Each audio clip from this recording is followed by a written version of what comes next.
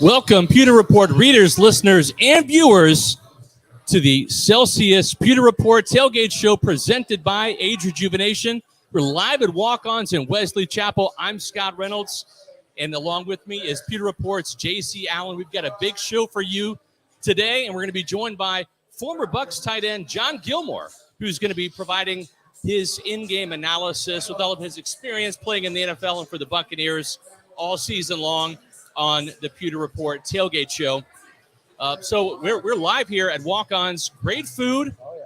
TVs galore, JC. Everywhere. This is going to be fun. It's a great game day spot, not just for NFL games, not just for college games. We're talking Monday Night Football, Thursday Night Football, all season long. You want to make sure that you're at Walk-Ons, whether it's here in Wesley Chapel or whether it's the one in Midtown where we're going to be next week. So Walk-Ons has got some great game day specials. Miller Lite pints for $3.99, 22 ounces for $5.49. They've got Blue Moon pints for $5 and 22-ounce pours for $7. So stay tuned after this Pewter Report Tailgate Show for Pewter GameDay. That's coming up at 8:20 tonight, right at kickoff. Matt Matera and Kasey Hudson are going to be with you for all 3 hours. Probably 3+ hours, JC. It's a late night game. And but we're going to be here live until 7:50 at the Walk-Ons in Wesley Chapel before we throw it to Matt Matera and Josh Queipo. They're going to be here for the final half hour live on our Pewter Report TV YouTube stream prior to kickoff. Make sure you're following us on our YouTube channel, Pewter Report TV. And make sure that you're subscribing to it and liking this podcast, this Pewter Report Tailgate Show, all of our clips that are from One Buccaneer Place when we do the interviews in the locker room, when we've got the press conferences, etc. So, JC, let's go ahead and get to today's injury report. We had some very good news when it came to Chris Godwin. Oh, yeah. Let's talk about who's on the injury report for the Bucs and the Cowboys. Yeah, well, Chris Godwin and Russell Gage, both limited participants, came up as questionable this week. Zion McCollum, cornerback rookie out of Sam Houston, he was the only guy ruled out. There was a few players who had some limited participation that ramped up towards the end of the week. Tristan Worfs was one of them as well. A few guys who had those veteran days off, Julio Jones, Mike Evans. But for the most part, this is a healthy Bucs team ready to go. So last night we got some news, and we won't delay about talking about it because Chris Godwin is expected to play per Adam Schefter. He's also errs on the side of caution, saying that he'll probably only be on a limited snap count basis. He's not going to go out there and play wire to wire. But the fact that this man, after 9 months since he tore his ACL, 8 months after surgery, is going to make his debut week 1 is not only surprising, but impressive. It really is. And that's what the Buccaneers were hoping for this entire training camp, is to have him come back gradually into practice, ease him into those individual sessions, some one-on-ones. Dropped the brace this week. That's right. So very encouraging. And I know a lot of fans have been like, Russell Gage is questionable, limited participation. What does that mean? Well, Scott, the NFL actually got rid of the probable tag. Yeah. And it's just questionable or doubtful or out. So he could be 99.9%, just not 100%. And he's still got to be tagged as limited and questionable. But Russell Gage, I think, is good to go. A couple guys who aren't good to go, especially in that wide receiving core for the Dallas Cowboys. Michael Gallup, as predicted, is out. He will not be playing. And another person who did not participate in Friday's practice, which we know is never a good sign, was Jayon Kearse, their safety. He's questionable, and he might not be able to go, which would be a big blow to the Dallas secondary, which already has some struggling pieces back there. Yeah. Well, we saw Tom Brady cover up that secondary last year. Now, he did so throwing to Antonio Brown, who's obviously no longer on the Bucs roster. Right. Rob Gronkowski also had a big day last year, not on the Bucs roster.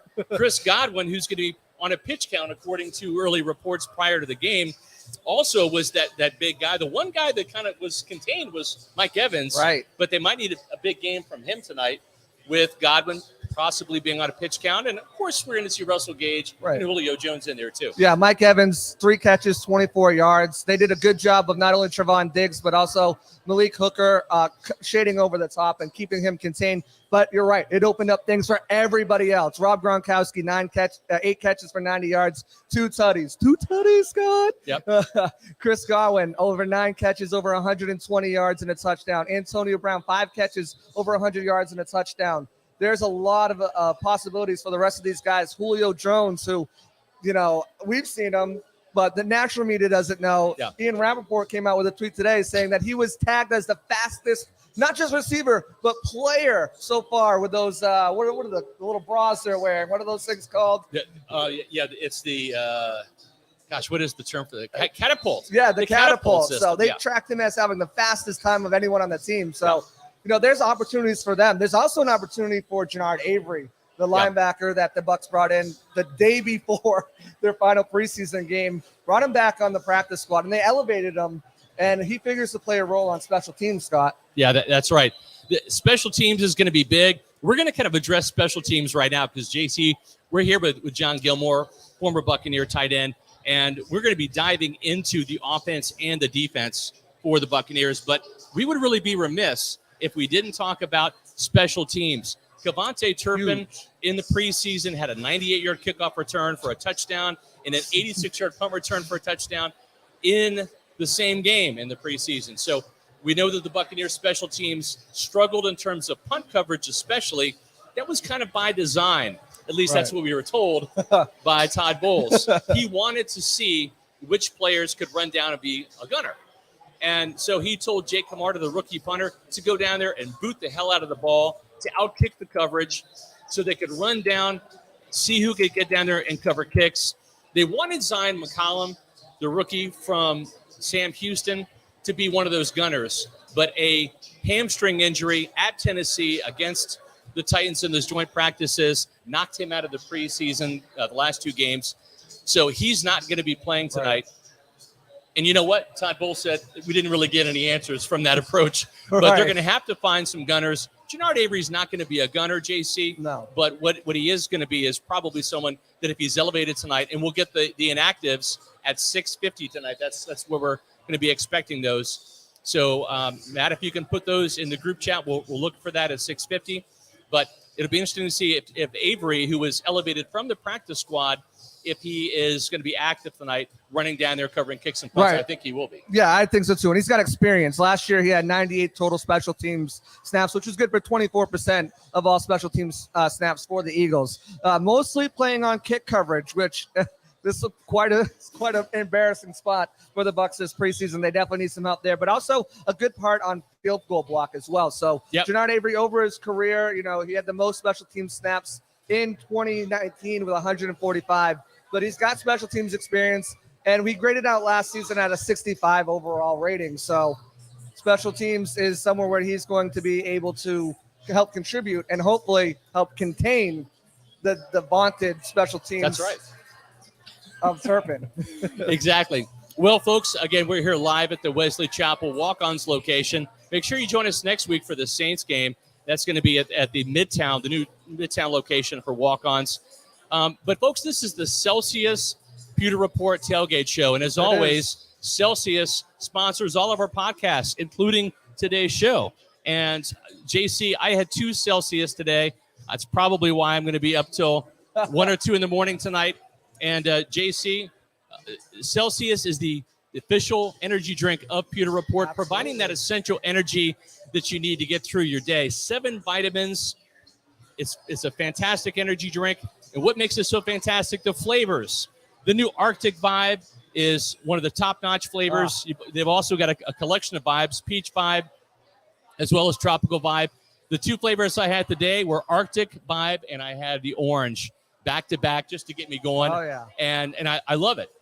And what I love about it is there's no sugar, there's no preservatives, so there's no sugar crash. So make sure that you're getting Celsius and making sure that you are using that prior to your workouts early in the morning instead of coffee. Empower your active life every day with Celsius. Find Celsius near you by going to Celsius.com, clicking on the store locator, or going to Amazon and buying them in bulk with the subscribe and save. So, JC, what flavor of Celsius do you got there? I got some Arctic Vibe, and I will tell you it's one of my top 3. Strawberry lemonade is still up there for me, though. It's strawberry lemonade. It literally tastes like you're drinking strawberry lemonade. But the Arctic Vibe tastes like a blue slushie. It's amazing. Yep. Can't go wrong with it. I've got one of my favorite flavors. This is the Fuji apple pear. And if you're here or coming down to watch the Bucs Cowboys game tonight, we've got Celsius out here, Beatrice from Celsius, giving away free cans of Celsius. So come on down. We're going to have Celsius available at all of our live locations, at our walk-ons locations prior to kickoff. So, JC, a reminder that we're going to be at the new Midtown location for walk-ons next week. And that is down there at 1140 Gramercy Lane, down there in Tampa. It's a fantastic location, so we're going to be there next week. And, again, while you're here, make sure that you come in and grab some game day specials. We've got Miller Lite pints, $3.99. The 22 ounces are $5.49. Blue Moon here at walk-ons, $5, and 22-ounce pours for $7. All right. As I mentioned at the top of the show, we're going to be joined by former Bucs tight end John Gilmore for his analysis. So let's bring on John and introduce him for the Pewter Report fans. John, welcome. My man. How we doing, John? I'm doing great, man. Great to be here. Excellent. So for you guys out there who have been longtime Buccaneer fans, because I'm 50 years old. John is not as old as me, but you played for the Buccaneers for 3 years out of your 10 in the NFL. You started off with the Chicago Bears, and then you played in 2008, recruited by John Gruden. John Gruden, yep. And then you played the last 2 years for Raheem Morris. Yep, both great coaches. So you actually you got a couple of winning records during a span that wasn't so hot for the Buccaneers. In 2008, that was John's last year. You guys did finish 9-8. Yep. And then after that, the playoffs. Yep. You went to Raheem Morris at 3-13. Was not a good record for Buccaneer fans. That was a rough year, but you guys did go 10-6 in Raheem's second year, which was your last year in Tampa. Just missing the playoffs. Just missing the playoffs. Yeah. So you blocked for a couple of interesting guys, right? You had your quarterbacks were Jeff Garcia and then Byron Leftwich to start Raheem Morris's first year in Tampa, and then Josh Freeman. What were each one of those quarterbacks like to block for? You know, all had their own interesting qualities. Byron Leftwich was a good buddy of mine when I was here, so always loved playing with B. Left on the field and playing off the field as well. We like to hang. Jeff Garcia, as good as they come, quality guy. Brian Greasy, I'll also throw him in the mix. That's right, was here during that time. Yeah. And then at the time, Josh Freeman was a young player trying to find his way. You know, not the seasoned veteran, obviously, as those other guys. So, and I didn't get a chance to get to know him that well because I was on my way out as he was starting to make his way into the game. Right. Now, you're a blocking tight end. You actually replaced Anthony Becht on the roster. And the tight ends that were the receiving tight ends playing opposite you, Jeremy Stevens and Kellen Winslow, you were kind of the angel of the tight end group. Yeah. But the thing about you was you were in there blocking for the likes of Ernest Graham and Cadillac Williams. Oh, yeah. And also LeGarrette Blount. What were those guys like to block for? Each, again, had kind of their own unique style. I think LeGarrette Blount, if you didn't get out of his way, he was going to just run you over as a blocker. Well, yeah, I think you nailed it on the head there. LeGarrette's more that ground and pound type of running back. You know, Ernest Graham caught the ball well out of the backfield.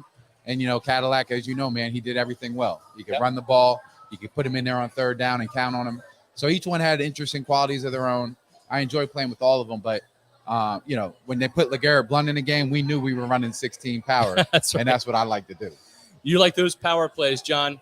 You didn't have as much of an opportunity to catch the ball. We'll get into that maybe next week's show in terms of your receiving ability. You caught a couple touchdowns in Tampa, but let's stick to the ground game for a minute because I get the sense that Todd Bowles wants to see Byron Leftwich, even though this Bruce Arians attack, this Byron Leftwich called attack is going to be pass first, and why would it not be, right? You've got Tom Brady as the quarterback. You've got the best 4 wide receivers in the league as a quartet with Mike Evans, Chris Godwin, Russell Gage, and Julio Jones.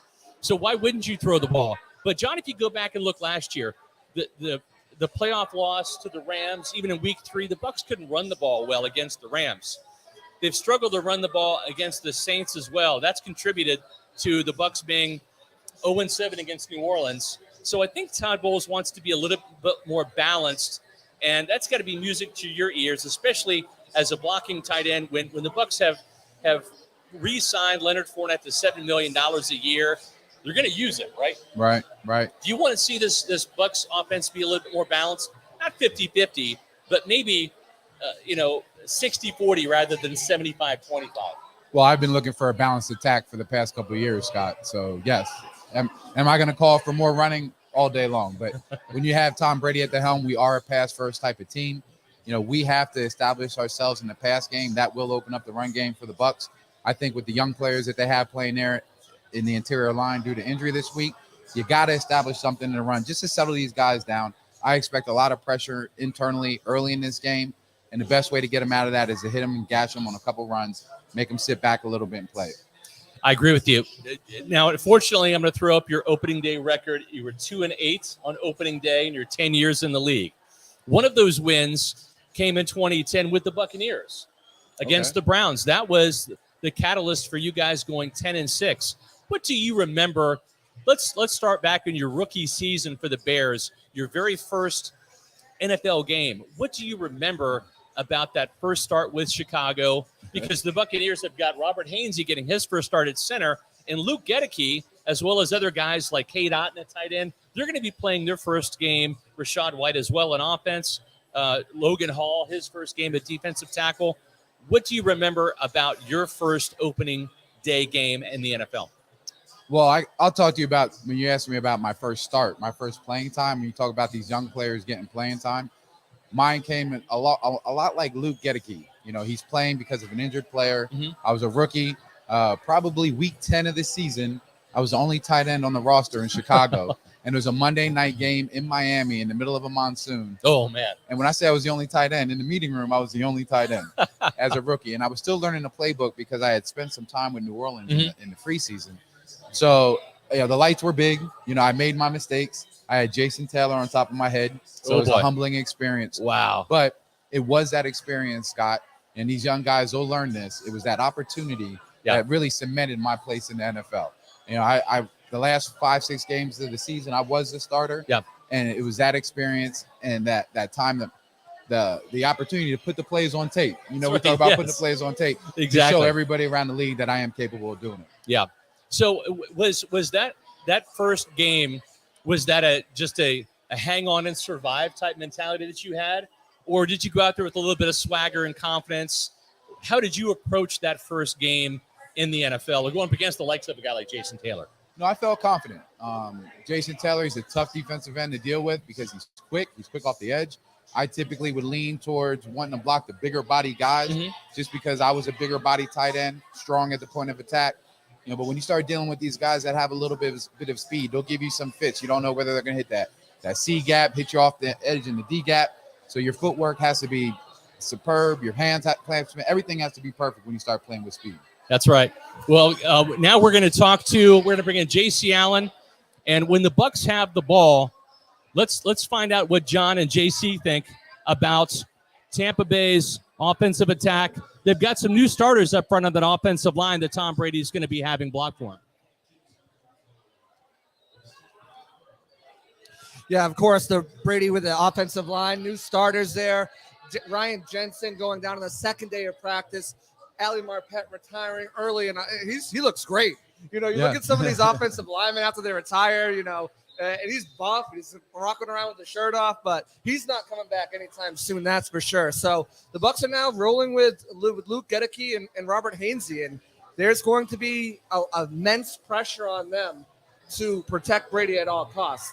Shaq Mason, another guy who's coming in, and he's replacing Alex Kappa. But Shaq Mason, I feel is an upgrade. I think the team feels an upgrade there. But when you're starting a center who has never really started a game for you and a rookie left guard, there's bound to be some issues.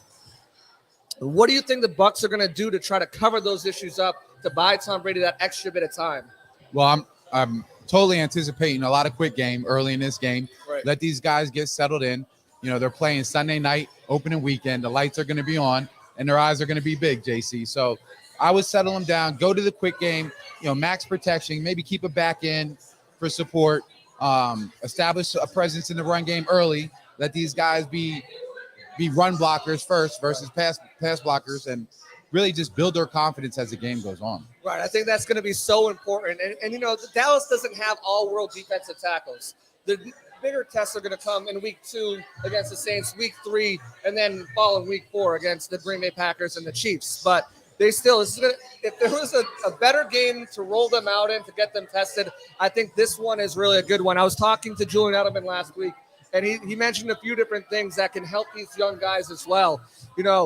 Having Tom Brady on the field is like having an extra coach. Right. And Robert Hainsey so far in camp has been doing a great job. Not many low snaps, and he's been doing a good job of calling out the mic and identifying the right calls. But Brady's law, right? So if Brady sees something that says that's not the mic, Linda, 54 is the mic, or whatever he's going to call, he'll be able to shift his protection as well. If he sees Demarcus Lawrence and Micah Parsons loaded on the right side, he'll be able to figure out ways to protect himself and not leave those guys on an island so they're struggling. But I completely agree with you.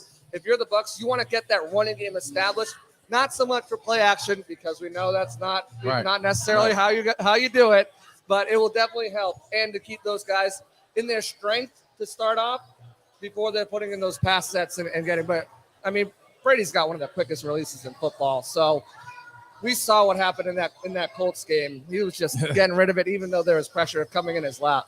Look, when you talk about directing traffic, you couldn't have anybody better at the helm than Tom Brady. Right. So I totally agree with you on that one. But when you talk about being disruptive, I fully anticipate the Cowboys to attack us internally. A very tough thing for linemen to block is the A-gap blitz, especially the double A-gap blitz. Right. And you can get very creative on how you get there through different pirates and stunts. And Micah Parsons, as you mentioned, man, he can be a very disruptive player, and you can find him all over the field. Off the edge, you'll find him out in coverage, and you can bring him inside, and I fully anticipate in seeing some internal blitz out of Micah Parsons. So you got to know where number 11's at all time. He's the creature, and obviously Demarcus Lawrence is up. He's a guy that didn't see much playing time last year. They put him on IR right after they saw the Bucs, but yet he can produce, man, and that's going to be a matchup to keep an eye on as well. Right, and as you mentioned, establishing the running game is going to be so detrimental to helping those guys out. You look at what the Bucs did this offseason, re-signing Leonard Fournette to a 3-year, $21 million deal, $7 million average. They went in the 3rd round and drafted a guy like Rachaad White, who's elevated himself to number 2 on the depth chart already, outperforming Keyshawn Vaughn, who has in no means struggled in camp. He's looked really good in all 3 phases of the game: pass protection, running the ball, and receiving as well. So you take a look at that, and then the steady Eddie Giovanni Bernard, who we know is one of the better receiving backs in the game, and also a hell of a pass blocker. Yep. So you got those. You have to get them started and get them going quickly. It's something that the Bucs failed to do last season, and they need to get it going this season. No, I covered the team last year for the Bucs, and trust me, that was very frustrating for me to see all season long that we weren't consistently able to either establish a balanced attack or get the run game going, period. And I'm very excited to see this young man, Rachaad White, tonight. Everybody's speaking very highly of him. When I saw him bump up to number 2 on the depth chart, he kind of made me shake my head like, okay. Right. I'm a big fan of Giovanni Bernard with what he can do out of the backfield, and you can give him the ball. So Rachaad White, I'm really looking forward to seeing him. You mentioned Keyshawn Vaughn. I've been a fan of his for years. He's a big-time contributor on the special teams, but he's kind of that security blanket. No matter what happens, you have him in the right. wing. And, Rachaad White has been so impressive this season so far. We just got listed the inactive report. Keyshawn Vaughn is actually not suiting up tonight. And he joins the list of Fred Johnson, their offensive tackle, Zion McCollum, who we already knew was going to be out, the rookie cornerback from Sam Houston, Scotty Miller, who surprised some people by making the roster. He will not be on active tonight. Kyle Trask was expected. But I think the biggest name there, and we'll jump into the tight end room in a second, it's not Keith. It's not Cade and it sure as heck isn't Cam Brate. It's Kyle Rudolph. Kyle Rudolph inactive for the first game of the season. What are your thoughts on that as a tight end? And he was supposed to be the guy who's going to be that blocking tight end for this Bucs team. Well, I didn't see that one coming. No. I think that speaks highly of Cade Otton and Keith. So, the young man, is it Keith? Keith, man. Chief Keith. Yeah, Train. That's the 2022 version of John Gilmore, from what I'm hearing, man. He's very dependable in the run game. Yep. And you gotta suit a guy like that, a guy that you can turn to in certain situations that you can count on at the point of attack. He sounds like he's that guy. So he's an outlier in itself. He's gonna have a hat on. And then you start talking about a guy that can do a little bit of everything. Cade Otton sounds like they pervert that body type over Kyle Rudolph, a guy that has about 12 years in the league. A little long in the tooth there, but I didn't expect him to be inactive.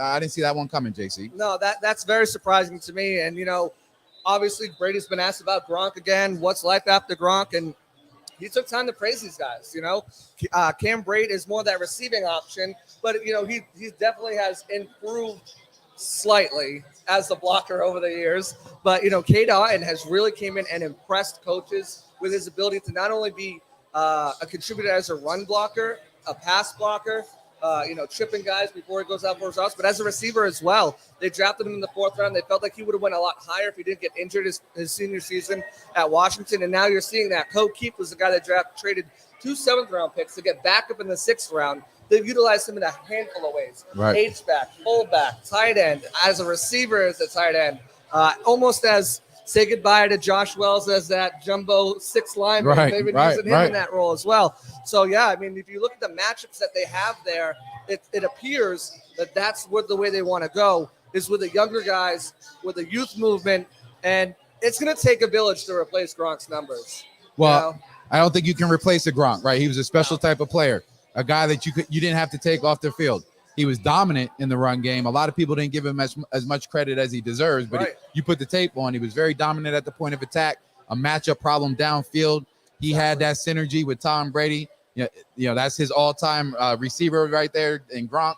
So, replacing Gronk, you really can't do, and even do it by committee, man. Now you become just pretty much like everybody else in the league. You have a certain role, and teams will start to pick up on that. Right. But when Gronk was in the game, man, you really didn't know what was going to go down because you could put him in any position. And this is just going to stoke the fires. Brady had he's no longer Gronky and Tom, Brady and Gronky, or whatever it was, the show. It's armchair quarterback. And over the week, he put out a video, and Gronk FaceTimed in and was like, I missed the locker room and that. And Brady challenged him to come back. And we asked Brady, and he's like, if he comes back, he comes back. Report came from Adam Schefter that they're not expecting Gronk to come back. But now Kyle Rudolph is sidelined for the first game. Could Gronk come back? I mean, I'm not going to start that wave here now, but I mean, it bodes very well for the rookie tight ends that they have. Bodes very well for what Cam Brate, his chemistry, his relationship. And, maybe it's just the matchup numbers where they feel like they need more help on special teams. And they went with a guy who is, a little bit older in the tooth and doesn't play much special teams over, a younger guy to get them in there as a gunner or whatever they need for it. But it's still very surprising. But one thing that was also surprising, Chris Godwin's back. Yeah. Did that blow your mind when you think about this guy? 10 months, not even 9 months after tearing his ACL, he's going to suit up tonight and see some game action. What were your thoughts on Godwin coming back? Well, Godwin's a beast. I think that goes without saying. I mean, you talk about one of our more dynamic wide receivers, and that's a big statement now with the type of wide receiver room that we have. But a guy that's impactful in all phases of the game as a wide receiver. They put him in interesting positions in the run game, bring him in the box, blocking up, edging up defensive ends, leading on linebackers. The guy can do it all, and he doesn't turn down contact. So I love Chris Godwin. Glad he's back in the mix. I didn't see him coming back this early. I thought they would have eased him into the season. Yeah. Being out as long as he has and missing all of training camp, I don't expect to see the same Godwin that we know. Right. We call it getting your football legs up underneath you. He's going to struggle a little bit just to get those football legs up underneath him. But the fact that he's on the field, they have to account for him, and that's the problem. Right. It's huge. And it's not just as a decoy, because we know Brady, if you're open, Brady's throwing it to you. And if he gets open, Brady's going to throw it to him. But one of the biggest things, too, is it's not just Evans that they have to account for. It's not just Godwin. They went out and they signed some names. First off, signing Russell Gage to a 3-year, $30 million deal, and then bringing in Julio Jones on the eve of the second day of training camp, and bringing him in. Those two guys are going to be instrumental, I think, in this game with Godwin working his way back. Russell Gage I think that, what they like about him so much is his versatility inside, outside right. of play. And where Chris Godwin would normally, we saw the production last year, as I mentioned, 9 catches, over 100 yards and a touchdown. Russell Gage can fill some of that. While Julio Jones, they said he was the fastest guy on the team this training camp, which blew my mind. He's looked great, but, he'll be able to provide a different element too. So you don't have to rush him back. And the question there is, with a guy like K'Ron Johnson out for the safety for the Cowboys, do they even have enough DBs to match up and to slow this wide receiving core down? Well, as you know, man, they have one of the best DBs in the league in Trayvon Diggs. Right. And it'll be interesting to see how they match up. And it's really going to come down to a personnel package, right? Are we going to see Julio Jones on the field opposite of Mike Evans? How do you handle that, right? Do you put Trayvon Diggs one-on-one on Mike Evans, and then you really show Julio Jones the respect he deserves, play off and favor the safety to that side, right? So, and then, yeah, it'll be interesting to see how they play our different packages of wide receivers. You mentioned Russell Gage. He does a lot of what Chris Godwin can do in the slot. Right. So we don't, to your point, we don't have to rush Chris Godwin back. I would assume they have certain packages in this game plan for Chris Godwin, giving him limited reps because of the talent we have at wide receiver. Right. But yeah, when they get these guys on the field and they start moving them around to different positions, they're a matchup problem. Absolutely. And even if you do put Trayvon Diggs one-on-one against Mike Evans, we saw that they didn't do that last year. They did shade a safety over to Mike Evans, but they didn't have Julio Jones last year. And they held Mike Evans in check. 3 catches, 24 yards. They took him away. And that allowed everybody else. It allowed Gronk and Godwin and Antonio Brown to all feast. If they do that again this year, it's going to leave so many matchups open for everybody else, same as last year. And I hate to say it, but I think even with Chris Godwin working his way back, I think this wide receiving core is better than last year's. Certainly has more depth to it. And if you look at what the Cowboys defense was able to do, yes, they created takeaways. Trayvon Diggs created takeaways, 11 interceptions, first team All-Pro, led the league, first time in 20-something years that it's been done. He also gave him 1,000 receiving yards. And this team as a whole was rated fourth overall in the NFL in yards after catch, letting up 2,335 yards, which is not good. So even if Brady does have to resort to that quick, sharp passing game where he's getting the ball out on shorter routes and not take as many chances down the field, they got to tackle, because if not, this Bucs team's going to make them hurt. No, what's interesting about this opening week, and you and I both know, the preseason just isn't the same as it used to be, right? We really don't get a good look at what we're working with. We're going to get that tonight. And teams, I think, in week 1 and week 2 are still trying to get their feet up underneath them, like we talked about, those football legs. Absolutely. So I don't see a lot of shot plays early in this game. I see a lot of dink and dunk type of play. Right. I do expect, a guy like Cam Brate. I question that. With the type of weapons we have on the outside, from a matchup standpoint, from a safety and linebacker standpoint, who's going to now bump down and cover our tight ends, right? Or maybe even a Rashad White out of the backfield, right? I'll bring up Giovanni Bernard. Pretty shocked that he's not slotted at the number 2 spot, but you put him out in the slot and he can cause a problem as well. Got to account for him. So, when you start looking at the guys that we have on the outside and that we have to account for, you take them out of the game plan, and then a guy like Cam Brate in a game like this could eat.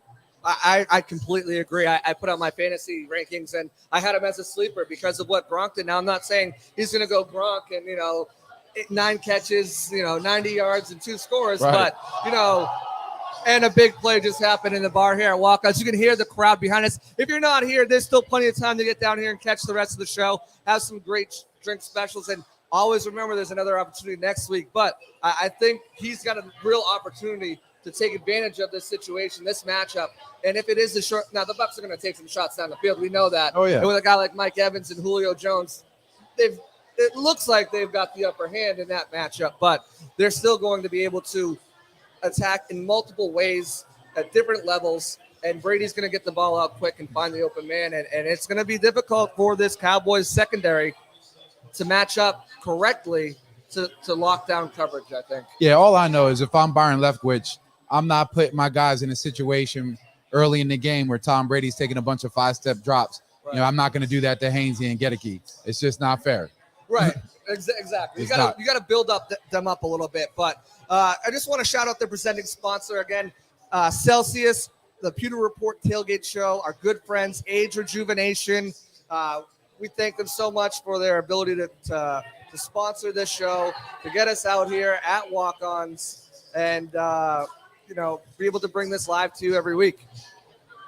As we age, our hormones decrease, both for men and women. I was tired all the time, had no sex drive. I was groggy. I felt like I was 80 years old because everything hurt. I came to Age Rejuvenation because I was tired all the time. Bioidentical hormones has really made such an impact in people's lives. I actually enjoy shopping now. Got all my energy back. Mind is sharp. I feel like I'm 18 again. It was perfect for me. Get with Age Rejuvenation. Do it now. Don't wait. Call Age Rejuvenation today. Guys, if you want to feel better, go to Age Rejuvenation. Lose weight, feel great, have better sex. You might have seen Age Rejuvenation as the new sponsor of my SR's Fab 5 column on pewterreport.com. Well, I'm a new Age Rejuvenation customer too. Thankfully, I don't have any issues in the bedroom, neither does Gilmore. But I did turn 50 this year, and energy has been a problem for me. It turns out I have low testosterone, like most men in their 40s, 50s, and 60s and 70s, etc. It's just nature, fellas. Low testosterone affects everything from weight loss to energy to stamina. But now there's a way to fight it. And that's what I did with testosterone therapy. I got more energy. Visit agerejuvenation.com. Age Rejuvenation has 5 Tampa Bay area locations to serve you. Lose weight, feel great, and have better sex with Age Rejuvenation.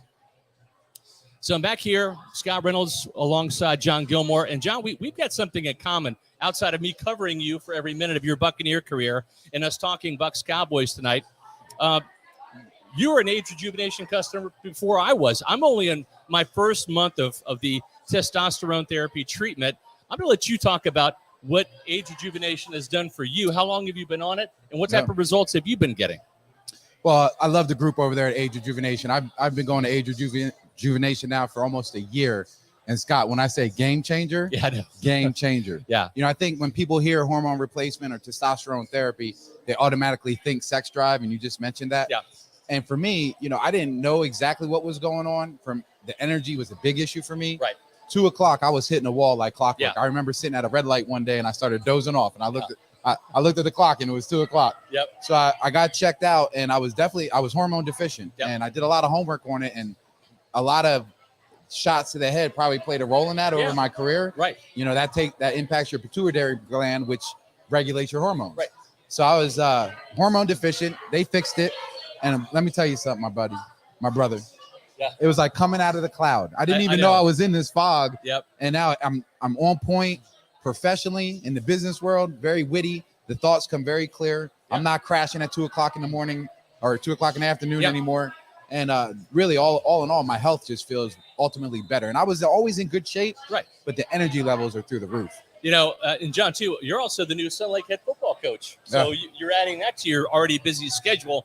And that's certainly why you need that energy. Folks, for me, I turned 50 this year. John's younger than me, but I turned 50. And I would say last year I started hitting the wall that John's talking about. Actually, I hit the wall several years before that. But it got to be ridiculous where I was having to drink 2 Celsius a day just to stay awake till 9, 10 o'clock at night.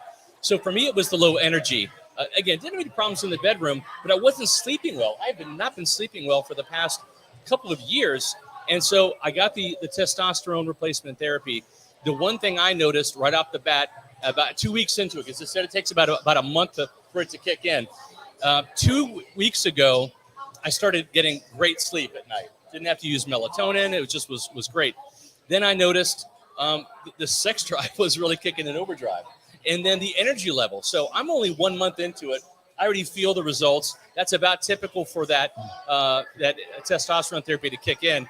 So whether it's weight loss, energy, ED, sex drive, whatever, agerejuvenation.com. Can't recommend them enough. I'm a client as well as a spokesperson. You are too, John. And we have Age Rejuvenation here along with Celsius at all of our walk-on Pewter Report tailgate shows. So come out here for more information. They have an Age Rejuvenation representative out here, and we greatly appreciate them for being the presenting sponsor of the Celsius Pewter Report tailgate show. So now we're going to bring J.C. Allen back on to finish with you, John, talking about when the Bucs defense has the ball, right? Let's talk about Devin White, Vita Vea, and all of the Bucs defenders, Shaq Barrett, coming in and playing against this Cowboys offense?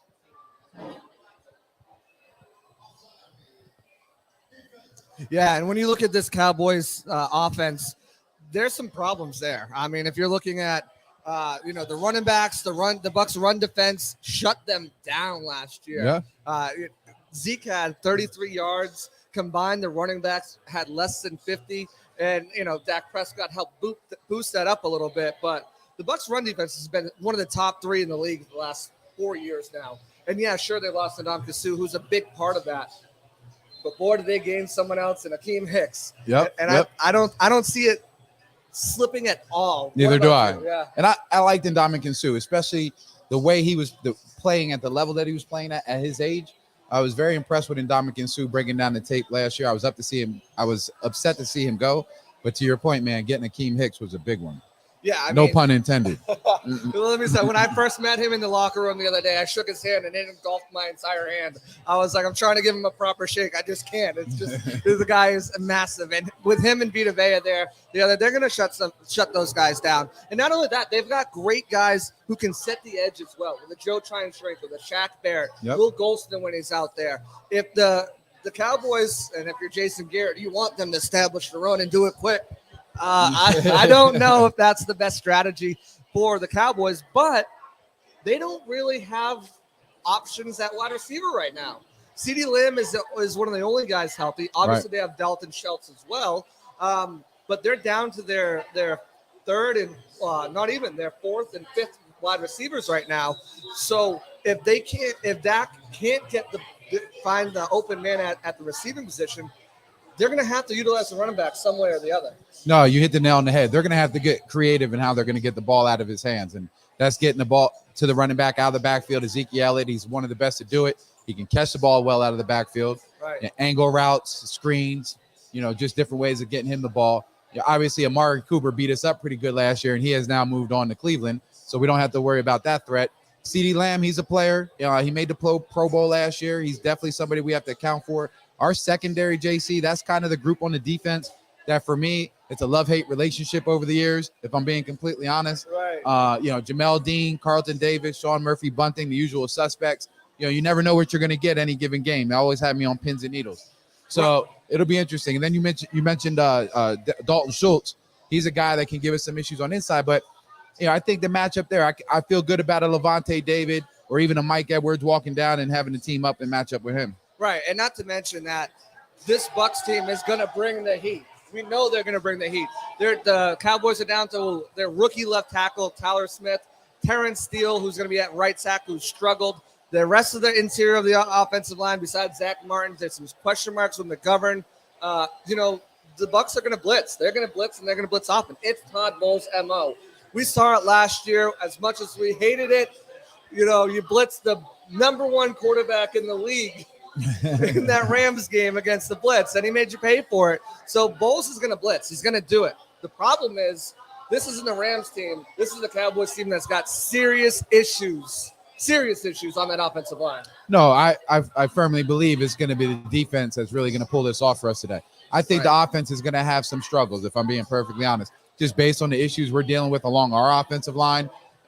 Tom Brady, I would assume, and even Tom Brady being Tom Brady, we saw a little small glimpse of what he looks like in the preseason for that series that he was in there. Looked pretty good, but he's still building chemistry with a lot of these new receivers, especially in live game time. So I think our defense really has to step up, stop the run like you talked about. It has to be that defense that we've seen over the past couple of years that when you look at the NFL stats week in and week out, they're either number one or number two versus the run, right? And they stop this run and they make the Cowboys one-dimensional. I think it's game over.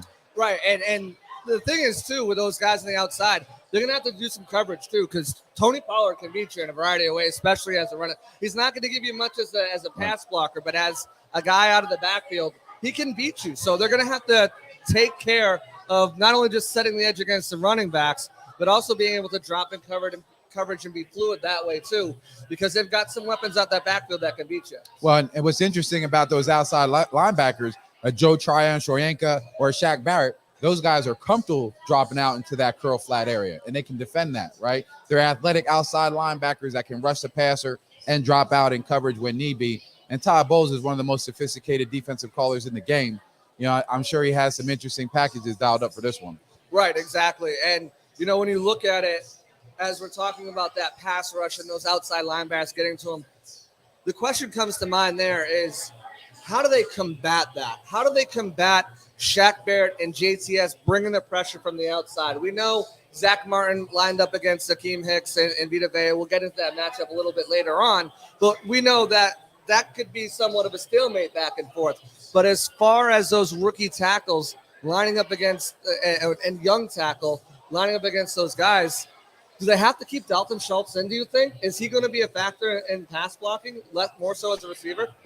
You got to keep in Dalton Schultz or his backup. Somebody has to come in and provide some support, because if you slide one way or the other, then you're putting a backside, and that's still a problem, right? Because you got two guys that are real disruptive off the edge, in Shaq Barrett and JTS. So, you know, from a pass protection standpoint, it's going to be very tough for these guys to air it out. And we know what we're going to do in the run game. So that's exactly what we want to do. We want to force these guys and put them in a position where they feel like they have to pass, get behind in this game early, get up on these guys and put them in a position where they got to push the ball downfield.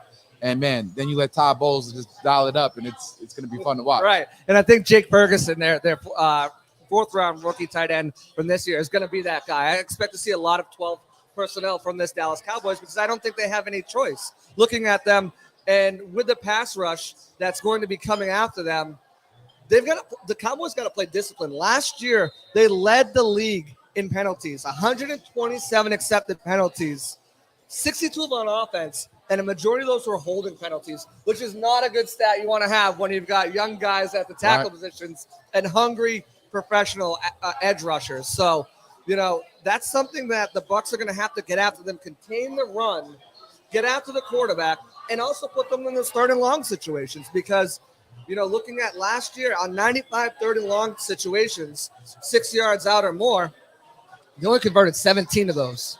That's not a good number, John. So when you're looking at those two situations with penalties and putting them in third and longs, they're going to have to figure out something to give Dak extra time to throw, or he's going to be running for his life, and it's not going to end pretty for him. No, I think we're going to see Dak on the move a lot tonight. And honestly, that can be a little concerning for me, because Dak's a guy that he can break the pocket and find somebody downfield. I actually think those type of breakdowns for the Cowboys won't necessarily be a bad thing for them versus him sitting in the pocket, because that's going to break down on our back end as well. And until I see what type of secondary we're working with any given week, JC, I'm just not convinced. And this is the opening game of the season. So when you start breaking the pocket in games like this with the amount of pressure that they're going to feel, that's when things start breaking down on the back end for our secondary, and bad things could happen. Right. And I also think, though, with that pass rush, too, if they're able to contain, if they're able to get them in those situations, that helps the secondary, too, immensely. Because we heard Carlton Davis say all offseason, you know, he wants to play more offensively on defense. Oh, I love that. He wants to be more aggressive. We saw Jamel Dean almost come away with that interception in the Colts game.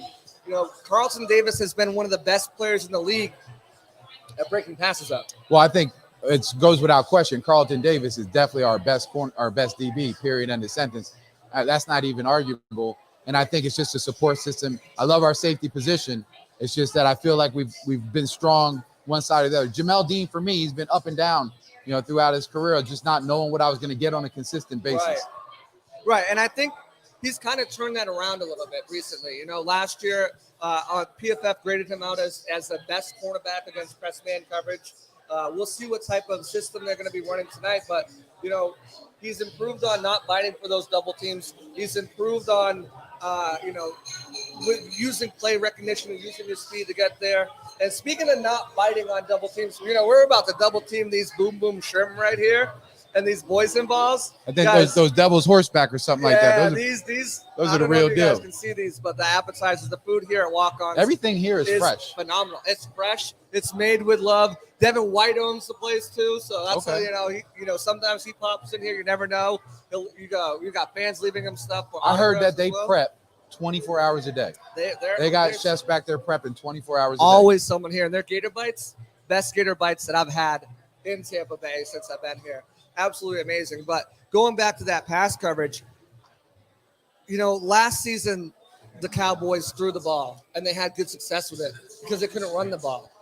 with Gallup out, with James Washington out, and just CeeDee Lamb and Noah Brown, and I forget the other guy's name. That's how low on the depth chart he is. Right. Are they going to be able to have enough success passing the ball, Dak Prescott passing the ball, and who's going to be the guy that steps up? Is it going to be one of the running backs, Tony Pollard or Zeke? Is it going to be CeeDee Lamb getting that lockdown coverage from Carlton Davis?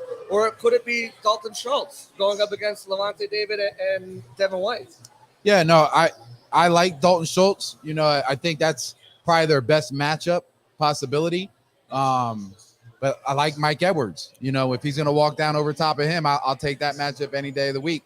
You mentioned the backup Pollard. You could put him out. A starter. Yeah, Zeke. Yeah, you could put him in the slot, right, and get creative with him. They're going to have to get real creative in the game plan if they find themselves not having success in the run game early, which we don't expect that to happen. Arguably, this could be a better defensive front than it was last year, right? With the addition of Akeem Hicks and Logan Hall. So, I don't know, man. It's good. Dan Quinn is going to have to really get creative in what he's going to do with this offense versus the Tampa Bay Bucs, and then I don't know, short passes and get the ball out of your hand quick. Right, and you mentioned the slot, and one of the new players who's going to be featured heavily in the slot is Antoine Winfield Jr. The way that the Bucs went about this offseason, bringing in guys like Logan Ryan and bringing in Keanu Neal, gave them flexibility to be able to allow Antoine Winfield Jr. to play in the slot, have Logan Ryan as that free safety, utilize even Keanu Neal as a big linebacker, which he played last year in the Cowboys or in different packages, and utilize that hard-hitting style that he brings. Mike Edwards, who knows a ball hawk, 2 interceptions for touchdowns last season. He's going to get more opportunities as a full-time player. When I look at the Bucs secondary and how it stacks up, I don't know the spot for the Cowboys to necessarily attack them on the defense. I agree. I like the matchups here today, just based on the injury situation and their lack of depth. It bodes well for the Buccaneers today. So they have a matchup problem. That's a problem that they have to figure out. Our offense has to score points because they are facing a legit defense. Correct. So on the other end, no matter what we do on defense, we still got to score points. And I don't expect this to be the highest scoring game. So let's see what we're in for. But I don't expect a lot of points put on the board today. Yeah, it's going to be, with the Bucs having those rookie linemen and having to figure out ways to protect Tom, and with the lack of options for Dak Prescott to throw to, and the young and rookie lineman that he's got protecting him, there's definitely going to be a sense of urgency for both of these coordinators to be creative on ways to get the ball out quick, and move the ball down the field. I think that one thing that really bodes well in the Buccaneers' favor is what they decided to do this offseason, getting speed and athleticism on the defensive line. You bring in Akeem Hicks, who's not only just a mountain of a man, he brings a different pass rush element the Bucs haven't had in a while. And I know Sue had 6 sacks last year and played amazing, but if Sue could do that last year, imagine what Akeem Hicks could potentially do this year. And also the drafting of Logan Hall, which I think kind of gets overshadowed because Hicks is here, but this kid, it brings a different ability, that quick twitch ability, and he's going to get after the passer on designated downs, and he's going to get in there and use that speed and athleticism to do it. Well, the rumor mill has it that he's a special type of player, and that comes from folks that know what they're looking at the defensive line. So he's a guy that I'm very excited to see on tape. I haven't really broken down too much tape from the preseason on him, but I really want to see what he puts on tape. JTS, he was a guy that I was excited for last year. I don't even think we've seen who he is as a player just yet. I still think he has a little bit of development to do. Not even close to who he's going to be as an NFL player. We'll see some growth in him this year. But Logan Hall, I think he's a guy that can come in and help us immediately his rookie season. Yeah, and I think what the Bucs did here with the pick of Joe Tryon-Trinka last year and then the pick of Logan Hall this year is invested in their future. And if you want to invest in your future, get your plane tickets ready. We're going to Colorado because Muni Financial is the place to do it. At Muni Financial, we help you live in the now. Dude, congratulations. We're so happy for you. Thank you. And even though the now may feel very different, you still need to plan for the future. How's retirement treating you? Oh, just fantastic. I know I say it all the time, but you really got to come up to Colorado. Let's do it. All right. We can help you develop that plan to keep you on track so you can still prepare for tomorrow today. Muni Financial. Plan ahead, stay ahead. Managing your family's wealth means more to Muni Financial than simply allocating your assets. It means legacy planning, brokerage and advisory services, retirement accounts, college savings accounts, and insurance services. With 40 years of experience in the Tampa Bay area, let Muni Financial help you plan ahead and stay ahead. Folks, even if you are not in the Tampa Bay area, I encourage you to give Muni Financial a call. I'm not just a spokesperson. I've got most of my financial assets with the Muni Financial. They can help you across the country. Give them a call at 1-800-868-6864 or visit them on the web at muni.com. All right, so we're back here. Scott Reynolds alongside John Gilmore. John, we're eating some of this delicious Walk-On's food. You had some boudin balls. These are absolutely fantastic. Some of my favorite appetizers here.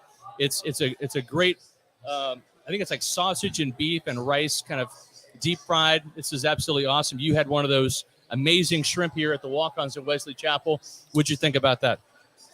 I mean, I love the food here at Walk-Ons. I've been coming here on a regular basis since they opened, and I will say this: I'm a self-proclaimed expert aficionado of mozzarella sticks. These mozzarella sticks are crazy. Have one, my friend. One of the best mozzarella sticks I've ever had at Walk-Ons. You got to try them. No doubt about it. So we're going to talk now about the Bucs key matchups from the offensive side. I wrote about this in SR's Fab 5. The crowd's going wild here at Walk-Ons for one of these late games. Haven't really seen what the scores are because we're focused here on the Bucs and Cowboys pregame matchup. But let's talk right now about the key matchups for the game from an offensive perspective. Luke Goedeke, John, when you look at this matchup, the rookie left guard, he started the last two preseason games at Tennessee and then at the Colts, and he's going up against one of the quicker defensive tackles in this league in his second year, Osa Odighizuwa. Undersized at 6'2", 280, but Odighizuwa can give Goedeke some problems. Goedeke kind of struggled a little bit with some speed rushers and pass protection, also getting off the ball in the run game. Yep. Well, we talked earlier about how I like playing those big boys versus the speed off the edge, man. And when you play a quick guy in the interior like that, your feet have to be perfect and your body position has to be perfect. So if Goedeke finds himself, on the edge in the game, he has to fix one of two things. It's either his feet or his hat placement, right? Because that hat placement puts you in proper body position, and that's me talking as a Sun Lake Seahawks head coach now. So I think he could have a long day, man, if he doesn't figure out real quick what he needs to fix. Yeah, in the SR's Fab 5 column, you'll find all of these matchups. I had the edge going to Goedeke. I'm sorry, not to Goedeke, but into Odighizuwa, just because of the experience factor, and this is a big stage for Goedeke. But it's not just Odighizuwa that he might have to worry about. He might have to worry about Micah Parsons. Yeah.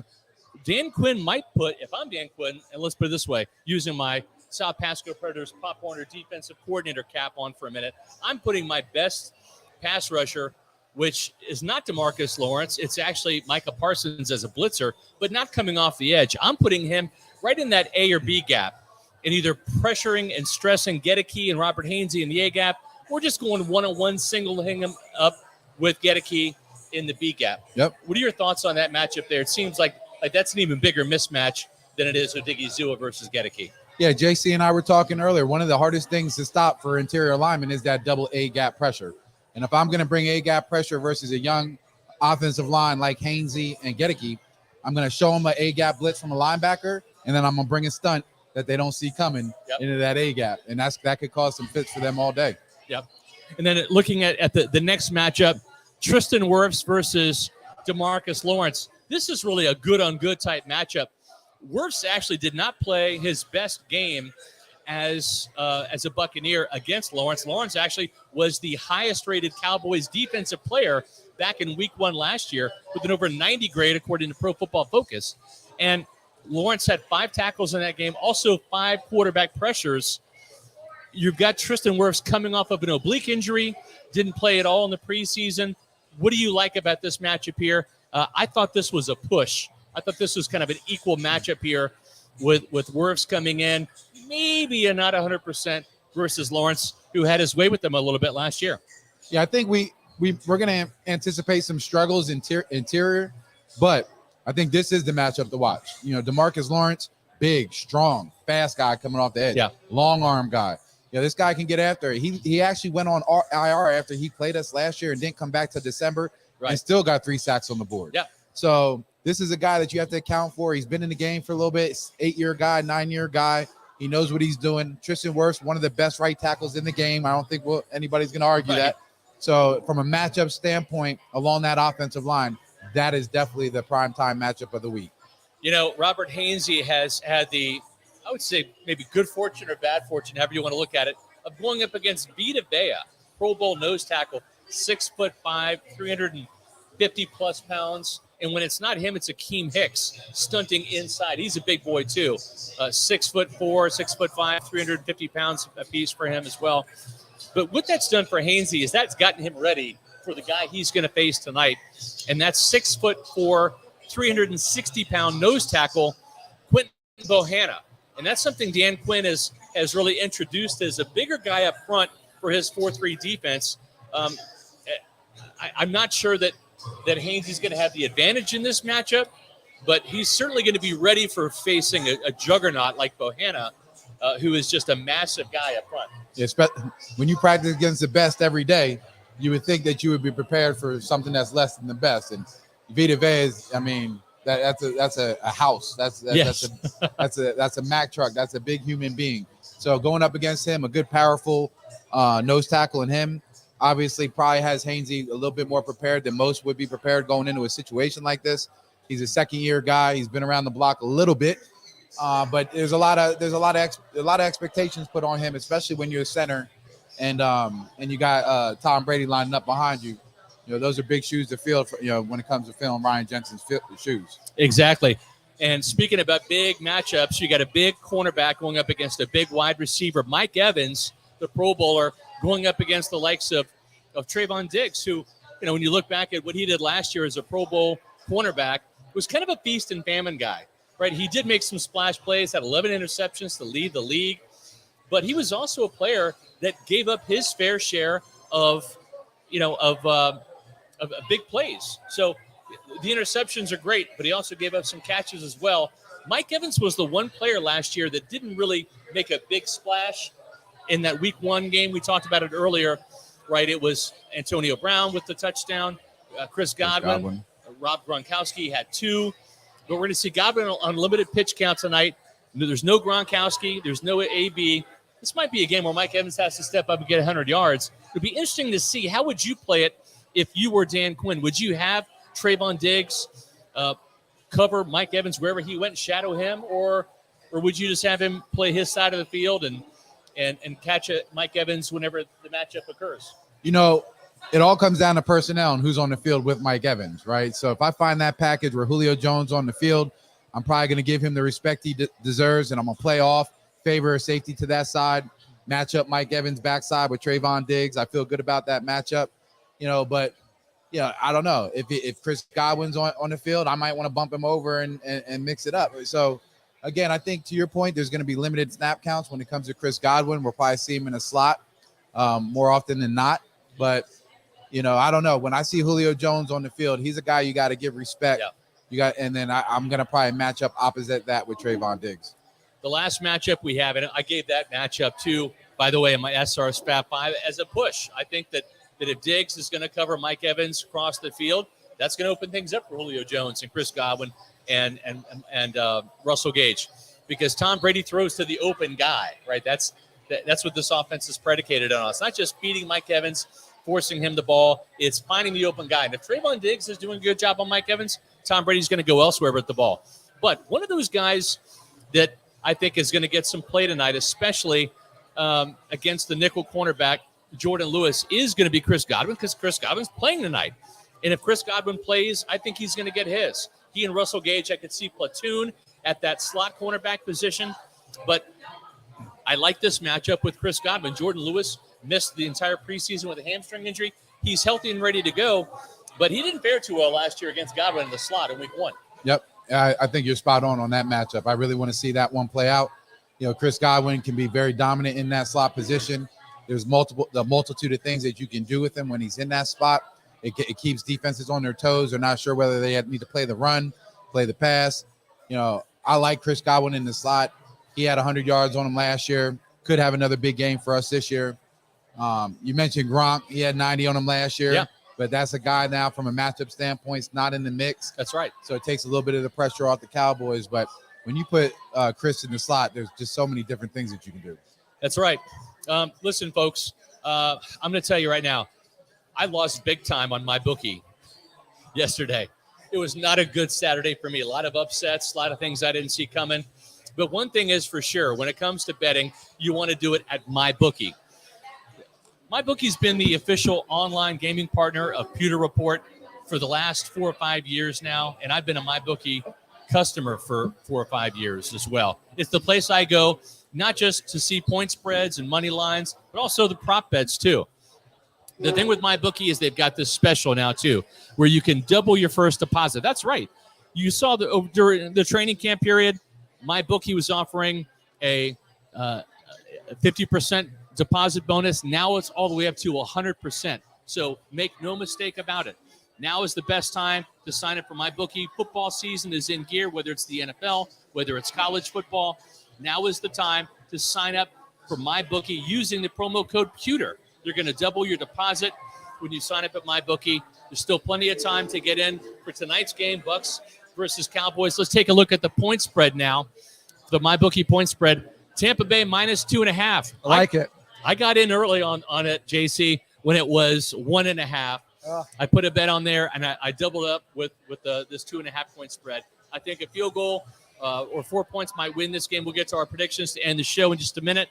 But make sure when you do your online wagering, it's at MyBookie, the official gaming partner of Pewter Report. So now we bring in JC Allen.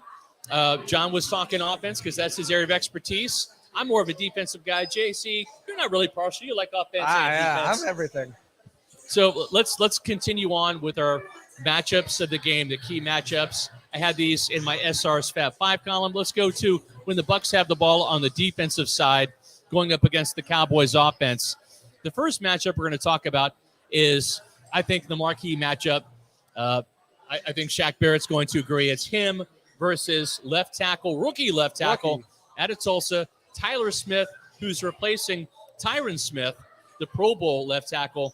We saw what Shaq Barrett could do against a backup right tackle in the NFC Championship game, and also a backup right and left tackle because he played both sides in the Chiefs game in the Super Bowl.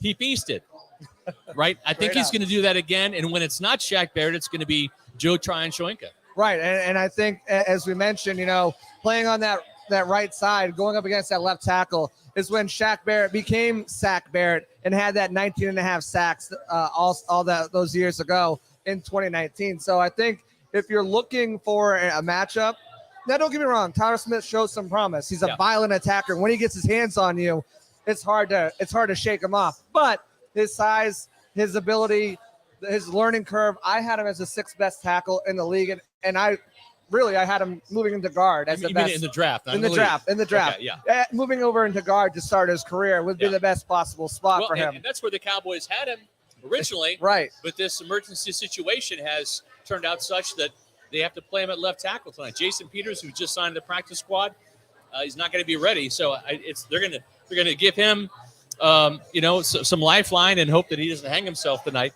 We'll see how that works out. The next matchup to watch, sticking along the defensive front because the games are won in the trenches, of course, Pro Bowl nose tackle Vita Vea versus Cowboys center Tyler Biadasz. Last year, Vita Vea had his way. He was one of the highest graded Buccaneer defensive players. He brought him on a train ride back to Dak Prescott a few times. He did.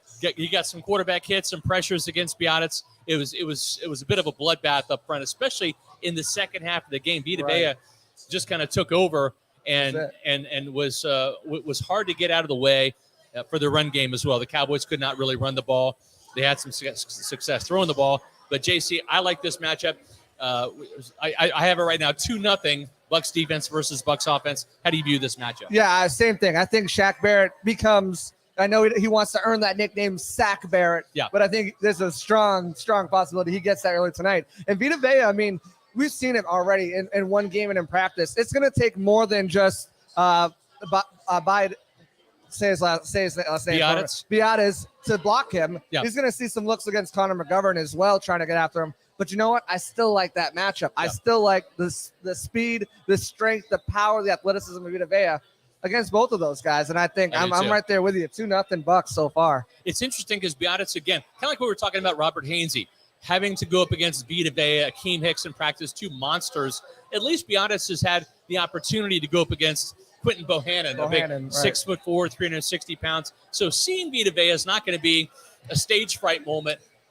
Shouldn't be. Yeah, but he could get flashbacks of last year. I was going to say, there might be some recurring nightmares once kickoff happens and he sees number 50 line up over top of him. And when it's not him, it's going to be Akeem Hicks. So that'll be a matchup to watch.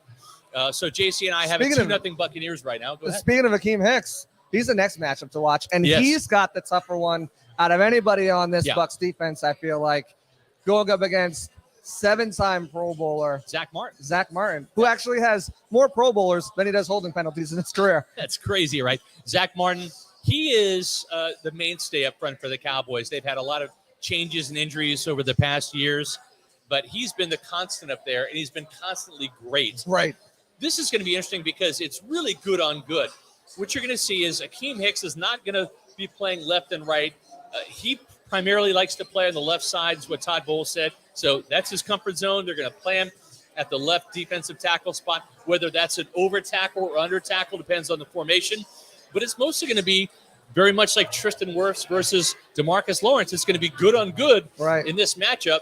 I had this matchup is actually a push just because I've got respect for both players. I think you're right there, too. I think, in other matchups, we're going to see different looks and maybe, handoffs on double teams and stuff like that. But I think Akeem Hicks and Martin, they're going to go back and forth at it all game. Now, Bowles loves to be versatile. And with Akeem Hicks, he's got some versatility there to be able to do some different stunts and twists and stuff like that with Vita Vea. So he might not be on the entire game, but for the majority, he's going to be on him. He's going to have his hands full with Zach Martin, who also played where?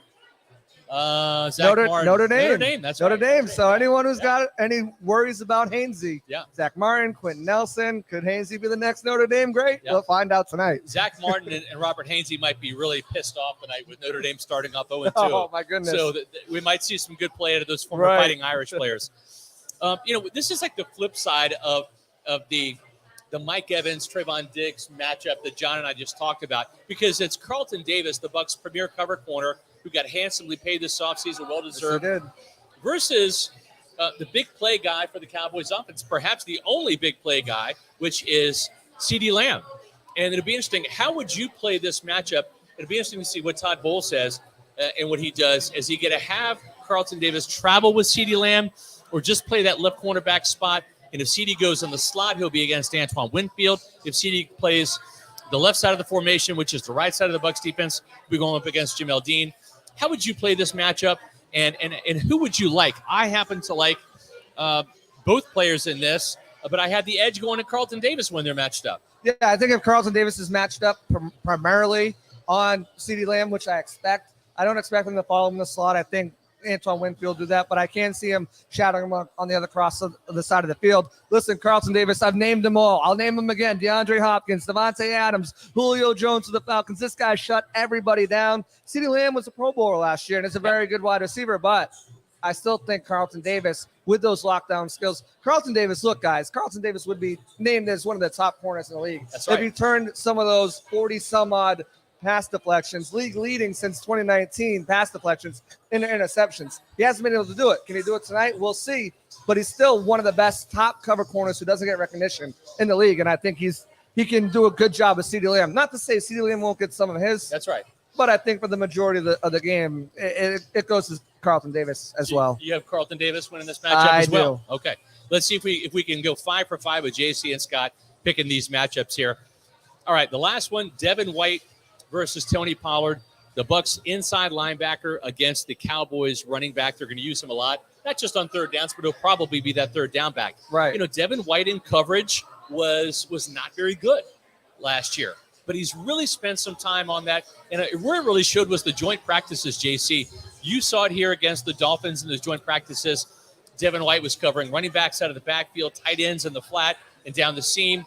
He just looked like a better player, a different player in covering those tight ends and backs. I saw the same thing with Josh Queipo out there in Tennessee. Right. This looks like a different Devin White. Oh, and by the way, Tony Pollard's going to be meeting Devin White, not just in the flat, but also in blitz pickup. Because right. you know Todd Bowles is going to be bringing Devin White in some of those A-gap blitzes. Right, absolutely. Before we get to that, I just want to shout out Jonathan Stutzman here with a $10 super chat saying, it's game day, let's go. As always, thanks Scott, JC, the whole Pewter crew, Pewter team for all the great coverage. Hoping our secondary does Appreciate the same today. Chats. Appreciate that. But yeah, Devin White, listen, we've seen it. The fans hasn't seen it as much, but we've seen the improvement with him in coverage, with him playing more disciplined, not relying on his speed, not being over aggressive, running himself out of plays, tackling, turnovers, Scott. Yeah. He's had turnovers. So looking at this matchup, I believe in Devin White. I believe in the ability that he can go out there and you know, one of my top 10 bold predictions is Devin White being top 3 in defensive player of the year voting. Yeah. So I think he's going to have a game, prediction. but I'm going to push this matchup just because I want to see it in a full 60 minutes. I want to see it in the game. All right. I give the edge slightly to White, but I want to see it. If he can prove it to me. To Devin White. I'm going to stick with that. So this is the only matchup we disagree with. Folks, we are about 30 minutes away from Pewter GameDay. Make sure that you stay tuned for Pewter GameDay. It's going to be Matt Matera and Kasey Hudson providing in-game analysis. Bucs and Cowboys coming up at 8:20. So don't miss that at all. We're about ready to wrap up here at Walk-Ons here in Wesley Chapel. We've had some great food, had some great drinks, great crowd here tonight. And remember, we're going to be at the Walk-Ons in Wesley Chapel next week for the Pewter Report Tailgate Show and Pewter GameDay at the Midtown location. I'm going to be giving my prediction right now, and then JC, we're going to bring in John, and you guys are going to be giving your predictions. So if you read Pewter Report's coverage on our Pewter preview and predictions story on Friday, I had the Buccaneers winning this game 24-20. It's going to be a low-scoring affair, and that's how I see this one. Right now we're going to be hearing from our friends at Age Rejuvenation, and then we're going to have John and JC wrapping up with their predictions in just a second. At Age Rejuvenation, we have a lot of interest about erectile dysfunction in men. It's not like my sex life was dormant, but you can always improve. I was having an adverse effect on my marriage and was very happy with the results. We have various treatment programs available to enhance their physical abilities that can improve blood flow and sensitivity. The pulse wave has made it so much better. It's been a significant improvement. The good news was that I heard it from my wife. Stop waiting. Start doing Age Rejuvenation.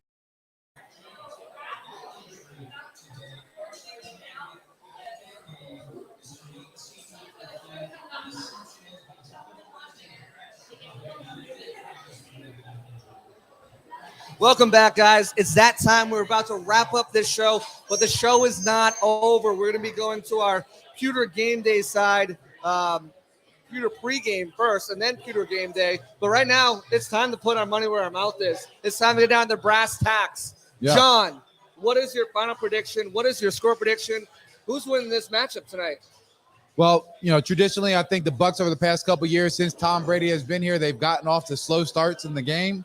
And I think we'll see a little bit of a slow start tonight. I think we'll struggle early given our O-line situation. We'll make the adjustments. We'll figure it out. We'll set her for field goals early. We'll probably pick up a couple touchdowns late in the game. I'm going to go with 23-16 Bucs. I think it's going to be a low-scoring affair, and we're definitely going to cover that 2.5 point spread. Yeah, I don't think it's necessarily in the teens for either team. I think they both get into the 20s barely. But it's definitely not going to be – I don't think either team here is scoring 30 points. We've seen how these games start off for the Bucs. We're looking at the matchup. We broke down every matchup. We broke down when the Bucs are on offense, when they're on defense, and all those different situations. And if you guys read our Pewter predictions on Friday, I'm sticking with my score. I've changed it before in the past, as you guys might remember from last year. Where you at? I'm sticking at it this time. 27-20. Okay. Bucs over Cowboys. Two touchdowns, 2 field goals, 3 touchdowns, 2 field goals. That's the difference. That touchdown's the difference. Maybe it comes later in the game and the Bucs pull ahead. But who's your sleeper of the game? Sleeper of the game. I'm going Cam Brayton. I'm with you. We talked about him earlier. We're going Cam Brayton. When I took my fantasy out, he was the guy who I had because checkdowns, the ability to kind of, if that situation arises where Tom doesn't have time, he trusts them fully. So that's what I'm going with. 27-20. You had what? 23-16. 23-16. So those are our score predictions. Guys, it's been a blast hanging out with you. I'm so excited to do this. I can't wait to see more of you. Next week we're at Midtown. I can't wait. Thanks for joining us live here at Walk-Ons in Wesley Chapel. Midtown next week, Sunday at 11 a.m. Eastern time. If you're in the Tampa area, you're watching this, what are you doing? Get down here next week. Great food, great drinks. Let's keep this party rolling, though. Like I said, we're not done. We're not going anywhere. We're just switching out the hosts. Let's continue the Celsius Pewter Report Tailgate Show, the Pewter pregame show presented by Age Rejuvenation with Pewter Report's own Maddie Matera, Josh Queipo, as they bring you all the way up until Pewter GameDay at 8:20 when Matt and Kasey Hudson will take over. For John, for myself, for Scott, thanks for tuning in, and we'll see you later. Let's go Bucs. Woo. Welcome, Pewter Report readers, viewers, and listeners to a continuation of the Celsius Pewter Report Tailgate Show. It was live from Walk-Ons. It is now back on our YouTube channel, and of course, it's brought to you by Age Rejuvenation. I'm your host, Matt Matera, and I'm very happy and very proud to be with, also from PewterReport.com, Josh Queipo. Josh, we got about a half an hour until the game starts. Where's your excitement level? How you feeling right now going into the Sunday night game? Matt. Guess what day it is? It's game day, man. I think we've all been waiting for this for months now, and I cannot tell you how excited I am to get real live Bucs football going on in about half an hour. Yeah, it's going to be great, and just want to give a shout out to Scott, to JC, to John Gilmore, everyone on the live show, live from Walk-Ons. There's one in Wesley Chapel. There's one in Midtown where it will be next week. They did an exceptional job. I hope you guys really enjoyed that, and we're going to keep it rolling before the game gets going at 8:20 tonight, which, of course, myself and Kasey Hudson will be on the live in-game stream, the Bucs, the Pewter GameDay show. We're going to give live reactions and analysis to everything that's going on during the game. But, Josh, as we turn our attention to Bucs versus Cowboys, obviously everyone already covered a lot of stuff, but what's like the number one thing that really jumps out to you when you're watching this game? Yeah, I think if you would have asked me this about, 7 hours ago, I probably would have a different answer. But after watching all of the NFL action today, I just really hope Ryan Suckup is ready. I mean, it has been a day for kickers. When Justin Reed may have been the most consistent kicker in the entire NFL, and the fact that he plays defensive back for the Chiefs, I saw a tweet from Ian Rappaport. I thought it was hilarious. It said, hug your kickers. And boy, do I just want to give Ryan Suckup a big hug going into the game. So hopefully he doesn't fault down the stretch. Yeah, let's talk a little bit about, we'll get all to the Bucs and Cowboys, but let's talk a little bit about what we saw from the first slate of Sunday games in the NFL. It was a wild one. But before that, first we got to mention the presenting sponsor of the Pewter Report podcast and the Pewter Tailgate Show, along with the Pewter GameDay Show, and that's Celsius. Guys, I'm very excited. I'm about to crack open a Celsius for this game because it's going to be a late night, but it's going to be a good night. And we love Celsius for so many different reasons. Of course, the variety is fantastic. You see the vibes up there, the Arctic peach and tropical. I'm about to rock a sparkling orange. You got the sparkling kiwi guava. So many different flavors. There's 7 essential vitamins, and it gives you that energy to get you through your day, or especially a late night like tonight because you're going to be up watching the Bucs. Make sure you go to the store locator at Celsius, their website.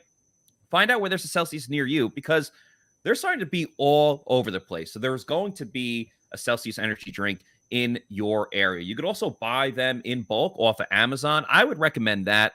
I would also recommend getting the variety pack because variety is the spice of life. So whether you're buying it at your local convenience store or bodega, as I like to say, or you're buying it online, make sure you're drinking Celsius energy drinks. Celsius, live fit.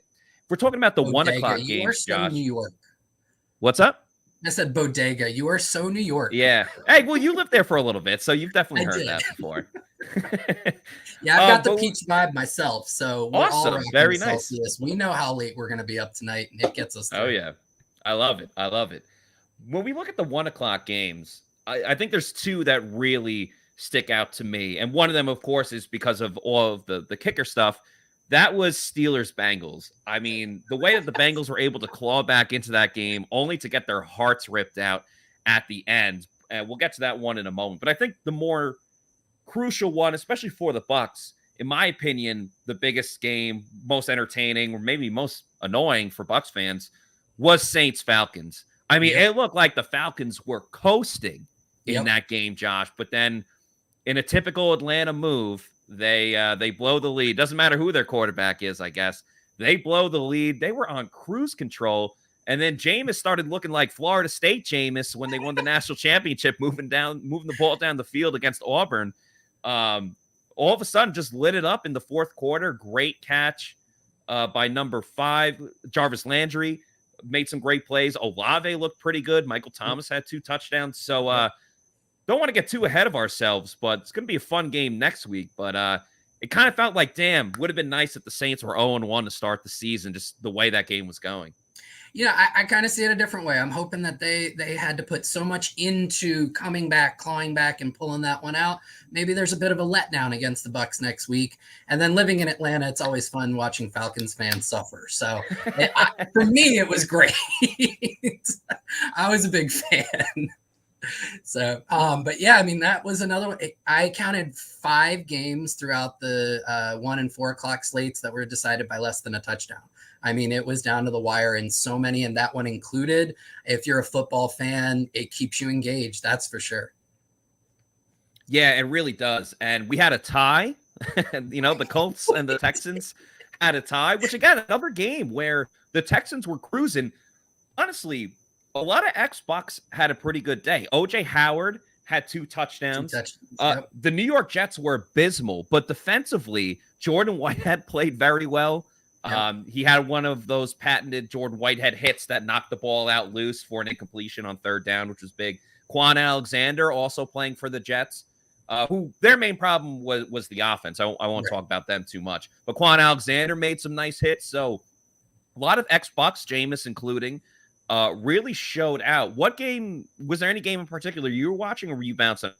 I was bouncing between Saints Falcons and the Bengals Steelers in the early slate, and going back to that Texans game, I find it funny. I put it in the group chat a little while ago.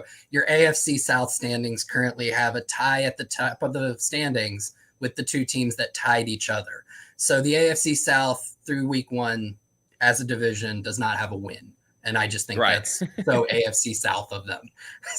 But yeah, that was kind of where I was bouncing back and forth. I mean, it's tough if you're watching the Steelers defense get Joe Burrow to turn the ball over 5 times and still have to take that all the way to the end of overtime to squeak out that win and almost and barely avoid 2 ties here on opening weekend.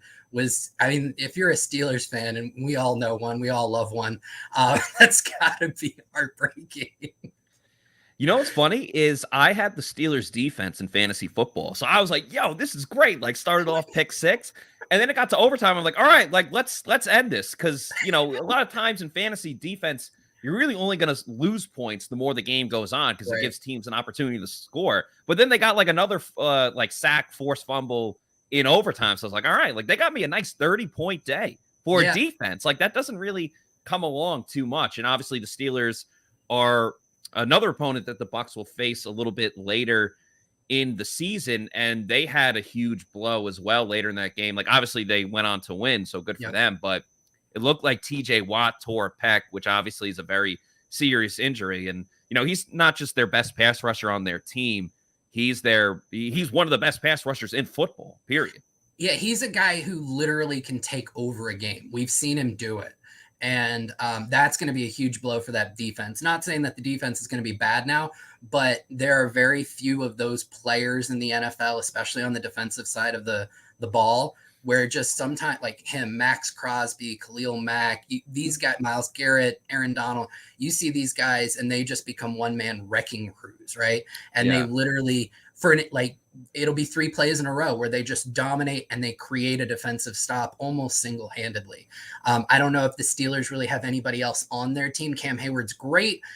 He's not that guy who just takes over. So losing TJ, that's obviously going to be a blow to their team, especially if their offense shows out the way that they showed out today. And just the other thing, big takeaway from that game, I know he's got so many cool nicknames. I think I'm just going to start calling Joe Burrow a goldfish. If you go back to that from what's that Apple series with Jason? Ted Lasso. Yeah, Ted Lasso. You know, be a goldfish. Man throws 5 turnovers and still starts balling out at the end of the game. He is the definition of a goldfish. Yeah, I totally see that. And, people love Joe Burrow. So shout out to him for bouncing back. And again, they didn't win the game. 4 o'clock games we'll talk about briefly because I do want to get back to the Bucs. The Chiefs just absolutely demoralized the Cardinals. Like the Cardinals could barely score. Like they didn't get their second touchdown until the 4th quarter. Titans Giants, I didn't watch a second of the game, but I saw that the Giants won by 1 point. So they were down like 13-0 at some point. A big comeback on that one. You and I were basically logging in right at that, but I believe the Titans missed a field goal right at the end from inside of 50. Gotcha. And that's what caused them to lose it. Ray here is in too pleased with Kyler Murray, saying Kyler is a bum. And I want to talk about these games a little bit because they are opponents that the Bucs are playing later in the season. One of them coming up soon, of course, is the Packers, who I mentioned, the Cardinals were demoralizing. The Packers got pretty much demolished too. They lost, 23-7. Obviously, there's that big play early in the game after the Vikings went up 7-0, where Aaron Rodgers went deep to Casey Hudson's favorite wide receiver from this year's class, Christian Watson, and completely dropped the ball that was right in the breadbasket. And I think that changed everything. But the Packers did this last year. Remember, they got walloped by the Saints in week 1 last year, and then obviously went on to get the number 1 seed. So I'm not throwing up the white flag for the Packers yet either. And never count them out. But what I thought was most curious, everybody thought that there may be some issues with the wide receiver core and, the Watson drop. I think he wasn't really on the same page with his receivers. And they were doing a lot of stuff right around the line of scrimmage. The thing that I thought was most curious was they drafted a really good offensive lineman this year in Zach Tom. And he showed out in the preseason playing tackle. Now with Elton Jenkins and Bakhtiari back, you would think that they could kick Tom inside because they have some issues on the interior. And I profiled Tom as a center coming out of the draft. He showed so well, and they put him on the bench. And I think that that's a decision they're going to have to relook at because that Vikings defensive pass rush got after Rodgers. He was on his back a lot. Yeah, we'll see if they could turn that around. I have a feeling they will, but it remains to be seen. The other game, very entertaining, Chargers Raiders. I think we saw on full display the talented pass rushers that both teams have. Justin Herbert, who I also have in my fantasy team, balled out, slinging the ball all over the place, even though Keenan Allen got hurt, did his thing. Chargers are going to be tough this year, man, if they stay healthy. That defense, when you have Bosa and Mack bookending both sides, that's going to be extremely tough to play against. And Herbert going into, his 3rd year, seems like he's getting ready to take that next step and, be one of the faces of the league if he's not already there just yet. But I do want to talk about the pass rush of the Tampa Bay Buccaneers, which is why everyone, the Pewter people, are here watching the show. I think, obviously, a lot of the spotlight defensively is going to be with Shaq Barrett and Joe Tryon-Choinka because they're going against young and inexperienced offensive tackles, where it's funny because on the flip side of it, we're going to be holding on for dear life with Robert Hainsey and Luke Gedeke, and that's where the Cowboys are going to really be attacking is that interior offensive line. So it's, the Bucs taking on the outside while the Cowboys going after it on the inside. I think that's a really interesting battle going into tonight's game, which is in about 15 minutes. Yeah, it's a very cool kind of mirror image, and I think whatever team is able to scheme up and protect that particular, I won't say necessarily weakness, but definitely question mark, right? Is going to get the advantage very quickly in this game. So I personally think that the Bucs are going to be able to manage theirs a little bit better than the Cowboys will. But it remains to be seen. So it's going to be a very interesting look. But you put Akeem Hicks, you put Vita Vea coming up the middle, and the way Todd Bowles loves to do those double A gap mug looks and put that pressure there. Combined with what you're getting on the edge, that's what I think is really cool with the Bucs pass rush as compared to the Cowboys, is I think that they've got it flush across, right? They're going to be able to attack from every single angle, whether it's 4-man rush, which we've seen throughout the NFL this week. That's kind of, if you can create constant pressure with a 4-man rush and drop, 7, those teams that have been able to do that, starting with Buffalo on Thursday night, they've been able to just basically cakewalk their way to the end of the game. The Cowboys don't have as strong of an interior pass rush, which bodes well for the Bucs. Question marks on their interior offensive line, although they do have a wild card in Micah Parsons, kind of one of those guys who can take over a game like we were talking about with TJ Watt. So obviously all eyes are going to be in those two areas to begin the game, and it'll be a really interesting look to see who can get there first. I 100% agree with you with what you said earlier about that. The Bucs are better equipped to combat the weakness that they have on the offensive line. And I understand the game was 2 weeks ago, but like that preseason game, even though it was one drive, I think you kind of saw the formula that the Bucs are going to do when Brady and the offense are in the game, of just these short, quick passes. That's not going to limit them from going down the field, though. And I would like to see them keep the up-tempo pace, at least for like certain parts of the game. I don't think they're going to do it for, all 60 minutes when they're on the field. But as long as Brady can get the ball out quickly, that's where we're going to see a lot of like Rachaad White really being important to this team. Lenny, of course, is, as much as we want to see Rachaad White, we don't know if Lenny's going to be taken off the field just because he's become 3-down Lenny. So I totally agree with you there. And it's so funny because Todd Bowles is known as a guy that's going to dial up the blitz and going to send the house. But his best call defensive performance was that Super Bowl 2 seasons ago, where they didn't really dial up the blitz and they really got home after it. So while the Bucs are still going to get creative, it would be nice to just see, because Dak, I think, is so great at analyzing the play before the snap. He's not like Peyton Manning, but he changes things so much early on that if he sees a blitz coming, he can go and, change protection and whatever it may be. But if Shaq's just getting home every single time, or Akeem Hicks is doing stuff up the middle, having that little chess piece over Dak Prescott, I don't really play chess that much. I haven't in years, but just having that one extra little factor into the game, I think could really go a long way. A lot of people are saying that this is going to be a low-scoring game, and I tend to agree with that. Yeah, that's where I differ. When we get to our predictions, obviously I went a little bit different than everyone else, but I think, 3rd and a mile, dial up the blitz, go for it. Let's have some fun. But those first, 2nd downs, 3rd and 4, let's let the talent be talented would be the way I would think about that, right? So you've got Shaq, you've got JTS, you've got Anthony Nelson and Carl Nassib backing them up, even Jannard Avery, although I think he'll just be more special teams. Up the middle, we talked about Hicks, we talked about Vea, you've got Logan Hall, and you've got Will Golston. The Bucs have put a lot of investment in being talented at those 4 front spots. Let them do their jobs, right? And then when you get into those really advantageous spots, sure, let's see some really fun stuff. That doesn't mean that Bowles can't be Bowles, right? Because you can get 4 home with simulated pressure, with overloading one side and dropping zone blitz. We know he loves to drop guys, right? So those are all things that he can do where it is only 4 people coming after the quarterback, coming after Dak Prescott. But he can do it in the creative Todd Bowles way that everybody knows and loves or hates about him. Let's talk about some of the talented guys on both rosters, because you and I both made some picks on Underdog Fantasy that I do want to talk about. And of course, Underdog Fantasy is a great spot to play fantasy football. It's the easiest way to get some action in on the NFL, and that's with Underdog Fantasy and their pick-em game. You still have a little bit more time before the game starts. Just pick an over and under on your favorite or least favorite player stats, and you can win up to 20 times your money in a single night. Underdog keeps it super simple with their easy-to-use website and mobile apps.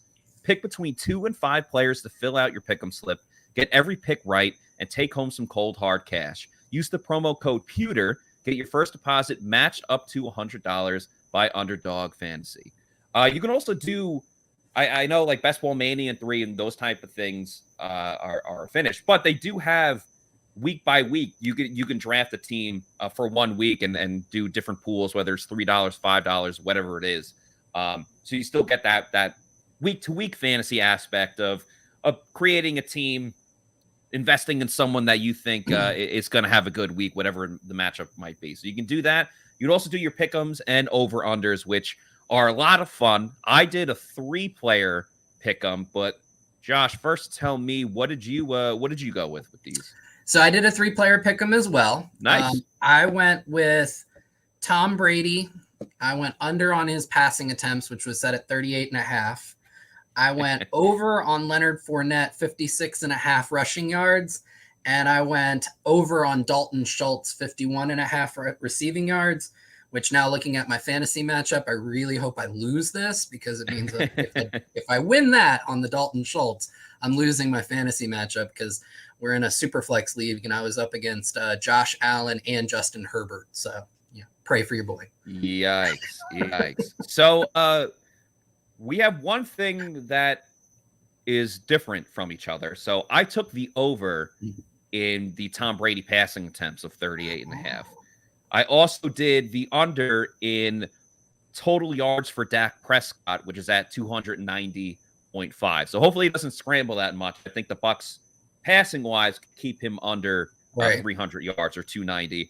And then I'm in a similar boat with you with Leonard Fournette rushing. I took a head-to-head between Leonard Fournette and Ezekiel Elliott. I took Leonard Fournette to have more than 5.5 rushing yards more than Ezekiel Elliott. And I just like think that one a lot. Yeah, thank you. Because the Bucs just, have a great run-stopping defense. Cowboys injured at wide receiver. I don't know why they would try to run the ball more unless they're listening to Jason Garrett. But if they try to, I don't think they're going to really benefit that much. So I think they're going to try the short to intermediate passing game, which if Zeke gets involved there, fine, good for him. That's not rushing yards. And as we talked about, the Bucs are really going to have an emphasis of running the ball more.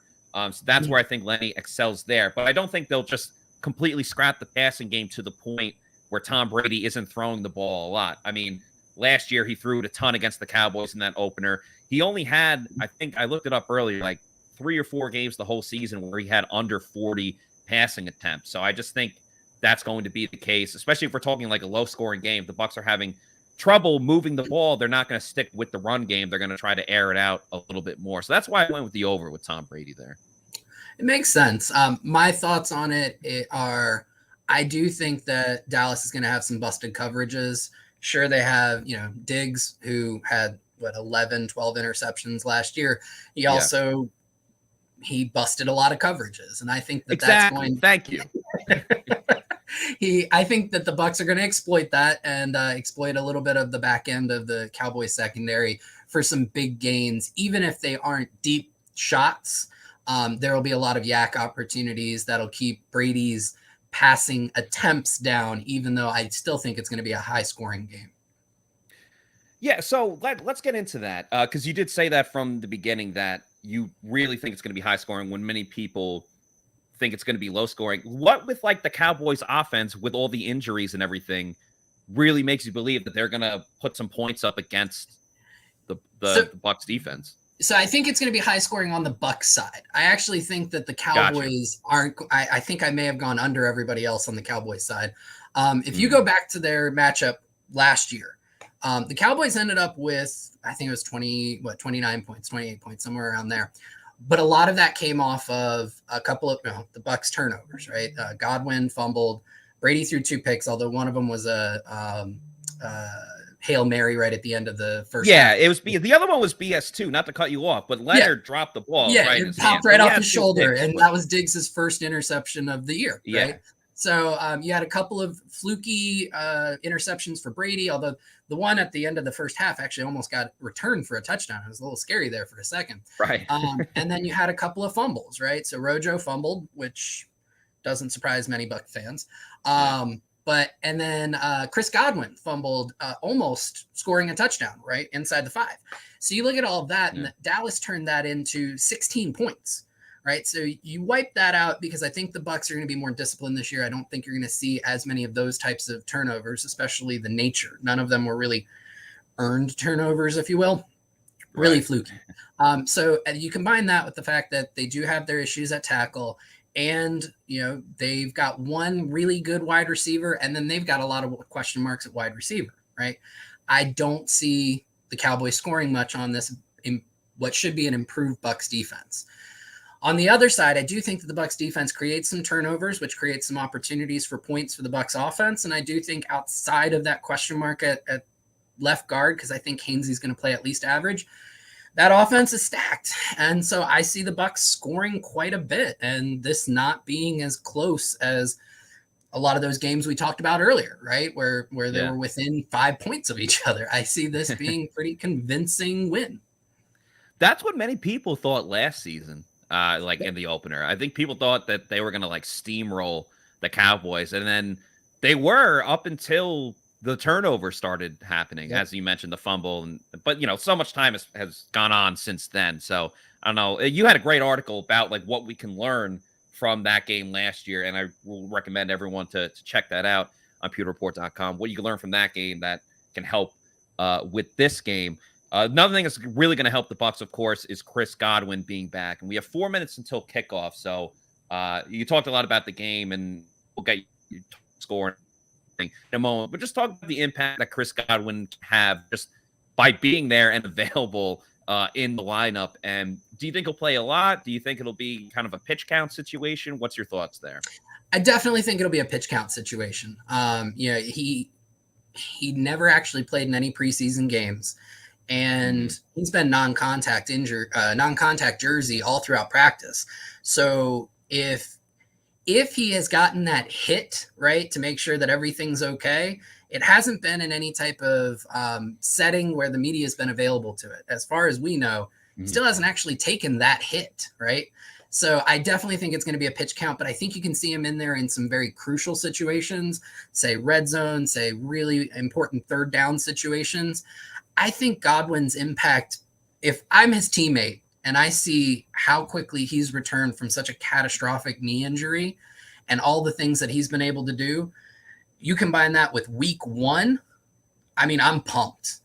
Just the inspiration of him coming back from that, I think that gets everyone else geared up to make sure that they have a really good game. So I think there's a little bit of a morale, a little bit of a situation to it, but I definitely think that he'll have an impact. I just don't think you're going to see him targeted 15, 20 times. I think maybe he gets 15 to 20 snaps total. Yeah, I'm in full agreement with you. I think you're already going to be amped up because it's the first game of the season and it's Sunday Night Football, so that adrenaline's really going to be pumping. But it's funny, when I asked Leonard Fournette, I was like, any even on Sunday Night Football? He's like, no, not really. It's another game. So, everyone kind of treats it a little bit differently. I do think he will be on a pitch count, but they will have packages specifically for Chris Godwin. So even if it's just 20 snaps or something like that, I think they'll be impactful 20 snaps. And in a weird way, I kind of hope one of his first plays is a quick 5-yard catch over the middle. He gets hit, pops up, good to go. It's all right, he got that hit. He's good to go. Yeah, or an end around, like the Giants game, that opening series against the Giants last year that Scott put in his SR5, that he highlighted as possibly the best drive that Byron Leftwich called all season. I would love to see that. Like you said, the pop-up, right? I'm good to go. And you see the boys just, really start to get into it because of it. Okay, we're about to get to kickoff. So real quick, give me a score prediction and, a little reason why that's going to be the case. So I think I already kind of alluded to the reasons why, so I won't get too in depth with that, but I'm predicting the Bucs win 38-13, 5 touchdowns. Brady throws for 4, right? Lenny gets a running touchdown. I think Julio Jones, Mike Evans. I'm calling Keith for a touchdown as well on a someone goal in the line chat. package. Yeah, I saw it. That's my boy right there. So, Keith's playing fullback. You do a little play action. He gets out in the flat. He catches a touchdown. There's 4 of the 5. I think the 5th one I called for Cam Brate or something like that. But I think it's a big win for the Bucs. I know Bucs fans are going to be happy to hear that. I'm going with the Bucs win, but not as lopsided as that. I think the Bucs are going to win 27-23. I believe I think both teams score on their opening drive, but then the defenses kind of take over a little bit. But I do think the Bucs are going to take advantage of all the injuries that the Cowboys have at wide receiver.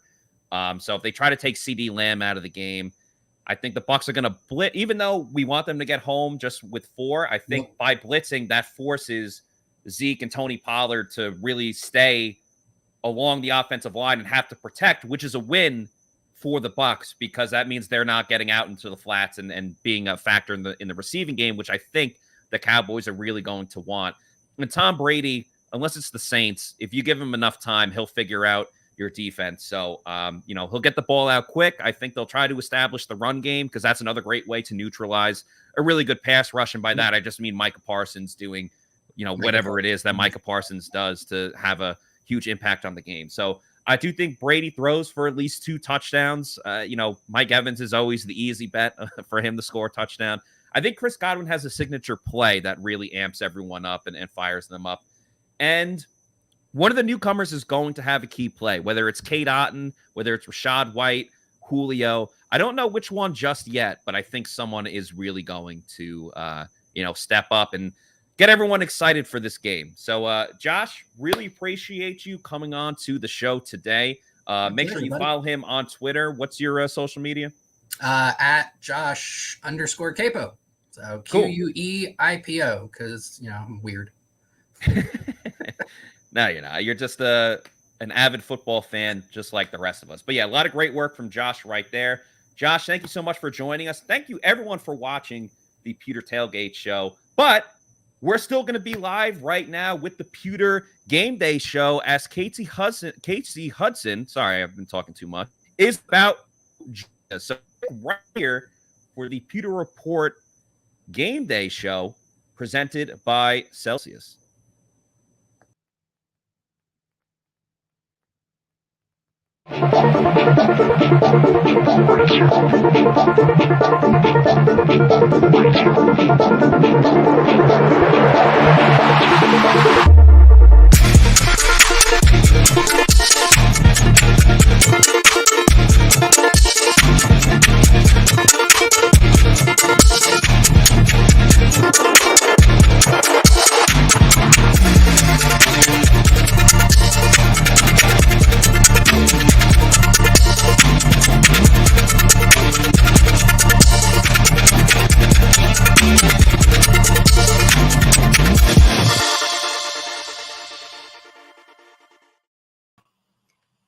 Welcome, Pewter Report readers, viewers, and listeners to the first Pewter Game Day show of the season as the Tampa Bay Buccaneers are about to kick off.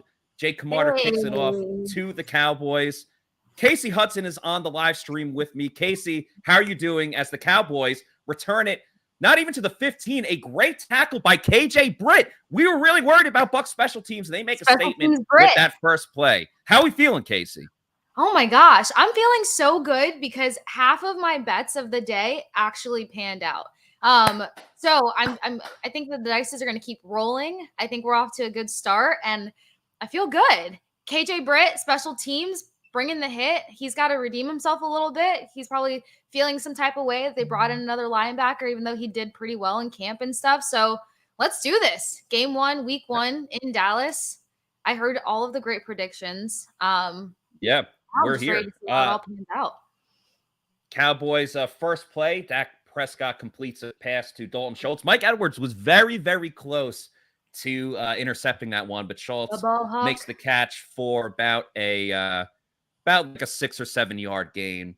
We also got to sync up our TVs here, Kasey. I know. I'm trying to get as tight in there as possible. Okay, what are you seeing on your screen? All right. After hitting fast forward for the 17,000th time to see if I could just get that much more, Dak Prescott in the huddle with his squad, getting ready to go out for maybe the first pass. Okay, so you're a little bit behind me. So you didn't even throw it to Schultz yet? Negative. Okay. Let's see. Yep, just happened. Okay. And that's, can you fast forward any more or? I'm trying. It's introducing Prescott, doing his stats. Okay, I have it paused for now. Bucs fans, appreciate you guys watching with us, getting our live in-game reaction and analysis. Let me know. They're about to run the ball with Zeke. Let me know after he gets tackled. All right. And Mo is in the chat here, says, why isn't Scotty Miller dressed? It's a good question. That was one of the surprises. Obviously, Kyle Rudolph not Zeke's running. Not dressing. Okay. And they just so Cowboys. So just first right there. Early on in this game, of course, I appreciate everyone in the comments, but also because we're like a little behind on the stream, I don't want to read the comments too much and get the next play spoiled, but I think we're about to have a good defensive play come up with a certain outside linebacker that we're all very excited for this season. Someone that I was talking to in the locker room this week and was, there's another one. I don't want to give it away. Oh, well, it was JTS. We'll end around here. Double reverse. But Joe trying to get gets right in the mix. That's a huge loss right there. JTS blew that play up, and Shaq Barrett cleaned it up after the play. I mean, we talked about the impact that these players are going to have at outside linebacker, and you see it right away with Joe Tryon-Shoyinka. I can't wait to watch the replay here because he was shot out of a cannon. I mean, we talk about fire the cannons with the Tampa Bay Buccaneers. That was a huge play. I mean, we're talking about 2nd and 18 here, and we all know the Bucs are at their best when they can, that's why they stop the run so well, so they can get these 2nd and longs, 3rd and longs. Dak fires a pass here, and it is caught. Carlton Davis was tight in coverage, but it's caught by Houston. Yeah. That'll set up a 3rd and manageable for Dallas. And his hands there a little bit, but I'm excited for the outside linebackers for this game in particularly because the conversation has not ceased at all in terms of the fact that Shaq Barrett's going to be going up against a rookie protecting Dak Prescott. And I just think that the Bucs pressure is going to be way, way more intense than Dallas is. Not underestimating Dallas whatsoever. I just think that Bucs just have more of a tighter unit. Dak Prescott with the pass. All right, they're making their way down the field. Over the middle, that is caught by CD Lamb. Looked like Jamel Dean was there. No, Logan Ryan was in there in coverage. Looked like the Bucs were playing zone. But they do gain the big point. They'll probably find the end zone opening up, and then Bucs will be able to respond. Yeah, I did say I thought both teams were going to score on their opening drive. I just think the Bucs are really great at adjustments, and especially Todd Bowles' defense. They kind of need to feel it out a little bit before you get it going. Mm-hmm. A 2nd and 4 here for the Cowboys. They run it with Zeke again. Cowboys getting a little bit more effectiveness in the run game than I really thought that they were going to get. Anthony Nelson is also on the field now. So one of the outside linebackers. Zeke was held to 11 carries for 33 yards, and then Tony Pollard had 20-something yards. So the run game really didn't fire off at all last year. And that opening matchup. Yeah, it's interesting because a lot of people, if you talk to Cowboys fans or reporters and things like that, a lot of the time as there's an offensive lineman down for the Cowboys, number 66, I believe that's, can't tell, McGovern. Looked like Will Golston, yeah. Golston rolled up on his ankle there. That's obviously a really tough injury. We saw that happen to Robert Hainsey in the last preseason game. He's slowly walking off the field now. But what I was going to say, what's up? Nope, sorry, I was just seeing the replay. Yeah. All right, I think we're almost synced up. Yeah. I'll pause it for 2 seconds. Yeah, 1 Mississippi, 2 Mississippi. Are you seeing one thing off the field being helped? Yeah, with the doctor with the cowboy hat. Yeah. Oh, love that. Love that for him. Yeah. All right. Now we're on it. But a lot of Cowboys people would say that Tony Pollard should be the number 1 running back. Yeah. But he isn't for whatever reason. Well, Ezekiel Elliott has carried this team on his back for so many significant games. It's always hard for certain coaching staffs to really just kind of pivot on players like that. And granted, so far he's just kind of doing a bit better this game than he did in week 1. Yeah, it's also very early though. Yeah, that's back true. in shotgun, looking over the middle. Nice pass breakup by Carlton Davis. Very tight coverage again. I mean, that's what we've always seen from Carlton is tight coverage, not afraid to go up against the best wide receivers that the opponent has, and does a great job there on CeeDee Lamb. Yes, but this time I need him to just like reel something in. I need a Carlton Davis interception this game. Yeah, I mean, that one was like over the middle, though. That would have been a tough one to get the pick on. But yeah, I totally hear you. I'm just manifesting what's to come. Yes, you are. That's all. Speaking By into the way- existence. Yeah, this is not wine, guys. This is Celsius in water. The Celsius. Oh, nice. What flavor? I always chat about cranberry lemonade, and it's wow. I didn't even know that was a flavor. Just because they have so many different flavors. Like I've had the strawberry lemonade a lot. Yeah, I would never think of cranberry lemonade, but it's a thing and it's doing well for me. So here we are, long night ahead, ready to go. Before I start like drinking it, and people are like, yeah. First of all, it should be a Pirate Republic beer. Second of all, why are you getting drunk on the pod? I'm not. Oh, we will talk about Pirate Republic a little bit later, especially if the Bucs go and make a play. Third down here. Bucs bring a little bit of a blitz, and I don't know, my TV cut out for a second, but they're showing Joe Tryon-Shoyinka and the rest of the defense on the field. Yeah, it's Levante David and Antoine Winfield Jr. that makes the stop on Brown. But they got the first down? Yeah. Okay. I'm intrigued to see. Let me see. On the replay. Little screen pass. Off the hands of CeeDee Lamb. Bucs had it pretty well covered, so probably would have been for a short gain. But nonetheless, I think we're seeing again. I mean, the Cowboys have ran it a little bit more than they already did in the game last season. Antoine Winfield, of course, right up in the mix. Pretty much pushing Dalton Schultz like into CeeDee Lamb to make it a tougher play to make the catch. Very excited for what Antoine Winfield Jr. can do here. Yeah. All right. 3rd and 11 for the Bucs to get a stop. Back looking. That's an incomplete pass. The Bucs do finally get a stop, put an end to the Cowboys' drive. Looks like they are in field goal range, so they will try to attempt probably take it. A field goal. And what's wild is that it's like the Cowboys players just kind of like that was a miscue on their part, running into the back of Schultz. Yeah. Bucs didn't get a ton of pressure there. I mean, Shaq was about a second away from Dak Prescott, as they show on the replay here. Brett Maher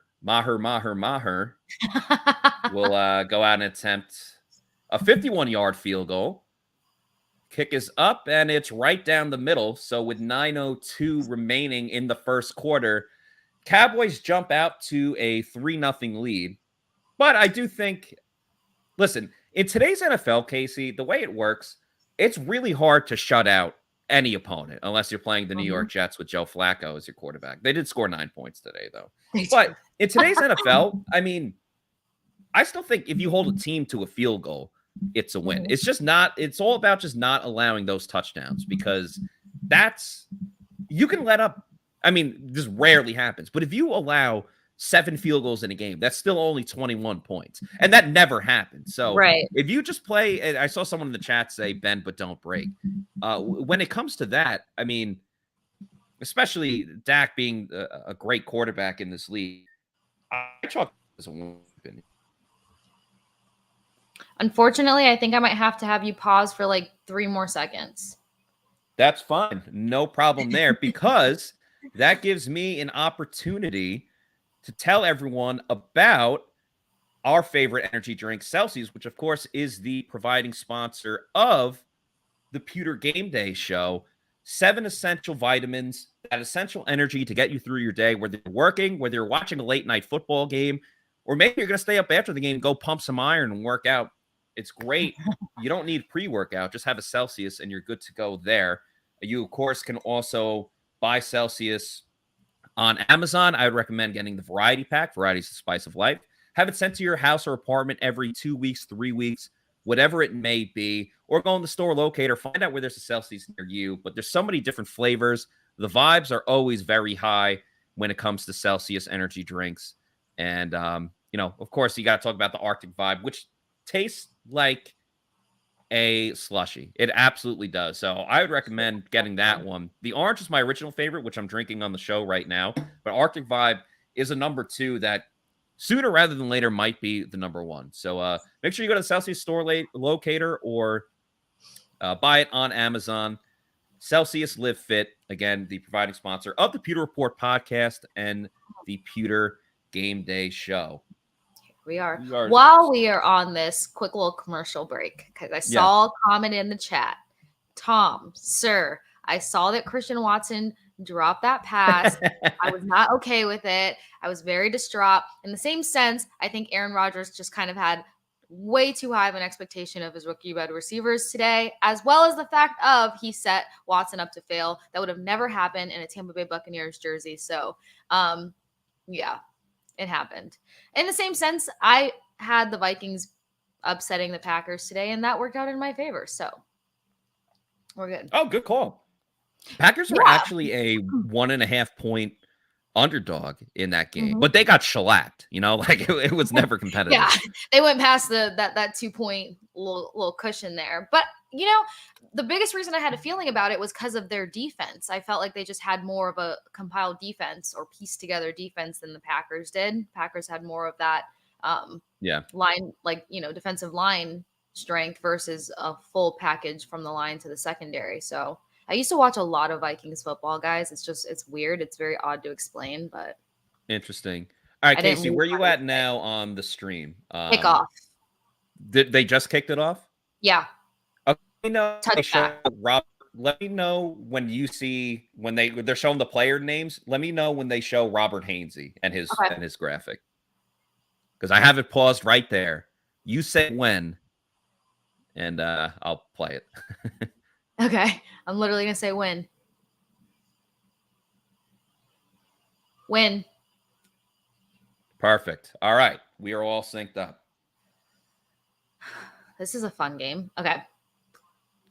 All right, 9:02 remaining in the first quarter. Tom Brady and the Bucs offense has the ball. Chris Godwin is on the field, and he has legs. Like it's going to be a false start. Yeah. On the Buccaneers. I'm not listening. Somebody got a little jumpy. Somebody got a little jumpy. They call Cam Brate for the false start penalty. Jeez, it's funny when we do these live streams. I don't have like the broadcast volume on, which obviously because I'm talking to you, so it's like I need to hear you. Trying to stretch the ear a little bit. But that's why I was confusing with the Antonio Brown situation last year, because I thought they cut to a pregame thing. But no, he was actually taking off his uniform. That was real. All right, first pass of the game. It's a screen to Chris Godwin. Chris Godwin takes it up the field, gives a nasty stiff arm, goes out of bounds, somersaults forward, and that is a first down for the Tampa Bay Buccaneers. Welcome back, Chris Godwin, automatically making an impact for the Bucs. And looking fearless. Here's a screen pass to Godwin. Great blocking from Mike Evans. Donovan Smith gets out in space and throws a block on Trevon Diggs. I mean, could you script anything better than that, Kasey, than getting Chris Godwin back in the game? There's no better way to welcome him back. Y'all knew it was coming. And he looks fantastic. All right, Lenny, we got to do better than that. But he looked fearless, and that's the best. That's the most exciting part about this, regardless of his snap count. Chris Godwin is back, and he looks good. Yeah, I mean, I'm pumped up just hearing that. I'm also pumped up because we just got a super chat from Brittany Ledyard. Thank you so much for the $4.99 super chat. She says, sending love from PA. Go Bucs. Brittany, thank you so much. We miss you. We miss John. I hope everything is well over in Pittsburgh. A nice win for the Steelers today and probably a very stressful game. But thank you so much for watching. We were you, and I know Pewter fans do as well. Brady drops back, fires over the field, completes it to Mike Evans. And ladies and gentlemen, the Tampa Bay Buccaneers are already past midfield and using those toward weapons. The end zone. Mike Evans makes his first catch of the season. Hopefully another 1,000-yard season for Tampa Bay. finds a nice spot in the zone and gets it right around the 35. So Bucs moving closer into field goal territory.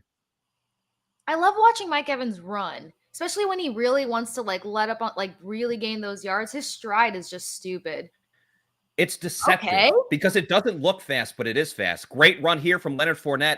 Hole open on the left-hand side, and no surprise here. Pope in the mix, cracking skulls, opening a block, and a nice shoulder by Leonard Fournette as well to set up second and short for the Buccaneers. So honestly, this looks like the package that you anticipated with the arsenal that the Bucs have on offense. I mean, they are executing quite well. The line's holding up quite well so far. I'm going to look a little closer now, but this is what you were hoping for opening up against Dallas. Yeah, without question. And we talked about how there's going to be more of an emphasis on running the ball as Fournette gets a short gain here, does not get the first down. Again, they keep running it to the left-hand side. That's been 3 rushes. And that's on Godwin's from side. what I count, and all to the left-hand side. So they're really banking on Donovan Smith, but also very interesting because that's where Luke Gedeke, as NBC is highlighting him right now. That's obviously the side he plays on. Cade Otton was blocking on that play as well, who is now the number 2 tight end with the fact that I'm excited. The fact that and Josh Queipo, him and I are kind of in sync right now on the Keith train of what they switched it over to the right side for Leonard to run, but not as much gain as he did on the left side because of course Demarcus Lawrence comes in for the kill. That's an unfortunate drive stopper there for the Bucs. Scott Reynolds will tell you that 3rd and short is a rundown, so they did listen to Scott by running the ball. Yeah, they lined up Parsons on the outside. Ooh, Shaq Mason got beat pretty bad in that play. And then Van Der Esch up there. Yeah. On the wrap. Oh, well, S. Brady says, why stop passing? Yeah, I agree. I mean, the passing game was working great. Ryan Suckup going to line up here for a 44-yard field goal attempt. This is Jake Camarda's first time holding a field goal in an NFL game. The kick is up, and it is good.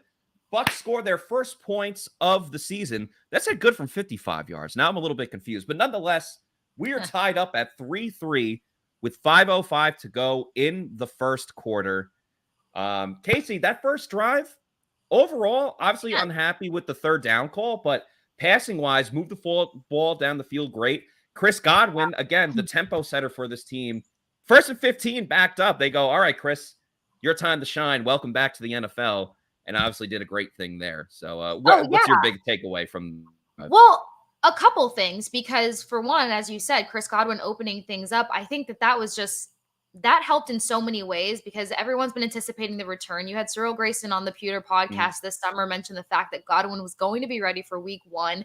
Then there was this whole mystery to it. We saw progression, but it was still so cryptic. And it was like, he didn't participate. The brace had come off. It was going to be questionable. It was going to be a game time decision. And then it's like 11:45 midnight last night, Chris Godwin's expected to play. So regardless of the snap count, it's just to know that everything worked out and to bounce back from an injury like that, that's going to get your teammates so excited. And they're going to want to win this game, not only for their 45-year-old quarterback who's back and potentially in his last season, but they're going to want to win it for Godwin and all these guys. So there's just so many pieces to this formula that make it exciting.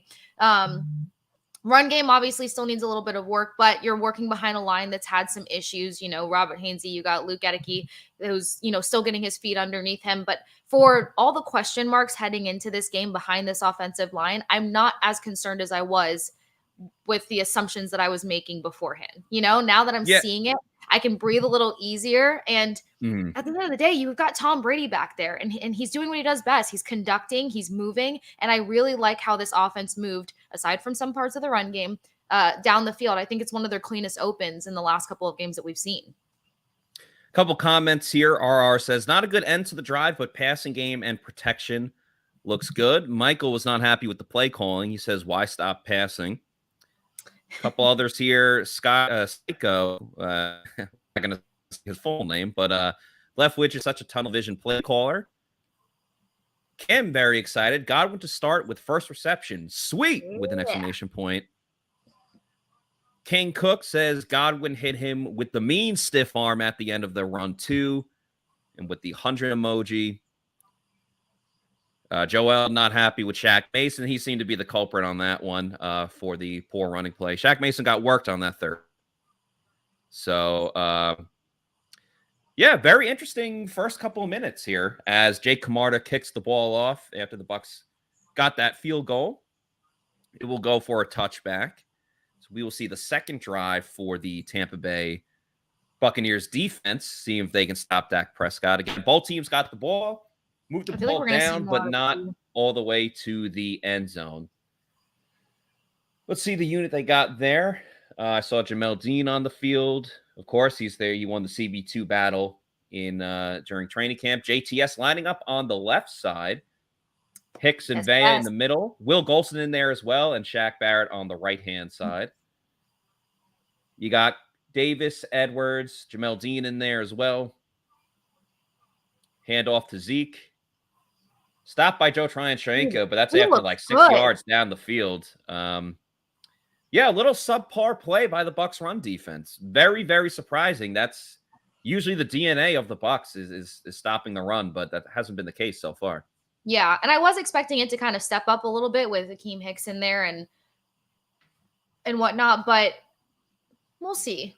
We'll see if they eventually pick that up a little bit more and close that in a bit stronger. Joe Tryon-Shoyinka looks really good so far, though. Yeah, he does. He looks fast. The confidence is really leveling up for him. Looks like a false start penalty on the Cowboys as Dak was about to drop back. Well, that's one way to stop the run game is, let up 6 yards, but then force them to get a false start penalty. That's one way to do it. That was on Terrence Steele. Sorry, go ahead. No, I was just saying penalties. Continue. Yeah. Offensive tackle Terrence Steele, the right offensive tackle, called for the false start penalty. And as NBC is highlighting, the Cowboys had 7.5 penalties per game, which led the NFL, which is ironic because they were also a playoff team, but that that doesn't normally happen. Ball's tipped in the air. 3 Bucs around it. Oh, Levante David got the initial tip. Jamel Dean was in there in the mix, and I think Mike Edwards, of course, because Mike Edwards is always near the football if it's in the air. Ball hawk stuff. Bucs dropped into zone on this play. Little play action. Appreciate the David read. drops back. Oh, just off the fingertips. Shaq Barrett was the other player in the area. Yeah, they dropped back David. Shaq was in coverage too. Goes off the right hand of Shaq Barrett. I'm curious if Shaq didn't go for the ball, Dean would have been able to get underneath it. Third down here. Back this game. Looking for Shaq.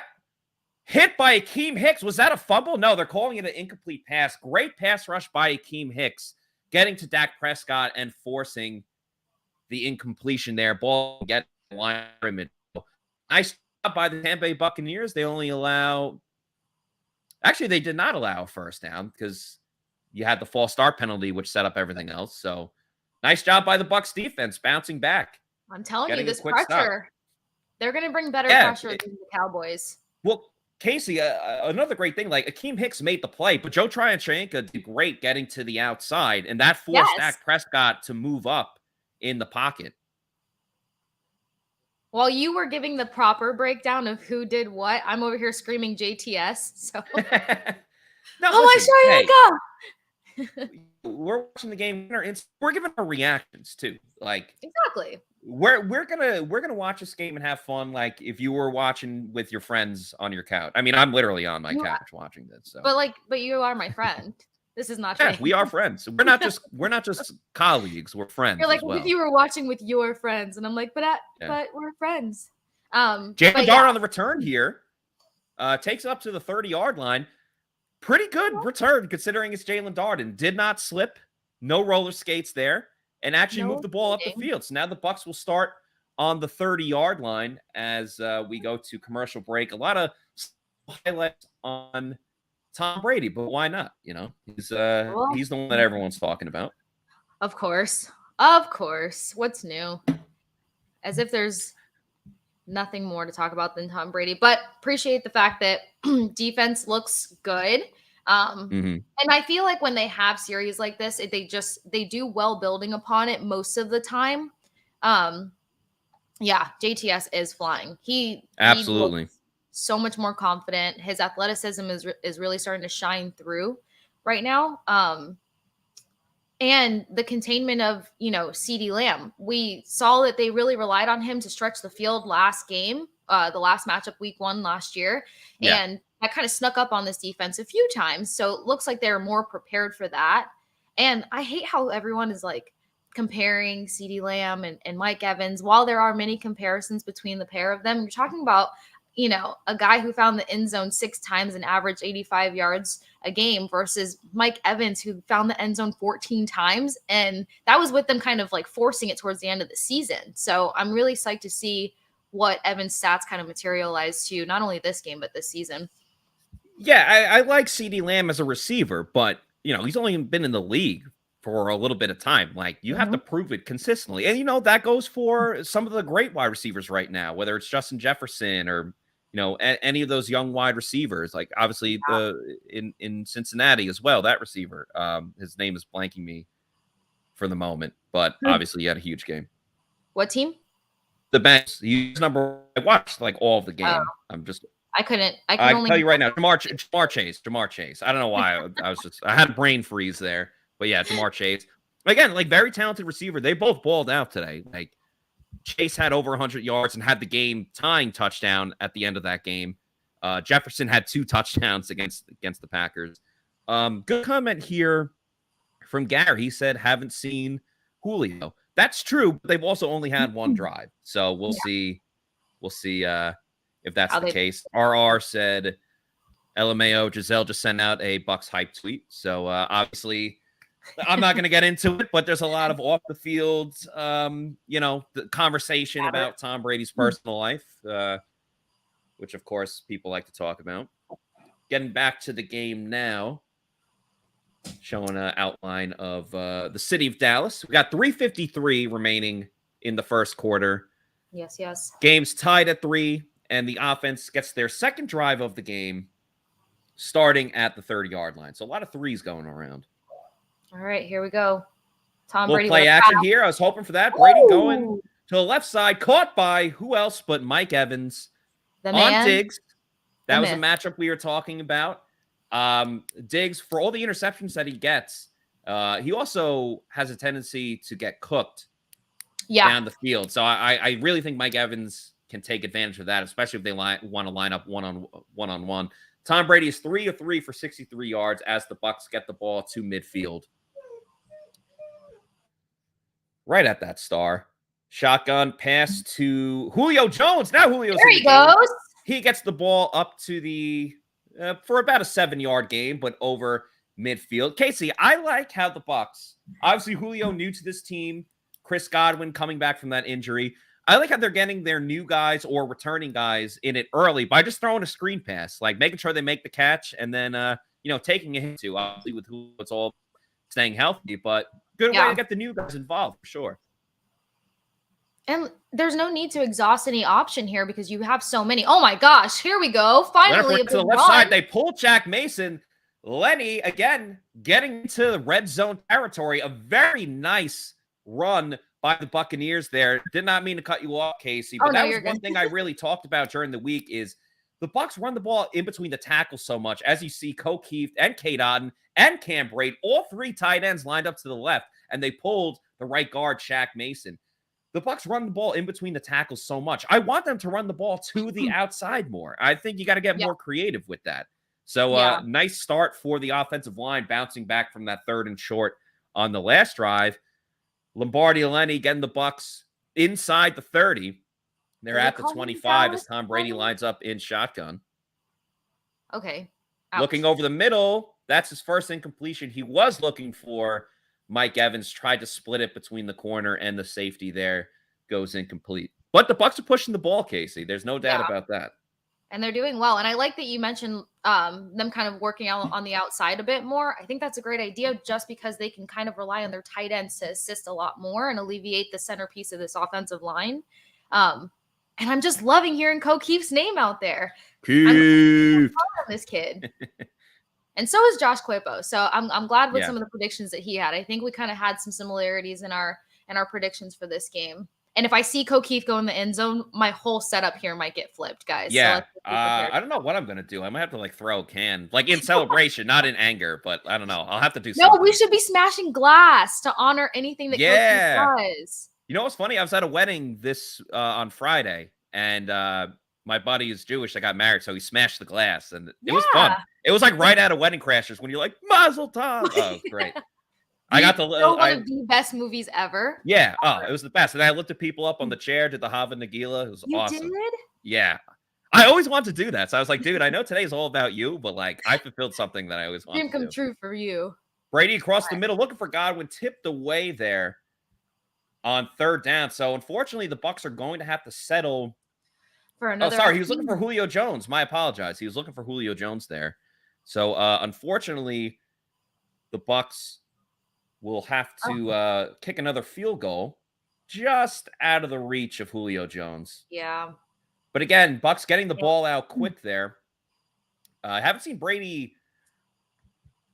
I mean, they've been throwing the ball down the field, but he hasn't he's getting the ball out within like 2.5, 3 seconds. There's no waiting for the guys to go downfield. Brian Suckup will try a 38-yard field goal here. Nailed it.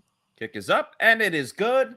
Ladies and gentlemen, the Bucs have the lead 6-3.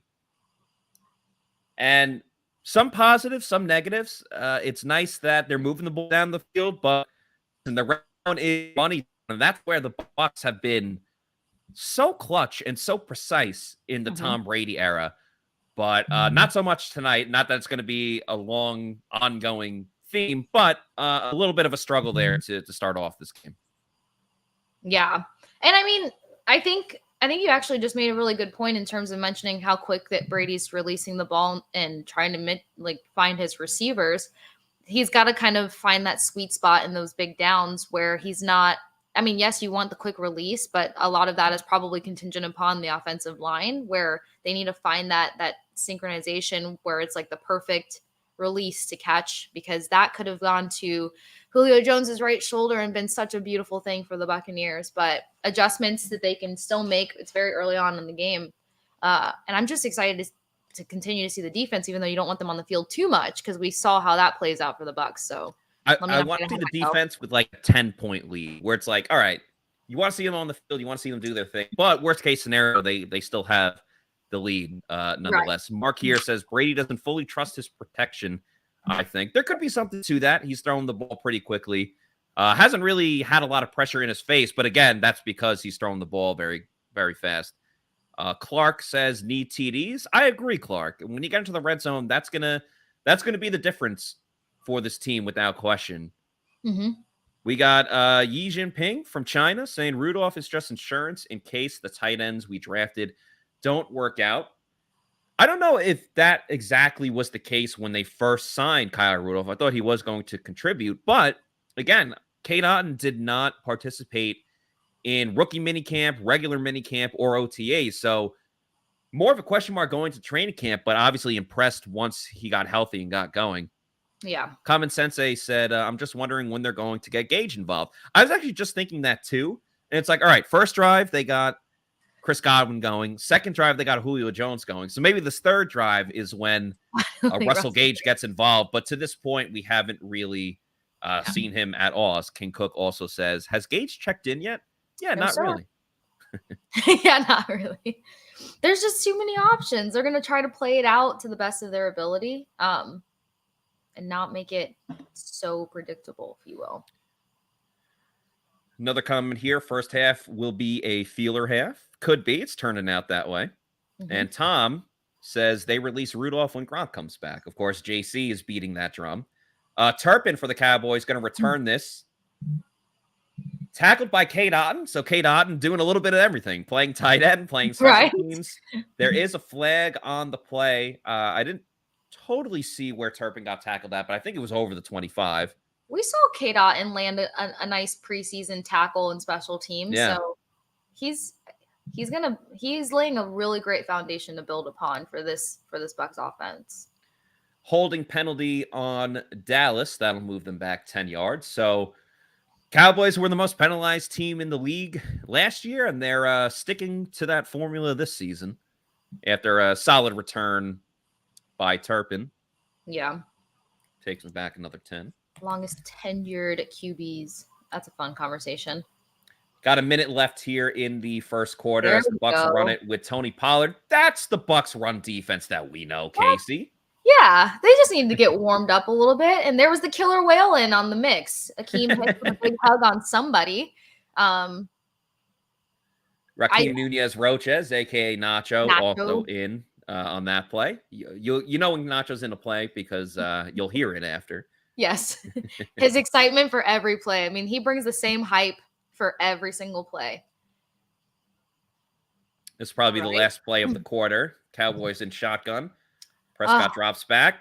Throw over the middle. Caught by Dalton Schultz. Again, just missed by a Bucs defender. That time, Devin White. Yeah. But luckily, Carlton Davis was right there to make the tackle. So it'll be 3rd and about 4 or 5. Dak's trying to get everyone up to the offensive line, but there's 5 seconds to go. It'll be 3rd and 4. We'll see if they run a play. And they will not. Maybe want to get another look at the defense, but that's the end of the first quarter. Bucs have a 6-3 lead. That flew by. After 1. What's up? I said that flew by. It did. You know why? It was a very entertaining first quarter. Like the ball was getting moved around. There was close interceptions. If you a lot of even the runs, like it was either a really good run or it was like a 3rd down and you get the stop. So like, you know, the next thing is happening. Okay. If you had to pick one favorite thing about the first quarter that you enjoyed or were not expecting, what would you choose? They both very early, but I enjoy most Chris Godwin getting a mix on that screenplay. I think that's important, not just for this game, but for the entire season. The thing I did not expect was KJ Britt to make a tackle on the kickoff before the 20, before the 15. And that's not anything on KJ Britt. That's just the poor play of the coverage in the kicking game for the Bucs. So that was a very pleasant surprise. What about you? I'm kind of torn, of course. And then when I say stuff like this, I feel like JC when I'm like, I'm about to name everything. Yeah. I'm going to have to go with defense. I'm just enjoying the pressure that they're bringing, and I'm really enjoying Joe Tryon-Shoyinka and what I think he's going to continue to do in this game. I would be quite surprised if this game wraps up and JTS does not close out with at least 1 sack or half a sack under his belt. He's just really I agree with you. I think he's getting at least 1 sack in this game. And as we go from the first quarter to the second quarter, let's hear a message from one of our Rejuvenation. When I got over 40, all of a sudden I didn't have the same kind of energy that I used to have, and I was sluggish all the time, and I wasn't sleeping right, and I started to have some sweats when I was sleeping and different things that, as I looked into it, I found out could be a lack of testosterone or low testosterone. So I reached out. I've known Brett and everybody here at Age Rejuvenation for a long time, so I knew that they were the right people to help me. They did look at all of my testosterone levels and all of my hormone levels and found that my testosterone was very low. So they put me on the pellets, which I love because there's something about not having to take a shot every week and doing 6 months at a time that really is convenient. My wife certainly noticed the difference, just my energy day to day, how motivated I was when I got up in the morning to just get up and start doing things as opposed to laying around the house and being unmotivated. All of a sudden I was like looking for projects, looking for things to do around. Don't tell her I said that, but looking for things to do around the house.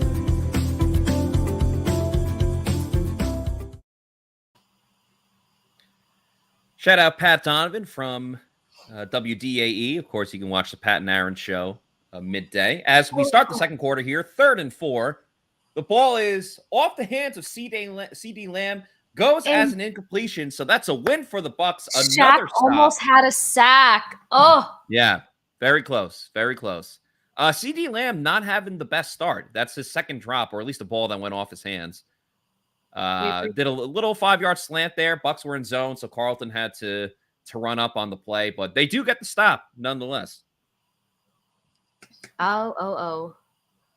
I'm feeling a sack very soon. Like very, very Again, soon. So let's have the Bucs score a touchdown here. You get that 10-point lead, as I talked about, or whatever the lead is, a 2-possession lead. Jalen Darden fields the punt. Swimming a little bit. Tries to break it to the outside, gets tackled by number 29 there. Again, move the ball upfield a little bit. That wasn't, the best type of the best return, but he moved it forward, which I'm happy about. Are we gonna say that about him though? Like, I don't know. Doing well. Mark here says Darden's doing well. ... Surprise, but good for him! ! Love the positive vibes on a Sunday in September. Name that rock song. What, positive vibes? No, something in September. Wake me up when September ends. Oh, yeah, Earth, Wind, and Fire. Haha. 21st Lenny. September. Also Green Day. Dallas Lenny is doing some things. Yeah, I've been. How many nicknames we can give him? When is it too much? That I'm not sure of, but they typically say like, oh, you can't give yourself a nickname. I mostly think that's true, but I think Leonard Fournette is the only person that can give themselves a nickname, and people will be like, all right, like that's cool, that's fine. Second down, another run play to Leonard Fournette. He gets stopped about 1.5 yards short of the first down marker. So the Bucs will have 3rd and 1, 3rd and 2 coming up here. Kasey, this is what happened on the first drive. Obviously, they were closer to the Cowboys end zone, but we saw the Bucs get stopped there on 3rd down. We'll see if that's the case this time around. Bucs haven't been the best on 3rd down so far, and that was a struggle in the preseason that I thought wasn't going to consist when the regular season got here, but we'll see on this 3rd and 1. Julio Jones in motion. They give it to Jones on a sweep, and he gets the first down. That's creative running, Kasey. That's what I wanted to see. Stop going in between the tackles every single time. Get creative, and we saw that right there with Julio Jones. And it's necessary. I mean, look, if you're not going to completely trust your O-line at the minute, this is the things that you need to be doing. Wow. They had Cam Brate attempting to block Micah Parsons on that one. That is a bold move. And he didn't really get him that much, but nonetheless, got the Bucs a first down. What is next?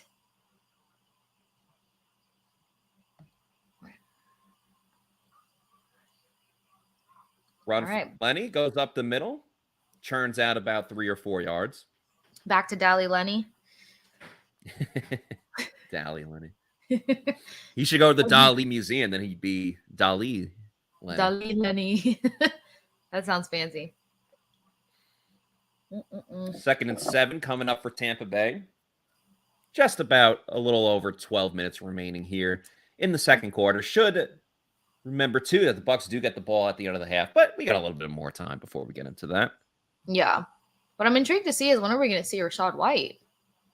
Yeah, haven't really seen him or Russell Gage. Right, pass here to Julio Jones, first down. So right now this offense has been 3 players. It's been Mike Evans, Julio Jones, and Leonard Fournette, sprinkled in with Chris Godwin. But yeah, a lot of big names there. Some little Godwin crumbs. Gedeke almost got beat, but he did a nice job of pushing the D lineman towards the inside. Honestly, to be thrown in like this, I mean, he's having his moments. Yeah. Shotgun snap, a run play to Leonard Fournette. All right. Looks like Gedeke got beat on that one. Yeah. Yes. I'm not good at pronouncing his last name, but I know it's Gedeke. Like no, I'm sorry. I meant the Cowboys defensive lineman. It's like Ozugu. We talked about it on the Pewter pregame show, but I'm just gonna say OC or Ogie.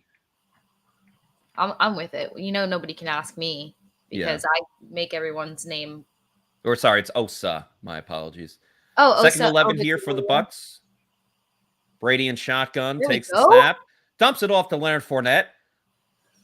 Just avoids the defender, will come up about 1 yard short. Russell Gage was in blocking on that play. So we do have a Russell Gage sighting. But he has not yet entered the chat. No. Yeah, he's on the outside looking in. My only concern with a lot of the action that's taking place like on the left side, even though you want to get Luke Gedeke up to speed, if you will, and give him the experience, I don't want him to get worn out before they even enter the second half of the game. I am what you're saying, but I don't think it's just as simple as like running it to the right side. No, it's definitely like you're not. an offensive lineman. Yeah. All right, Godwin in motion. They faked the pit. They faked the end around to him. Pitch it to Leonard Fournette, and he easily gets the first down. Tackled out of bounds by Leighton Vander Esch. Lenny was looking for a late hit penalty there. They did not call it, but Tampa Bay is right around the 10. Nice play design by Byron Leftwich. I've been very impressed with his especially his run play design. Getting people in motion. Julio Jones blocking there too, and of course Donovan Smith again out in space. Get these tackles out in space, and they will do a lot of good things.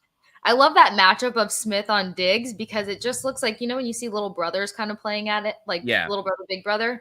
All right. Very, very true. Rashad White in the game, his first career snap, and dancing at the line of scrimmage doesn't really go anywhere. So I don't know if he'll be telling his kids about that one that day, in the future. But nonetheless, Rashad White in the game. I think he's going to have much more of an impact in the passing game anyway. Yeah, that definitely seems like more of his forte. So he has not entered the chat, but the 3 bubbles that say that he will be there eventually, they're right there. Yeah, waiting with pins and needles to get an answer from They got to get in the end zone. Rashad White. I know. Shotgun snap here. Brady looked like he was looking for White. Jumps off to Chris Godwin. Godwin lays the shoulder, gets tackled shortly after. Jordan Lewis was in the coverage there along with fellow linebacker. I didn't get the number 42. Parsons coming off the edge there. To see Godwin in action because I have some slight PTSD from OJ Howard returning from his insane injury and just playing so scared. So I was very nervous. Yeah, no, totally. I understand. But again, I think that first screen pass to him really did a lot. Leveled up. All right, 3rd and 5 here for the Bucs.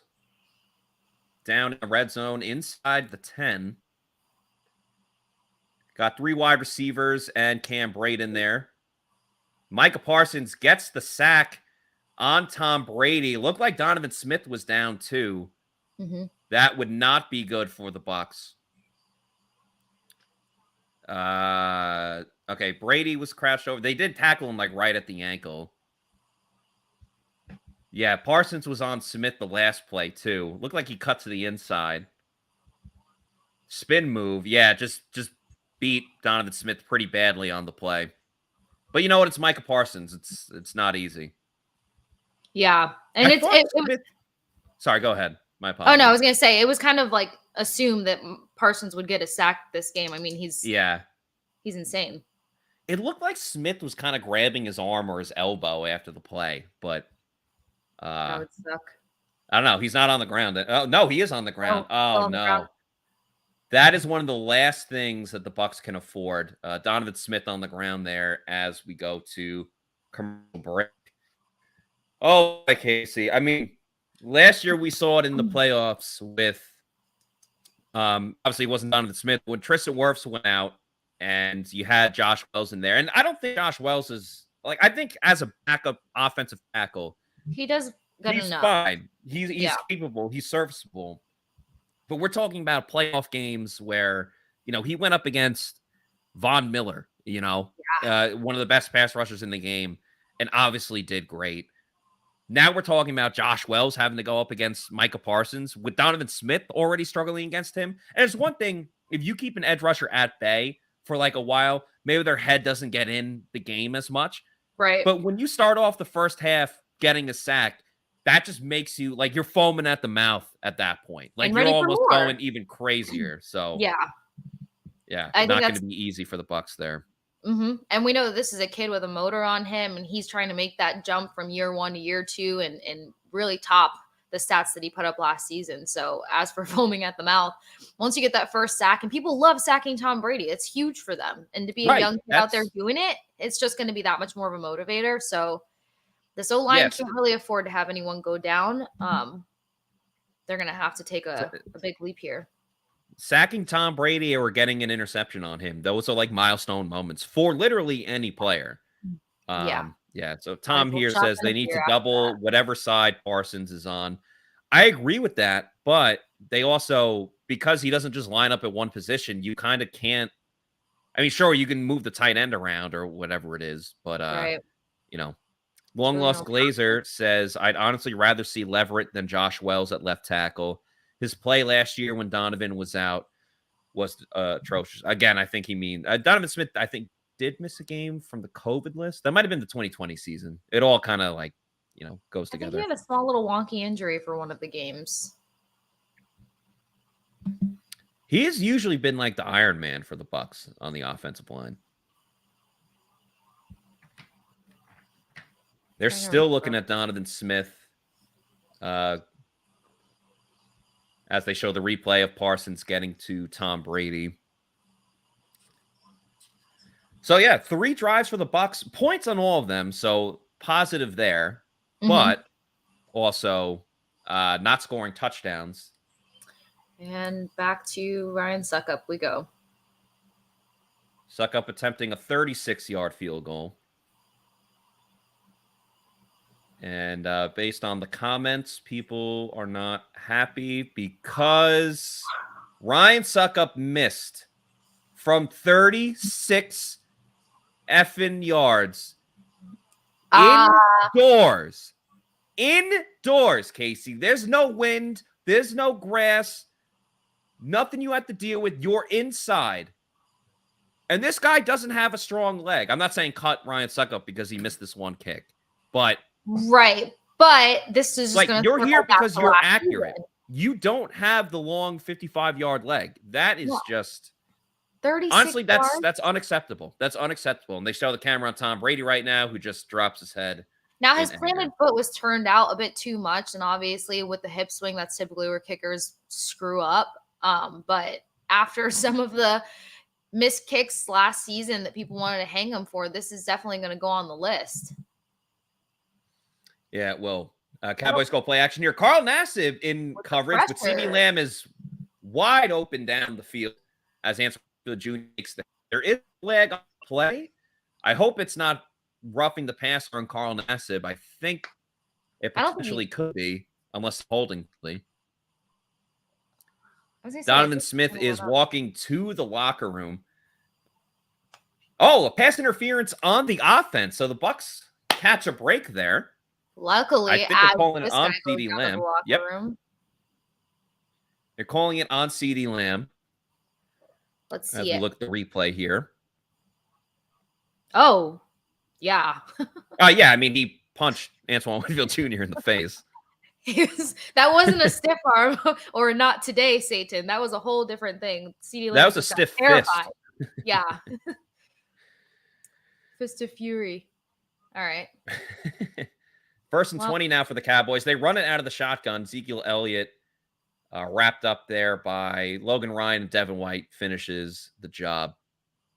I will say this. I feel like I was expecting a little more noise out of Devin White. Yeah, he's been a little quiet to this point. Obviously, in terms of linebackers, it was Levante that had the big play with the PBU. Nice tackle there by Jamel Dean. Third down coming up. And Donovan Smith is questionable to return to the game with an elbow injury. Thank you very much for that update, Kasey. Of course. Always ahead of it. 3rd and 10. Cowboys in shotgun. They got 3 wide receivers out to the right-hand side. Dak doing his usual, changing the play at the line. You'll have adults line to the left side. JTS just misses them. The throw. It's picked off. Antoine Winfield Jr., the new nickel corner, moving from safety to nickel, makes a move up to the 20, running backwards, just trying to get free. Great play by Antoine Winfield Jr. Jumping the route, and the Bucs are in business, ladies and gentlemen. That is the first interception of the season as they do a there in the end zone. The Bucs are going to be in the red zone. Obviously, we love when the Tampa Bay Buccaneers take the ball away because that's what Pirates do. Pirates plunder. They take it away. And of course, that pick by Antoine Winfield Jr. is brought to you by Pirate Republic. As you see, pick there, Antoine Winfield Jr. very much on his way to hopefully having an all-pro season. Pewter Report is excited to announce our exclusive partnership with Pirate Republic. It's based out of Nassau, Bahamas, and is now invading Florida just in time for the season. They have multiple different flavors: the Long John Pilsner, the Take No Quarter Best IPA, and the Gold and Haze of Piracy Belgian Wit Beer. Bucs give it to Julio Jones, who gets the Tampa Bay Buccaneers a first down right there. You can find Pirate Republic beers at Total Wine and Liquors, Lucan Liquors, Party Liquors, and ABC Liquors as well in the greater Tampa Bay area. Live life on your terms like a Pirate Public beer. Okay. So all right, Kasey, they heard you. Go ahead. Sorry. No, I'm saying I think they heard you. I think they felt what you were saying about stop going down the middle so much, take it outside a bit more. They're finding a rhythm, and they need to use the momentum from that interception and find the end zone. Here we go, Lenny, to the right side. Nice juke. It looked like he was going up the middle and then decided to move to the outside there. So shout out Leonard Fournette. Be second down for the Bucs with 5:21 to go in the second quarter. And again, Bucs get the ball when they start the third quarter. So, I mean, awesome field position too. You can't really nice 12 rushes for 59 yards for Leonard Fournette. So he's, the Bucs have been pretty effective overall running the ball. I lost my pen, so I'm a little angry right now. But I won't be angry if the Bucs score a touchdown. 2nd and 4 here. Brady lined up under center. O'Keefe in the backfield F-back. They ready to get Fournette. The minute's about a yard. All right, this is the money down, Kasey. Right here, right Bucs here. have struggled here on third down, especially in the red zone. If they don't get this, I mean, Ryan Suckup can't miss from this close. But, I mean, they're moving the ball every single time. They got to score those touchdowns. It's simply what it comes down to. Yeah, you need to find the end zone here, bottom line, or everybody needs to return to Tampa doing up downs until they throw up. Coach Case coming in. I like it. You're a motivator. Some people need that. I try. Positive reinforcement, negative reinforcement. You got to do all. 3rd and 3. Brady in the shotgun. Takes a snap. Parsons to the outside. He sacks Tom Brady. Beat Josh Wells like a drum as he puts up the 2 sign showing that he got his second sack of the Tom is not happy. He's kind of chirping at Robert Hainsey too. Let's see the replay here. Parsons again on the outside. Yeah, just straight speed. Wow. Honestly, just straight speed. So a tough one there for Tampa Bay. And then, but nonetheless, they do have the lead. Suckup's lining up for a 29-yard field goal. And if he misses this, he absolutely should be cut. Find. There we go. And find him and then cut him. So you get his money and then take his money and release him. Yeah. The field goal is good. So Bucs up 9-3. Out of the Josh Queipo. And Josh, he's great. Josh was saying the Bucs are going to score like 38 points tonight. The rest of us pretty much said it was going to be a low-scoring affair. Right. It is 9-3 with under 5 minutes to go in the second quarter. So far has been a pretty low-scoring game. I was one of those that thought it was going to hit 30, 31.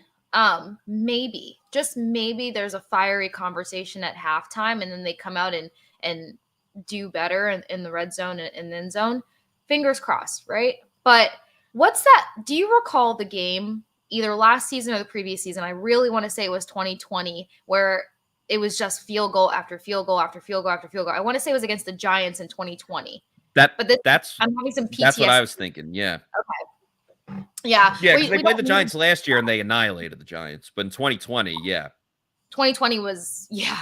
Okay. Now it's really come back to me. It just explains to you guys how much I really suppressed that memory because gross. But yeah, they got to find a way. I understand that working behind this offensive line is a bit of a struggle.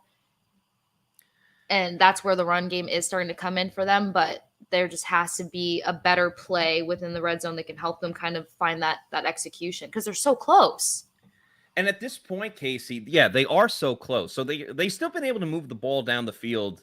I mean, this one they had such great territory starting out, but at some point, as much as you want to run everything that you have in your playbook, you can't let Micah Parsons go one-on-one anymore.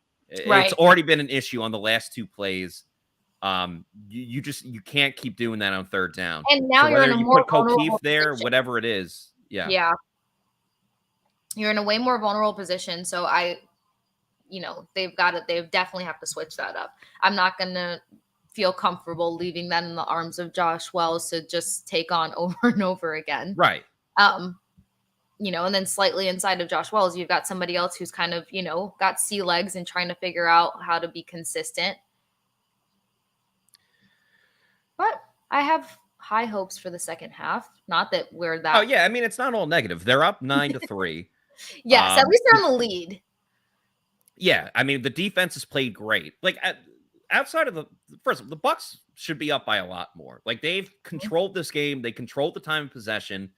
The Cowboys haven't done anything since that first drive, which, again, was only a field goal.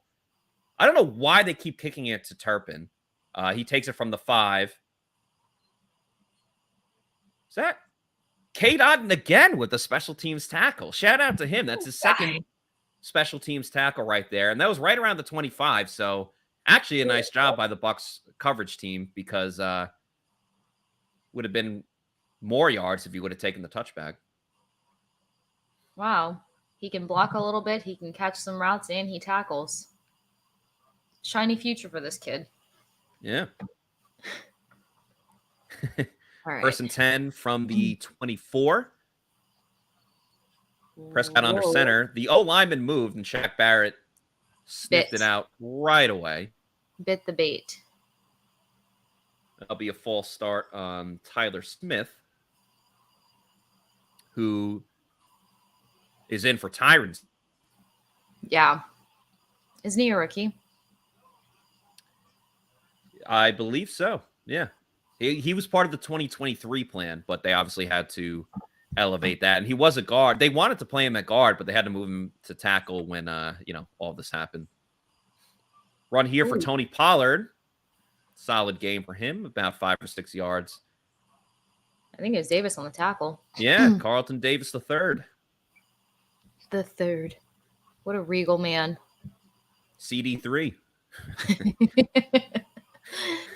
Actual royalty on the field here. Yeah. RIP to the Queen, by the way. I know. My mom was not taking that well. I know. All right, 2nd and 9 here after the penalty. Dak keeps it.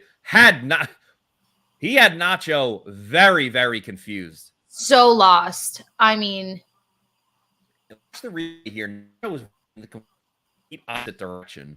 Very nice play design by the Cowboys here. You have the receiver in motion. Shaq got fake the handoff to Pollard. And Levante was kind of playing for the pitch there. So when he saw Levante go outside, Dak Prescott moved it back inside. Nice gain there.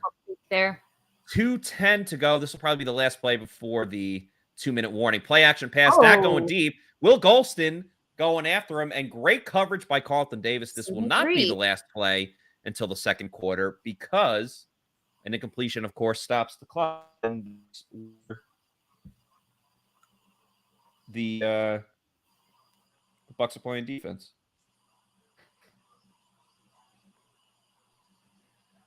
Very well. I don't. Carlton Davis picking up where he left off with just tight coverage. Yeah. Getting close to the ball every time. This I can almost guarantee will be the last play of the before. And the I almost warning. said I'm very impressed with CD3. And as soon as it started to come off my tongue, I realized how insulting that is, because you said it better. Picking up where he left off last year, really building on his stats from last year. But then he also really, said and made a notation at the beginning of the season that this is going to be the takeoff year where he's recognized as the best corner in the league. So far, so good. I also lied. That was not the last play before the 2-minute warning, because CD. Oh, nice PBU by Jamel Dean. I was about to say CD Lamb dropped that, but no, that was Jamel Dean getting his hand on the ball, and that's why he earned the Yeah. Really earning 3rd and that 10 spot. could be a huge stop here for the Bucs because they have all 3 timeouts. If they get the stop here, Tom Brady can run a 2-minute drill. Shaq Barrett up the middle gets the hit, almost picked off by Joe Tryon-Shoyinka. That would have been a fantastic bookend of Shaq Barrett with the pressure, outside linebacker, and then the other outside linebacker in coverage getting the interception. Terrific pass rush there from Shaq Barrett. That's the Shaq that we know and love. So that's the 2-minute warning.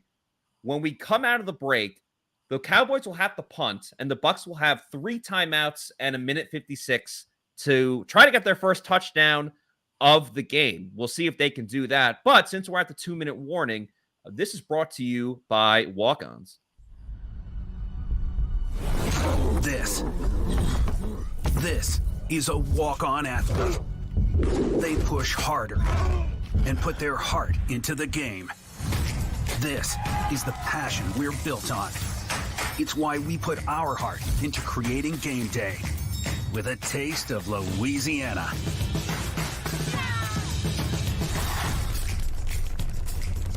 Walk-Ons, we live for this. And of course, the Pewter Tailgate show was live from Walk-Ons before we got to the Pewter GameDay show. A Walk-On Sports Bistro is the place to eat for game day or any day. There are over 100 Walk-Ons locations in 15 states, including 8 in the state of Florida, with 2 in the Tampa Bay area. The one tonight was live from the Wesley Chapel across from the Outlet Mall. And there's a new one closer to you and I, Kasey, in Midtown, located just minutes away from the stadium. Our tailgate show next week will be live from the one in Midtown. With a wide selection of your favorite beer on tap, craft cocktails, burgers, and delicious Cajun and Creole-inspired food, get in the game with Walk-On. Hour is 3 to 6 from Monday through Friday and all day on Tuesdays. Walk-Ons is great for lunch and dinner, and especially on game days with a massive amount of TVs to watch all the action. Visit Walk-Ons in Wesley Chapel and Midtown, or visit them at walk-ons.com. I've been there a bunch of times already. I'm excited to go back again soon. So shout out to Walk-Ons. Oh, yeah. With the live show. Very, Really very awesome time. Nice vibe and really good drinks. We love the wall. They had the sickest collage. Yes. I brought that up on a recent podcast. Yeah, just great, like all Tampa Bay sports, some college sports in there as well, whether you're a Gator fan or Seminole fan or USF, of course. Whatever. Like whatever fan you are, I guess. No, but sickest collage on the wall. Matt and I were popped in there for a minute and we're really taken aback by how they set that up. Really good drinks, really good food, an actual place that you can comfortably hang out for hours, just hours on. I mean, so many different teams. You know, obviously you want to watch the Bucs, but if you're betting on another game or fantasy football, they have all the games going on out there. Cowboys punt it, Jalen Darden lets it go, and Cowboys touch it around the 10 or 11. So Bucs will have 90, 89 yards to go, but 1:46 and 3 timeouts, and no one is better at the 2-minute drill than Thomas Edward Patrick Brady Jr. How many names does one person need? Yeah. How many? Last Kasey, season, I kept switching Patrick and Edwards too. Yeah. So. Wait, did I say Thomas Patrick or Thomas Edward? No, you said it right. Thomas Edward Patrick Brady. Okay, cool. Kasey, I would love if Russell Gage got on this. One, because I think it'll help the Bucs offense, but 2, I started him on my fantasy team this week. Now, my team is up by a lot. I'm up 148-98, and my opponent has Javonte Williams going tomorrow and the Denver defense. So I'm just looking to, to add to my lead. I still think I could win even if he doesn't touch the ball, but we haven't seen him on the field a ton. Bucs have 3 wide receivers on here: Julio, Chris Godwin, and Mike Evans. And Cam Brate lined up to the left. Wells is still in at tackle. Here you Low go. throw there. I guess it was caught by Chris Godwin. Very nice. I thought it hit the ground. Is he limping a little bit? Yeah, he's limping, and he went like this with his hand. It looked like he was calling over to the train or something. Oof. That is not good. That's, again, the last thing that we wanted besides the offensive line. Chris Godwin's limping a little bit, as they show a friend of the program, Pat O'Connor, on there as well. Second down here. Brady moves in the pocket, fires off a short pass to Leonard Fournette. That'll set up 3rd and short. And now we'll finally probably get Russell Gage. Yeah, I was Here's about the to say pass at again that point, here's the pass again that to looked Chris like a weird Godwin. little split stretch that he did to get the ball, the low Yeah. pass.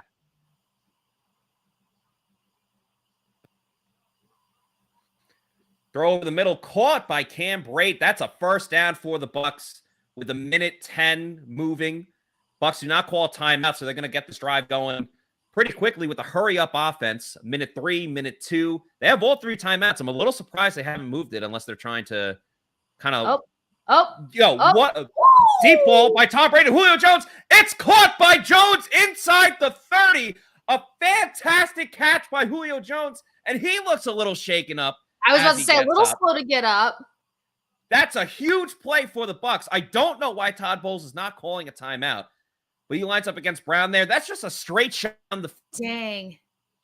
Outstretch the catch. Bucs still do not call a timeout. Brady looking the other way, down the left side, off the hands of your boy, Brashad Perryman. Oh my goodness. What a past couple of 30 seconds. I didn't vote for this man to make the 53-man roster. Come on. This is what you have to do. Leonard Fournette made a fantastic block on the pass to Julio Jones. $5 super chat from Shaggy. Thank you so much, Shaggy. He says Julio showing out. We appreciate it, Shaggy. If anyone gives us a super chat, we will make sure we answer it on the show. Yeah, Gary said, LOL, Lenny lit him up. He absolutely did. So we got 2nd and 10 now, 29 seconds, but the Bucs have all 3 of their timeouts. Release. Short throw, low, and incomplete to Cam Brate.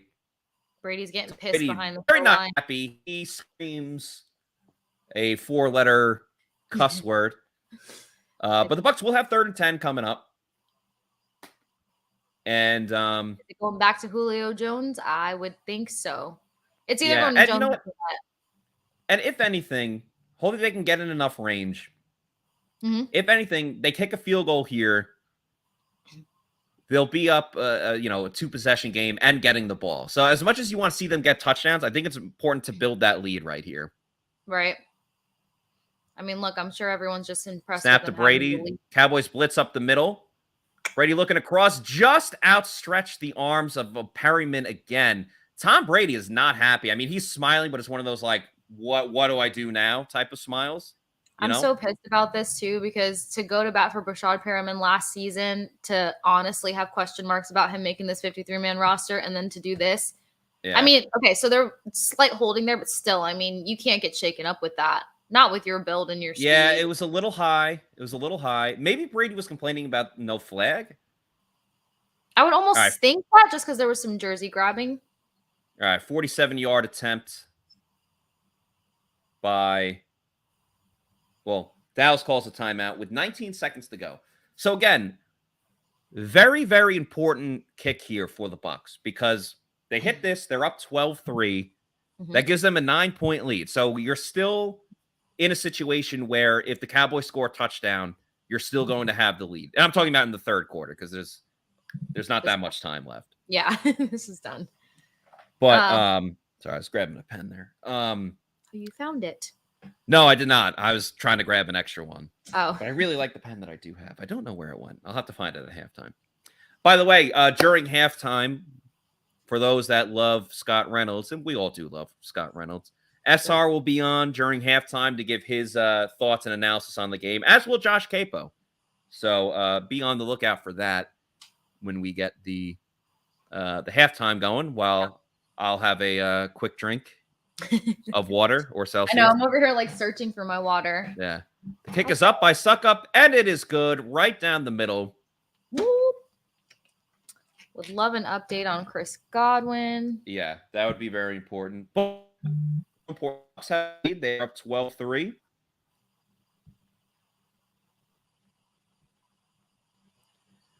All right, here we go. Something from Bucs Communications.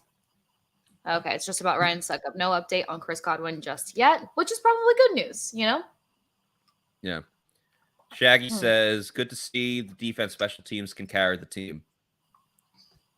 Shiv says, where was Mike Evans? Not sure. He's been involved early in the game, but and then they kind of let off. Not as much on that last drive. I mean, that drive was all Julio there. Kim says, need an update on Donovan Smith. I believe they said he was questionable, if I'm not mistaken. Kim also wants an update on Chris Godwin. We were also waiting on that. Yes, Kim. John with a good comment here. Would Houston trade Tyler Johnson for Perryman? Oh, God. You know, yeah, I understand the cutting Tyler Johnson because he doesn't play special teams, but I would almost rather have Johnson than Perryman in this situation. Yeah. Yes. I mean, and everyone knows that I wasn't high on Tyler Johnson for the longest time. He really grew on me during this training camp, and that was obviously one of the most shocking releases. I think they did it, to do him a favor because they knew he would potentially get picked up by another team. But at this point, Perriman is crushing my soul. Those are catches that he would have made at UCF, and then, Bounce House would have gone wild, and he would have been the epic hero of the UCF Knights charge on. Why is that not happening here? Because he played at UCF a long time ago.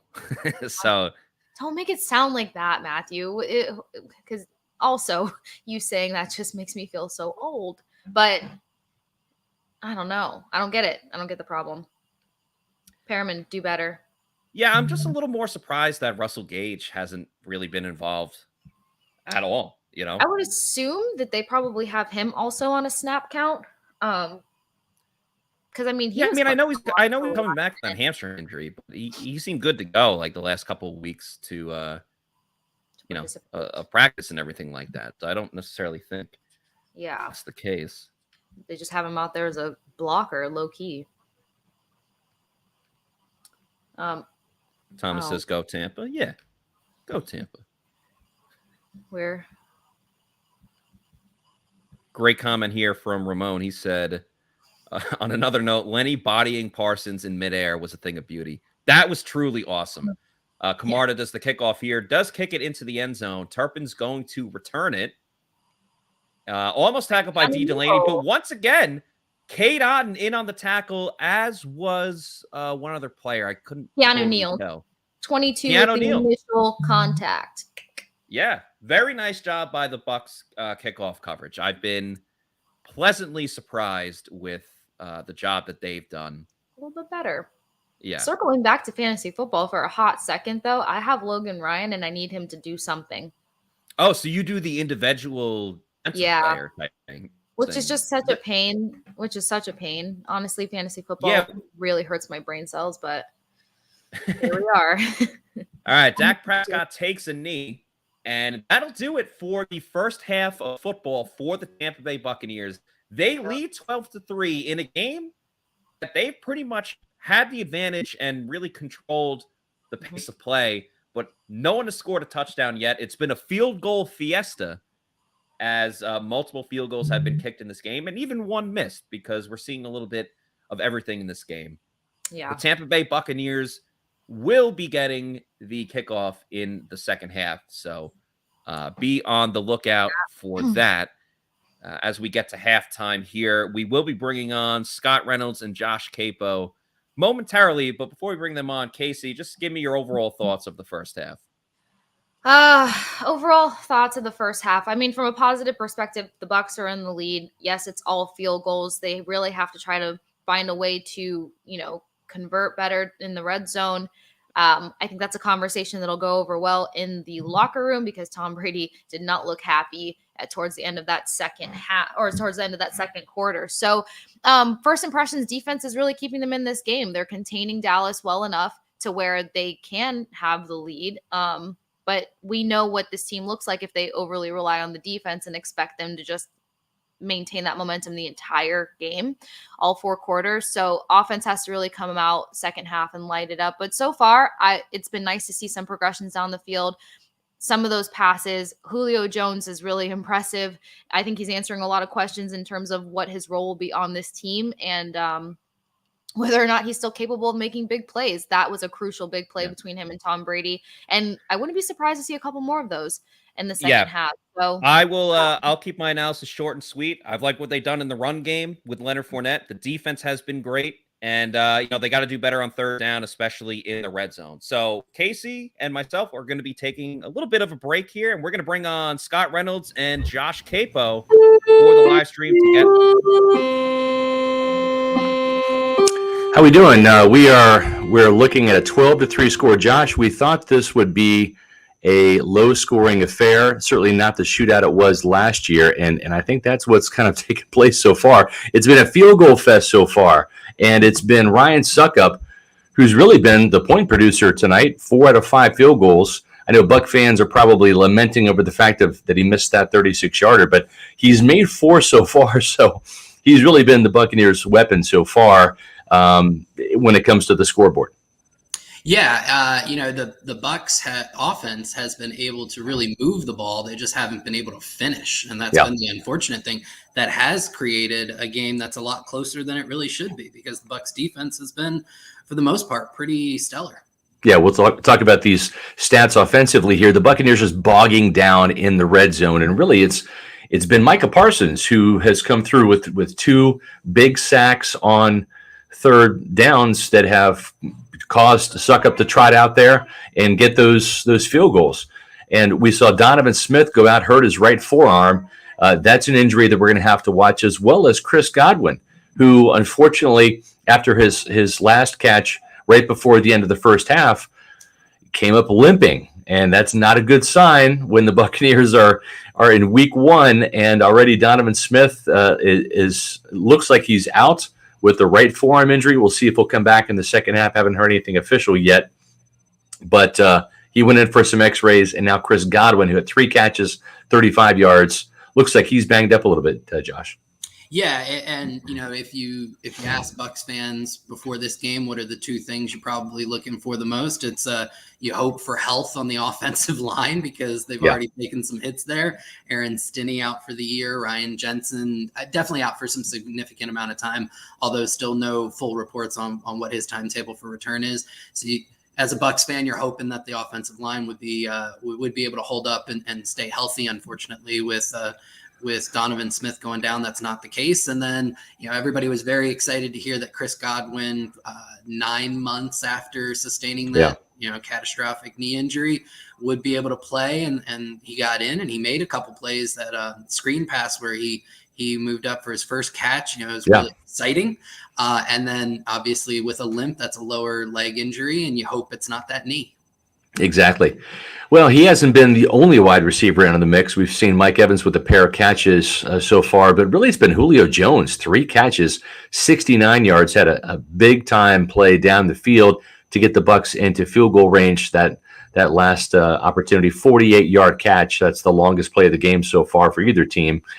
Hauled in by Julio Jones, who has looked incredible. And what I like is, and I talked about this in my SR's Fab 5 column, and Josh, you made the clips for me. I like what Byron Leftwich is doing with these end arounds. This time, not to Mike Evans or Chris Godwin, as we saw in that Giants game, but this time to Julio Jones, who's got a pair of rushes for 17 yards.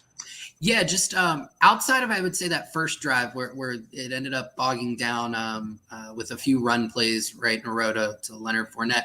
I've loved the creativity that Leftwich has put in the game plan. And I think it's helped keep Dallas off balance. Yeah. I think up until the end of the second quarter there, it really helped neutralize Micah Parsons, got the offensive line feeling comfortable. You saw Luke Gedeke moving around a little bit to help him get his feet underneath him. Just overall, a lot of creativity from Leftwich. Just unfortunate that, like we mentioned at the jump there, it seemed to kind of break down in the red zone and keep this score a lot closer than it really should be, given the level of play between the 2 teams. Yeah, it's going to be interesting to go back and look at the film in the red zone so far in this first half and see what Dallas has been doing for Mike Evans, right? Because Evans is the premier red zone weapon for the Buccaneers, led the team with 14 touchdowns last year. That is a single season record that he broke. 13 touchdowns the year prior, and then 12. He's had that a couple times now. So it was great to see Mike Evans get those records, and hopefully he can add a touchdown tonight and get going on the 2022 season when it comes to the Buccaneers, and maybe they'll target him in the red zone next time around. But I've really been impressed, Josh, when I look at the Bucs defense. Right, they've held the Cowboys to 2 of 7 on third downs, and more importantly, only 3 points on the scoreboard. We haven't seen a sack yet, but we've seen some pressure now from Shaq Barrett on 2 plays. One, Joe Tryon-Shoyinka had the initial pressure, forced him to step up. Then you had Shaq Barrett looping around and getting in the face of Dak Prescott, and that forced an interception. We have him as a safety, but he's really been a nickel corner. Antoine Winfield Jr. came up with that big, huge interception that also led to a field goal. Yeah, I think you mentioned 2 players who really had some standout plays. Winfield, like you said, he's got the interception. He also helped really destroy a play in the backfield when Dallas tried to get cute with some backfield end arounds. Like some end arounds, reverses, yeah. Yeah, and then JTS did the same thing. He almost single-handedly took down 2 Dallas players as they were trying to pass the ball off on a couple end arounds. So you love to see that the Bucs defense. I think they've been very aggressive at the line of scrimmage in terms of both their defensive line as well as the defensive backs. Right, they've been playing a lot of press, not all press, but a lot of press. They've been very physical with the Dallas wide receivers. You've seen Jamel Dean get up in CeeDee Lamb's face on a few different reps. And it's been very positive. It's been hard for Dallas to really move the ball outside of that first drive. Yeah, really, it's been a kind of a tough going for this offensive line in pass protection so far. But the one thing that they've done well, Josh, is they've done a pretty good job of run blocking. Really, Donovan Smith has been leading the way. He's struggled a little bit in pass protection, but as a run blocker, he's been pretty dominant tonight. We'll see if he can make it out for the second half. Still no word yet on either Smith or Godwin. We'll have that shortly. But Leonard Fournette, 13 carries, 60 yards rushing, including a 17-yarder.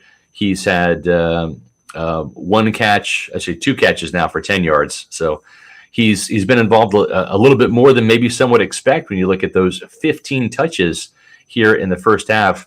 When you consider Brady's only thrown the ball 16 times, what we've been talking about the entire training camp and preseason, much to the chagrin of some who don't like the running game, but really it's been Leonard Fournette, right? He's been toting the rock, and I think what they're trying to do is they're trying to make things easier on Luke Gedeke and Robert Hainsey in their first start, and we've seen what Osa Odigizua, the defensive tackle, has been able to do against Gedeke a couple times with his quickness.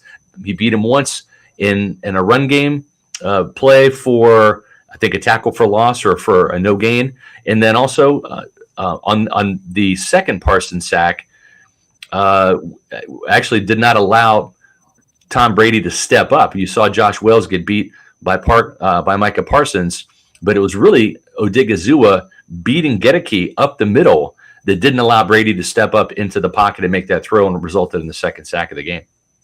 Yeah, I think it hasn't been perfect for Gedeke. It hasn't been perfect for Hainsey.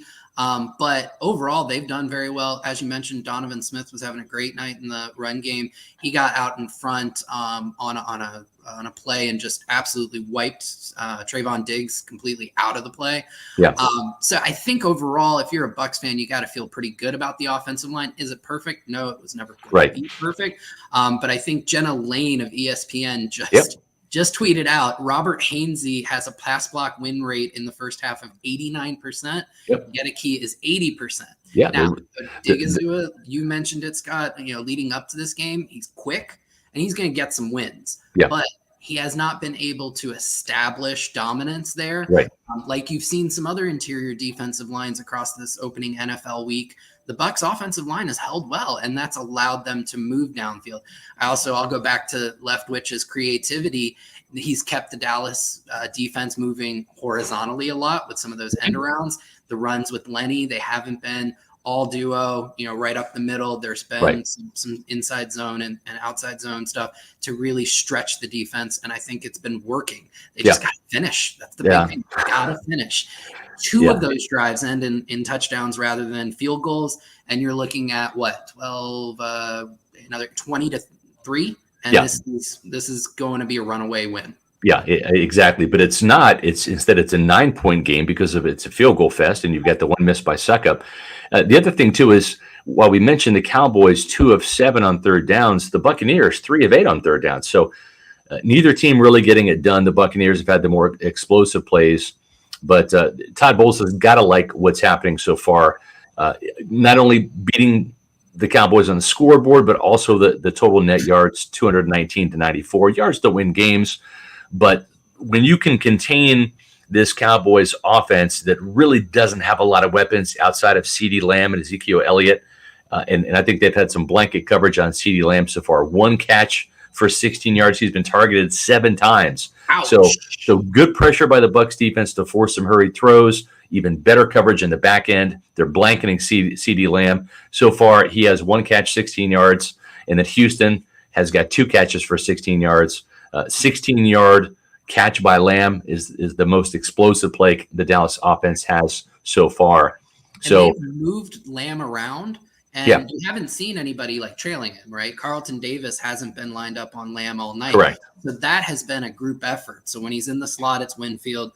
When he's lined up on his left, on the Bucs defense's right, it's been Dean. When he's lined up on the left, it's Carlton Davis. They've all been doing a very good job against Lamb, as well as the rest of those receivers, and containing Dalton Schultz as well. Yeah, and we talked about Levante David, and Josh, you were there in Tennessee with me watching those joint practices and also for the game in Tennessee. And we didn't see Levante David in that game, but you saw him in the practices. And I was telling you, from the training camp that I've seen, this looks like the Levante David of old. He's flashing, he's splashing, he's making big plays. He had 2 red zone interceptions in practice against Tom Brady. Tom Brady does not throw interceptions in the red zone, whether it's in games or in the practice. And I'm telling you, this guy's back. And so far, he's the leading tackler for the Buccaneers with 3, tied with Logan Ryan. Also has a pass breakup that just about ended up in an interception. So the Buccaneers have had a couple of close calls for interceptions. The third quarter has just started. Leonard Fournette rips off a 10-yard run. And we're going to turn this back over to Kasey and Matt. Take it away. All right, ladies and gentlemen, we are back for the second half. Thank you very much to Scott and Josh for your analysis at halftime. Very fun first half, despite the fact that there hasn't been field goals in this game. But I think that might change here in the second half as Kasey is joined back with me. And we open up with a good run. Yeah, Scott had mentioned a run there for Leonard Fournette, adding to his already productive day. Mike Evans is back on the field. I saw some people in the chats wondering about that. Good to see Mike out there. And look, they're highlighting Keith, of course, has been fantastic as a blocker, both in the preseason, gets a great block there on late edge, Leonard Fournette to the second level for a first down. As the Bucs move the ball down the field, Brady lining up under center here. Perriman on the field. Oh. Run for Leonard Fournette. Gets about 3-ish yards. Who was that trying to strip the ball from his hand? Wilson. All right, Buccaneers communications. Ooh, not good news, sadly. Donovan Smith is out for the rest of the game with an elbow injury. And Chris Godwin is out for the remainder of the game with a hamstring. So 2 extremely important pieces of the Bucs offense, unfortunately, no longer available for this game. So that means that Josh Wells will be lining up at left tackle. Rachaad White is in there. They throw a little screen to him. He tries to bounce it up the field, but pretty much gets planted right away. That was for no gain. Russell Gage was in on that play. Maybe we'll see a little bit more of him here in the second half, but still waiting. Yeah, still waiting on Russell Gage. Sooner or later. I know. I'm over here like, sorry guys for all the squealing. But I agree. Exciting first half. Hopefully a couple touchdowns this time. The Bucs have moved the ball down the field. It's just the red zone that's really killed them. They haven't been great on third down either. I believe they were 3 for 8, as Scott said, on third down. You got Fournette in the backfield. Russell Gage has some motion, and there is a penalty. on the Bucs. Let's see who it's on. 67. Luke. At the rookie. False start penalty. Bucs haven't been penalized too much. There was a false start on Cam Brate on the opening drive of the game, and now the opening drive of the second half. So it'll be 3rd and 13 for Tampa Bay.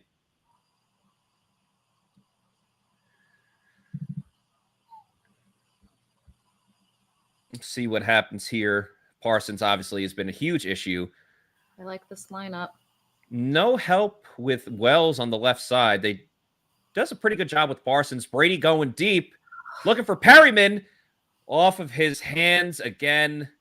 There was two Cowboys in coverage, but it hit Rashad Perryman in the hands. I'll have to look at the replay. I don't want to I don't want to get on his case until I'm 100% sure. But Godwin went sorry. Perryman. I mean, it was double Perryman coverage. Went straight down the field. He beat Diggs on the play. I mean, he had hands on him by the time that the ball touched his hands. Yeah, it looks like Diggs got that ball, so ish. Bucs will have to punt. Another frustrating drive for TB12 by his standards. Very much. Jake Camarda has not had to punt it much, if at all, in this game. Almost gets blocked right up the middle. I was about to say, I could never be a punter. I think that's the scariest position. Yeah, not the best punt, but it does get a good roll for the Bucs because just past the 30 as KJ Britt downs it at about the 28-29 yard line. And while we wait for the Bucs defense to get on the field, of course, probably the most exciting part of this game so far has been the Tampa Bay Buccaneers defense. Looks like the ref is about to make an announcement.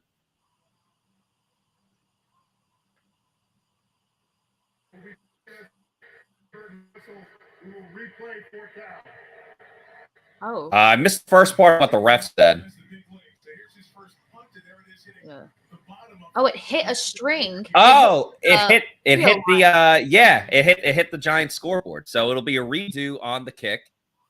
You know what's funny? It's like we see that a lot. I remember like when arena football was a thing, that would happen all the time. Yeah. And then in the Bucs facility, the indoor facility, a lot of times on punts, it comes very close. So Camarda will get another crack at it. I was wondering, I was like, that was kind of a short I punt. love how Camarda like kisses the air too. Like he knew something was funky about that kick. He didn't know exactly what it was. I was thinking like maybe the punt was affected. I know it didn't get blocked because there was pressure right up the middle. Like that could have kind of affected it. Oh. Bad snap there. Again, Camarda gets hit. It's going to get returned by Turpin. Sean Murphy bunting in pursuit. And it's going to be tackled there by D. Delaney, friend of the program, and also Anthony Nelson. There is a flag on the play. Let's see if this is for running into the kicker. If it's running into the kicker, that's a 5-yard penalty. Profit, that's an automatic first down. The Bucs did have 3rd 13, so it would not give them first. I mean, because like look at this after the fact. It looks like he got hit right in the shoulder. Oh. This could be huge for the Bucs here. They have to capitalize. It's just a 5-yard penalty. Todd Bowles is trying to say, well, what's your definition of absolutely blows him up? Because he got him pretty good there. I think what's tough to decipher too is Camarda punted and then like jumped in the air. So like if you get hit while you're airborne, you're more likely to like, kind of for it to be a look whirling a lot dervish. More, yeah. I mean, in the same sense, that was a pretty big layout. Yeah, that was. All right, let's see the call from the ref here.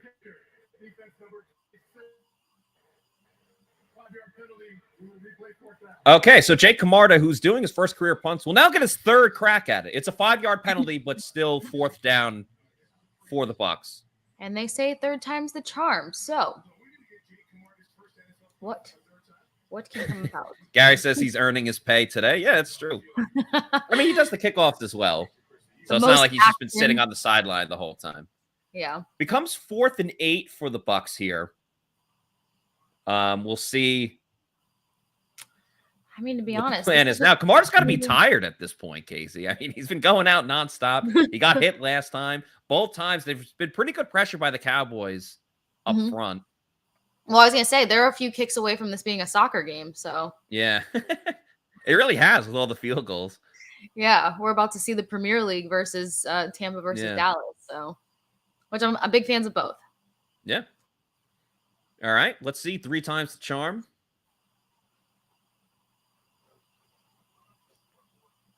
Again, the Cowboys have gotten good pressure up the middle on these punts. All right. Warner gets the snap. Boots it away. This one much better. Probably going to go in for a touchback, though. Yep. Yeah.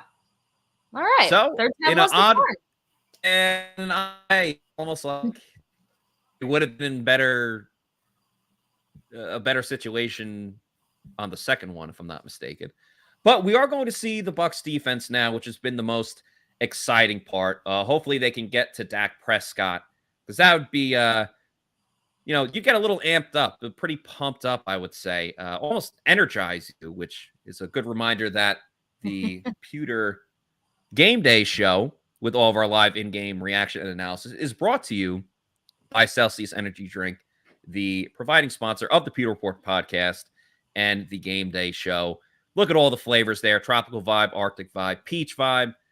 So many different flavors, variety, which is great. 7 essential vitamins, and you can get one near you. Also, when we do the live show next week at Walk-Ons, there will be people from Celsius handing out free Celsius energy drinks. So make sure that you get one of those. Go to the store locator, find out where there's a Celsius near you, or buy them on Amazon. Variety's the spice of life. So go out there and get the variety pack. Try out all the different flavors, whether it's the watermelon, the cola. The cola flavor is very on. Kasey said you were drinking the cranberry lemonade. Yeah, exactly. Strawberry lemonade is great too. So check out Celsius on the store locator or Amazon. Have it set up, whether you go every 2 weeks, 3 weeks, they send it to your house or apartment, whatever it may be. Make sure you're drinking Celsius.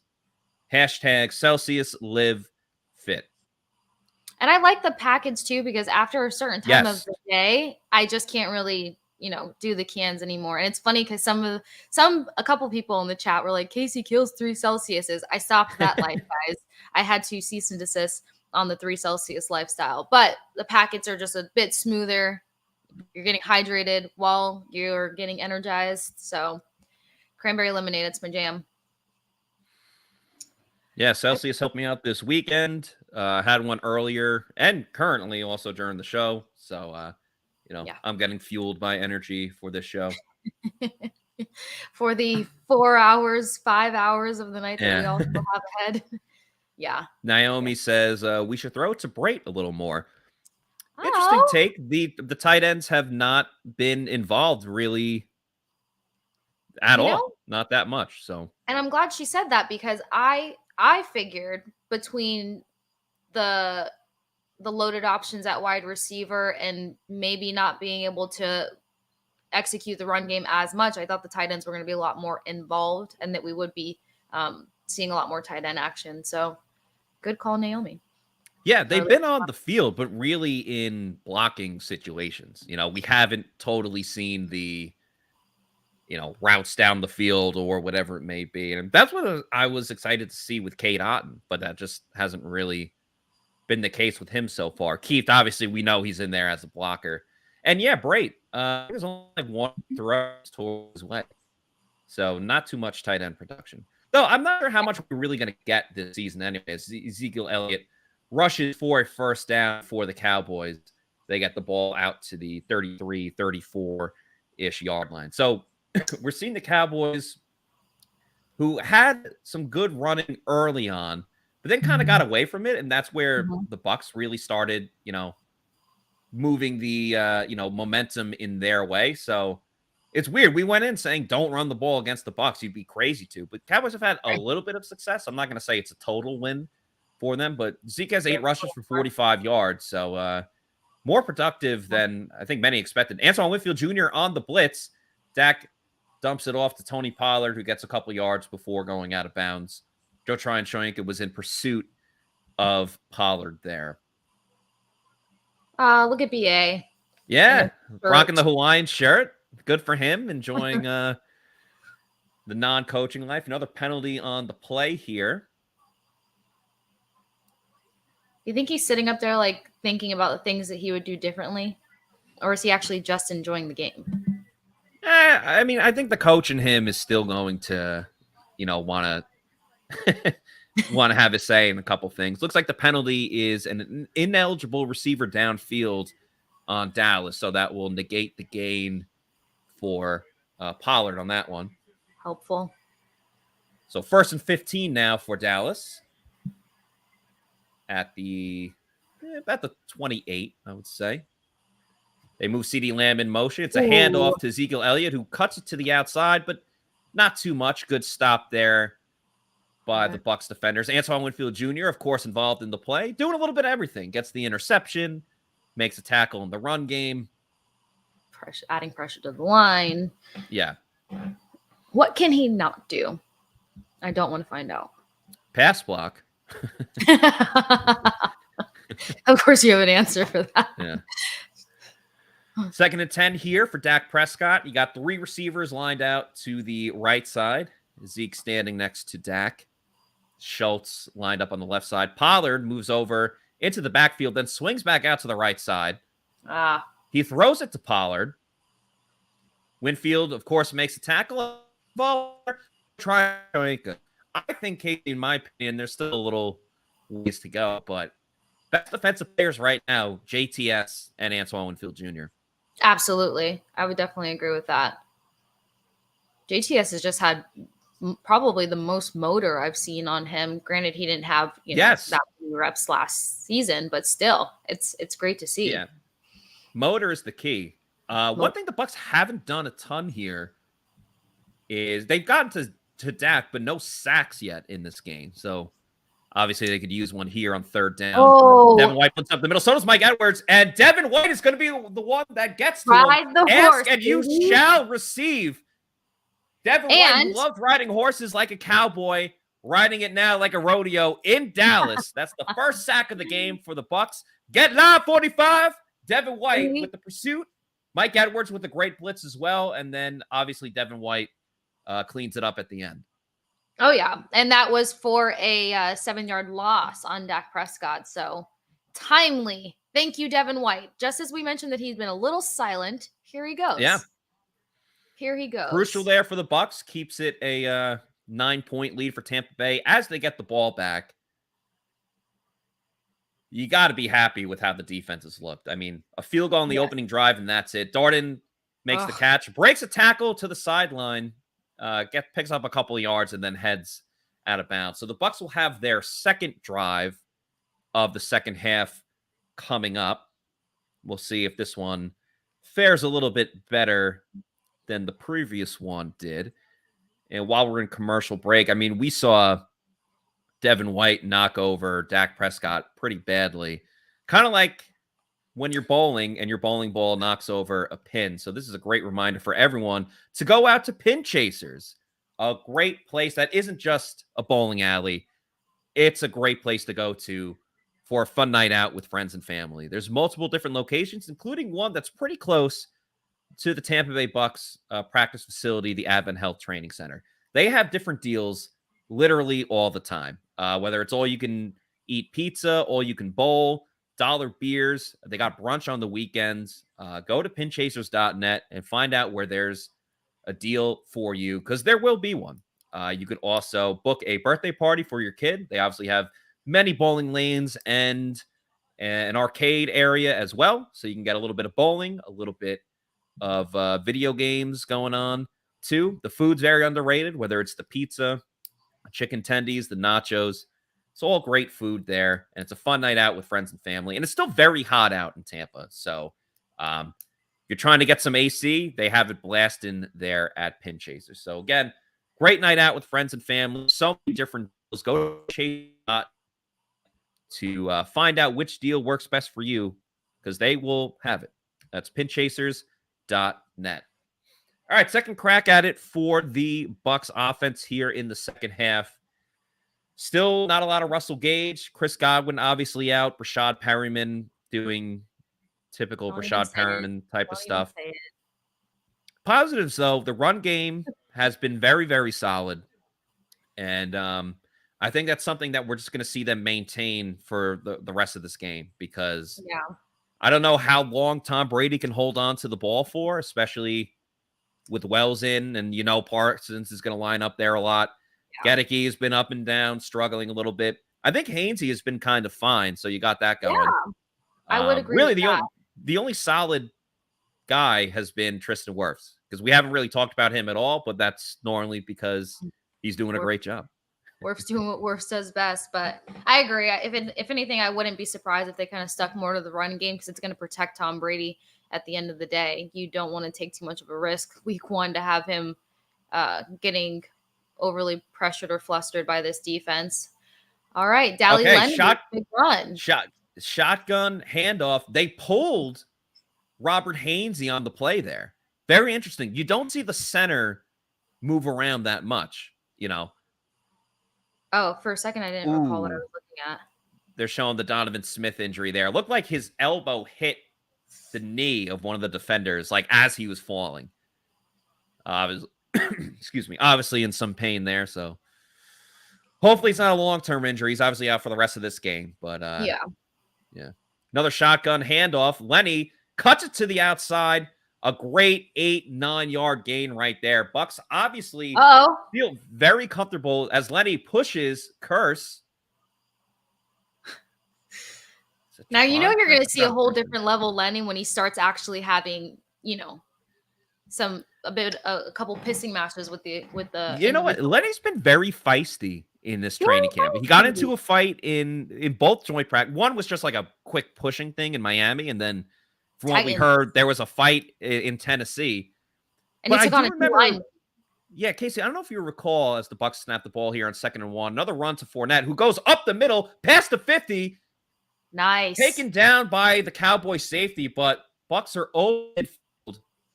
Looks like it's going to take a little break as Rashad White, I would assume, is into the game. The Bucs are going to rely on this run game. And they keep running to the left side. That's Gedeke and Wells. So I was just the inexperienced rookie. Yeah. Oh, look at that. Was a great hole that was opened up by Gedeke and Wells. Part of it was how the Cowboys were lined up, but run game working team at this point.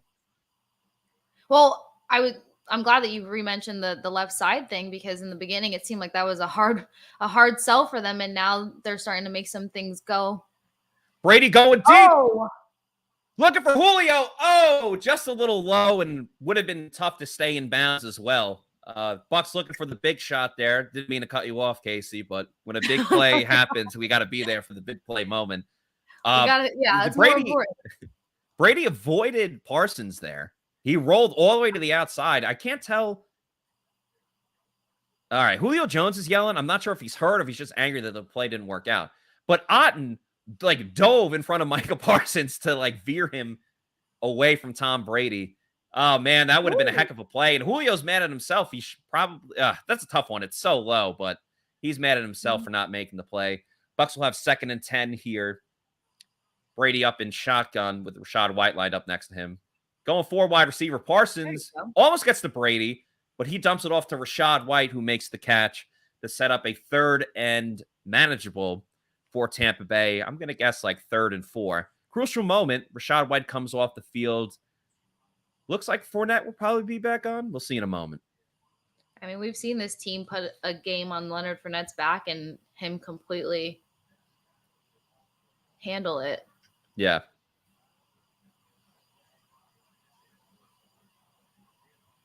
And the thing is Parsons is getting in there to Brady. Every single time. Every single time. All right, big 3rd and 3 coming up. Play clock down to 5. Gage is in. There we go. Second. They get the snap off. He's looking for Mike Evans, makes the clutch catch on 3rd down. Mike Evans, always reliable, makes the catch on 3rd down. And remember, the Bucs struggled on 3rd down, so very important there, getting closer into field goal range. Gage went to the outside. Evans on the inside there, working against Brown, if I'm not mistaken. Nice little pitching catch. A little bit more of a quiet second half for Mike Evans, but obviously when he's called upon, he gets it done. All reliable, and hopefully that's not offensive. I'm not calling him old. He's the same age as us. All right, Matt. Thank you. Bucs hand it off back to Lenny again. Little spin move taken down by Leighton Vander Esch and company. But again, another solid like 3-4 yard gain. Mm-hmm. Anytime they're getting 3+, I'll be happy with. I mean, you're not going to rip off the 10-yard play every single time. Curse was down for the Cowboys. He gets up, but is limping, moving rather slowly, limping off to the sideline as Diggs helps him off there. I wouldn't be surprised if we don't see him come back into the game because he was struggling through a lower body injury of some sort throughout the week at practice with Dallas. So that would kind of be a huge pickup for the Bucs if Curse ends up out. Not that he's really had the most dominating night, but still, he's a big name out there. Yeah, great observation there. Absolutely. Frank G, big fan of O'Keefe, says K-Train, lead blocker. Hey. I mean, the run game has probably been the most impressive thing of the offense in this game, Kasey. And it's not just O'Keefe, but he's been a huge part of it. Yeah. Which I'm psyched about. I mean, who would have really thought O'Keefe was going to come in as a rookie and do this? And he was a late round pick too. He was like a 6th round pick or whatever it was. Out of Minnesota. Yeah. But if Josh there's a S, Chief Keef. Yeah, I'm with in you. a front office that does well with those late round picks or just kind of really finding those diamonds in the rough, it's Jason Light. Yeah. And Spy Tech. He just has such a cool name. I just like saying it. Yeah, it is pretty fun. King Cook says, Kate Otten getting dirty in the trenches tonight. I love it. Yeah, shout out to the rookie tight ends. Again, you're putting a lot of stock in players. When they're rookies, you don't know exactly what you're going to get. And Otten has been great on special teams. He made 2 tackles on kickoff. Yep. I think the receiving game will come. I mean, he obviously did pretty well in the preseason, so he has that receiving capability. And yeah, he's like Ken Cook said, he's been getting his nose dirty, like getting involved in all of these. Josh S says, I need Collinsworth to call him Chief Keef. That would be awesome. I don't know if Chris Collinsworth is going to do that, but one can hope. Are we allowed to call him that? Yeah, why not? Okay. Well, I don't know. I don't want to get suspended. I hear you. Things are just got cool. I don't want to get suspended.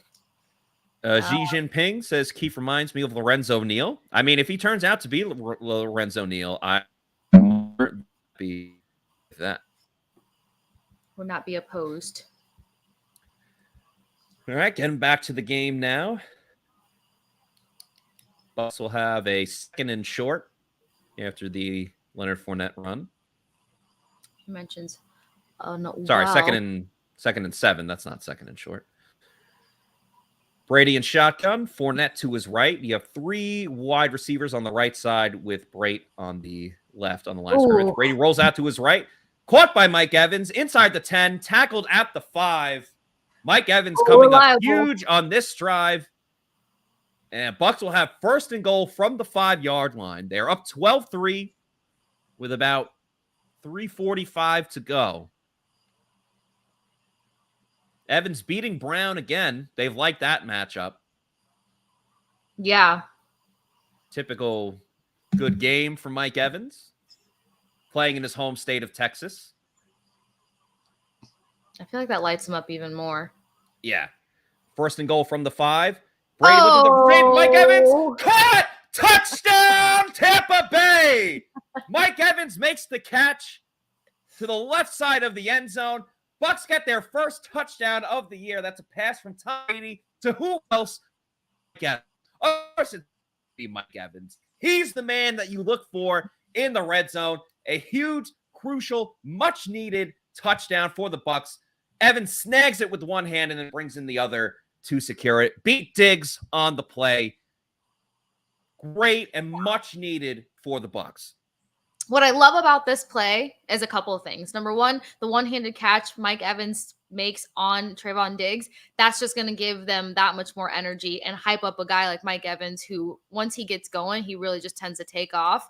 And we've seen this team when they finally can can make a pivotal outcome on something that they struggled on, like third downs and red zone, they tend to kind of take off from that point. So hopefully this is one of many more touchdowns for the Tampa Bay Bucks tonight.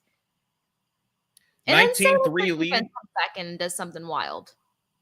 Well, now the Cowboys have to start passing. I mean, as effective as they've been, and somewhat effective as they've been with the run game, you're down multiple scores now. So you got to start passing. I mean, there's still a little bit of time left in the third quarter, but, time is on the side of the Bucs. And what are you doing trying to guard Mike Evans one-on-one? Are you crazy? Especially in the, first and goal? Like, Mike Evans is going to eat that up all day. We saw him burn Jalen Ramsey last year.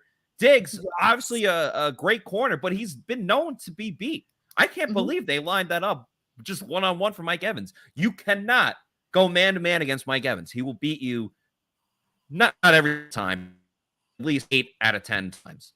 A good majority. And you said it earlier in the game, in the first half, how Trevon Diggs, while he makes big plays, he tends to make big mistakes. And analysts before the game said the same exact thing. While he makes big stops, he also bites on big plays and loses out on big opportunities. So let's hope that Mike Evans kind of exposes that even further and capitalizes on it through the rest of the game. But at this point, once Mike Evans gets a feel for somebody, it's kind of over.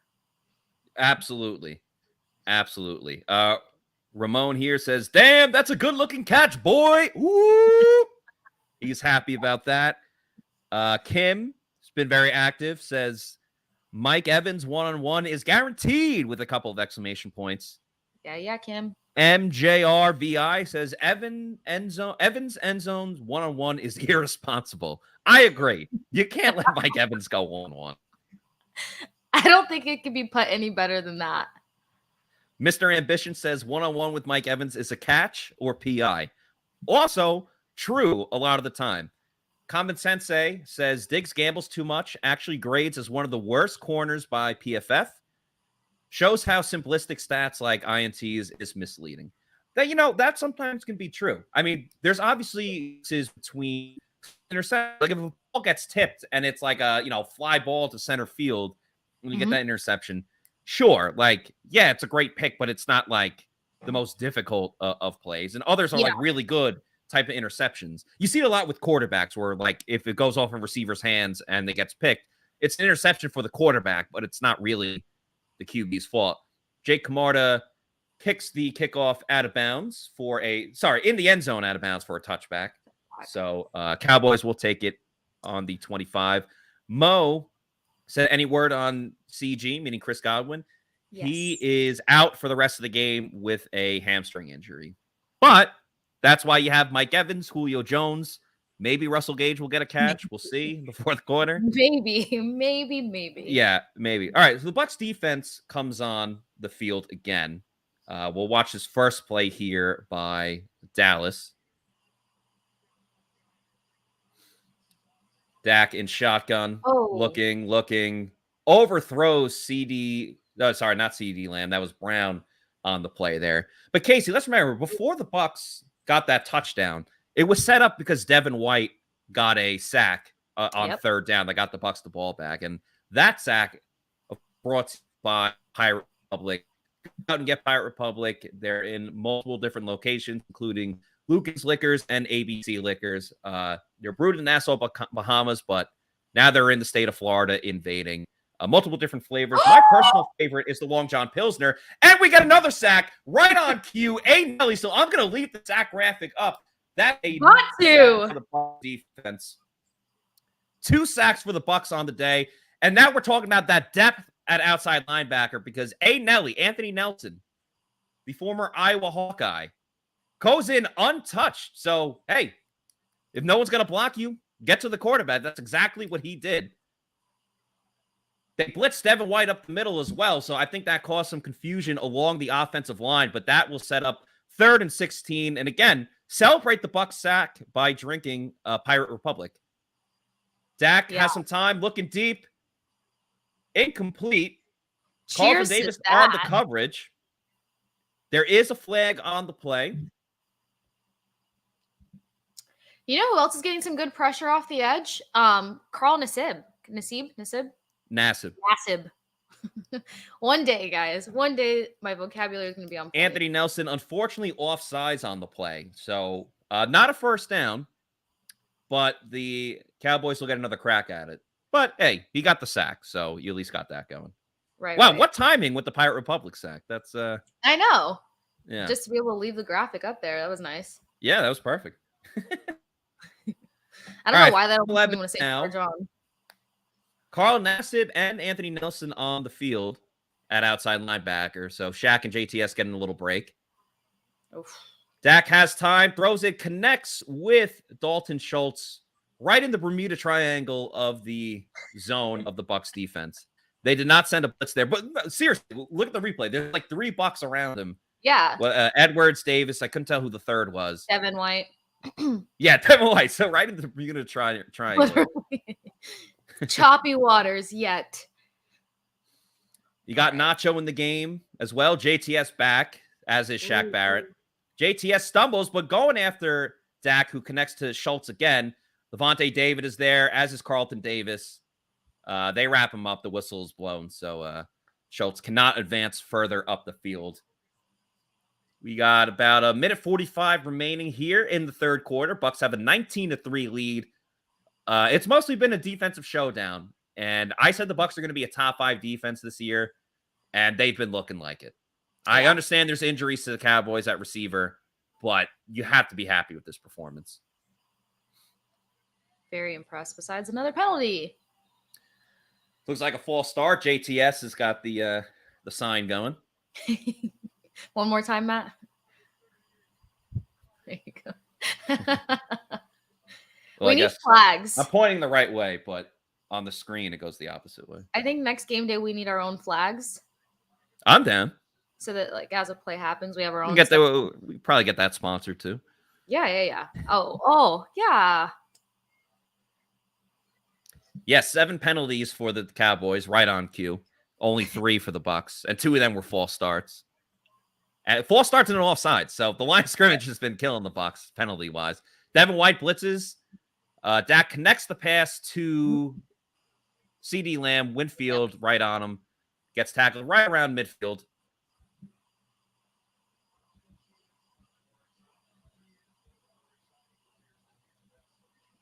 Little short slant route over the middle.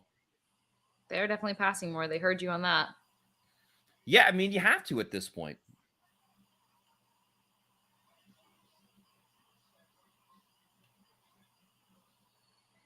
Dak under center. Another penalty. Another false start. So that's 8 penalties on Dallas. I believe that's on Smith. Or, sorry, Steele.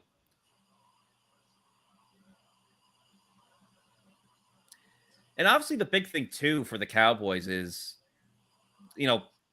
these are all mental mistakes. False starts, offsides, those are mental mistakes. Like, if you get beat on a play and you end up getting a pass interference, whatever it is, that's going to happen through the course of a season. But, false starts, especially when you're at home, there's not really an excuse for that. No. And, Bucs run it, Cowboys run it with Pop. Very good gain for him. Tap bench made Devin.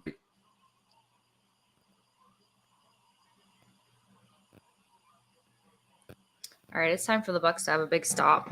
But yeah, between your own home field and stuff, of course, for them, they're also dealing with their own offensive line shuffle and issues. Yeah, I think they have a rookie, and then they brought in a vet, and just people who are still getting up to speed on the playbook. But you're right, no excuse. They need to do better. That's it for the third quarter. Bucs still leading by multiple scores. 19-3. And before we get to the fourth quarter, let's hear another message from Age Rejuvenation.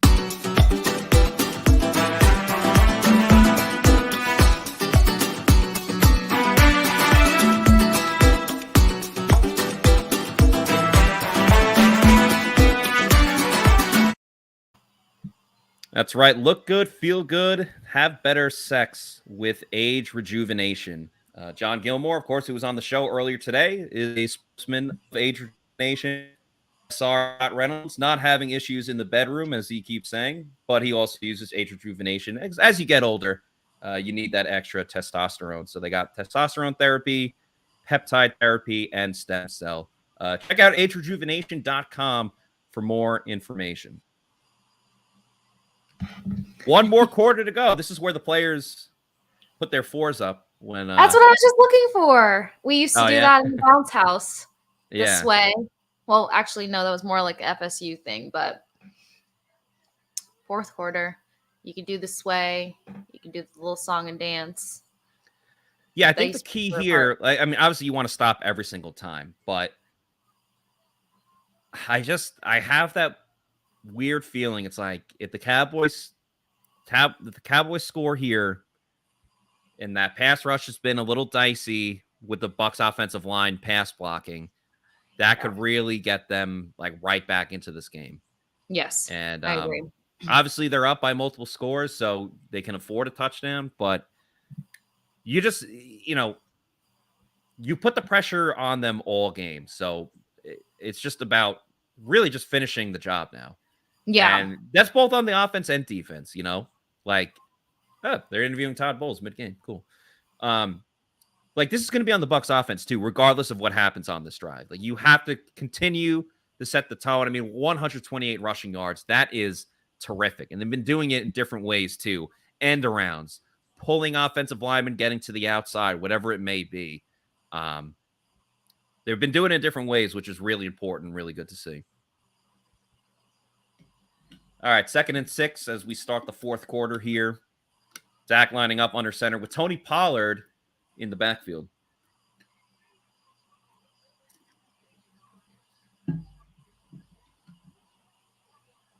CeeDee Lamb in motion. Run to Pollard.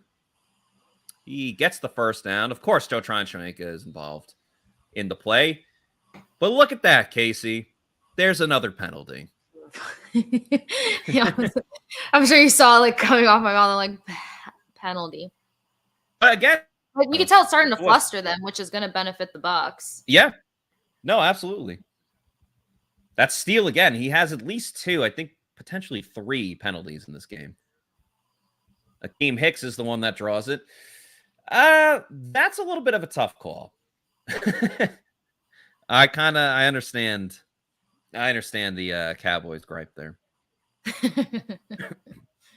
At least you can see both sides. All right. Completion by Prescott to Dalton Schultz. He's honestly been the best receiver for, I know he's a tight end, but in the passing game, he's been the best for the Cowboys in this game. Yeah. He's gotten the biggest yardage, if you will, at least in the second half for sure. Duh, Bears. I think big win for them today in a soggy and soaked field. It was essentially flooded. Cowboys run it on 3rd down. Shaq Barrett and Levante David team up to get the stop. They've been having success in the run game, so I don't totally fault Dallas for running it there. But a great job by the Bucs defense to get that penetration along the defensive line, and Shaq Barrett and Levante making the play. Desperate time, so the Cowboys are going for it on 4th and 2. We'll see if they try to draw the Bucs off sides, but I don't think it'd be a good idea to waste a timeout here. Shotgun snap, looking for CD. Nearly picked by Devin White, but that is a turnover on down. So potentially could have been a pick 6 for the Bucs. Devin White not happy with himself, but they do get the stop when it was very much needed. So Devin White, we've gotten on his case in the past about his pass coverage. Fantastic job there. We've seen a lot of zone from the Bucs tonight. Yes. And I think they've done well. Like Levante David had a pass breakup. Jamel Dean, you see Devin White here with the pass breakup. Carlton Davis being who Carlton Davis is and who we expect him to be. Mm-hmm. I mean, just not over a round of applause. Especially the passing coverage for the Bucs, because that was like the one knock on them, especially is that they play too soft and all that type of stuff. But you know what we're seeing, Kasey? A healthy secondary has made a huge difference for the Bucs.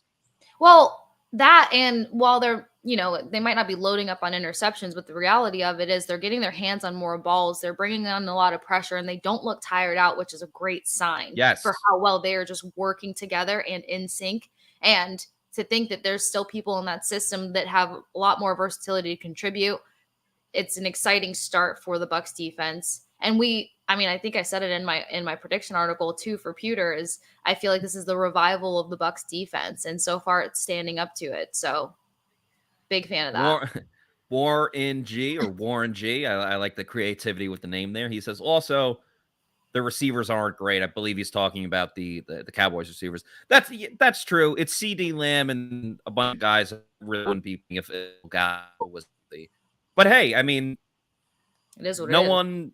The Bucs had to play with an injured secondary for all of last season, so right. That's football. And the Bucs are playing without Chris Godwin and without Donovan Smith. So Gage. I mean, and no Russell Gage. So let's not act like the Bucs are 100% going. That's the only thing. And this Bucs team did beat them when they had Amari Cooper and Michael Gallup and all those other names that they unfortunately don't have at the moment.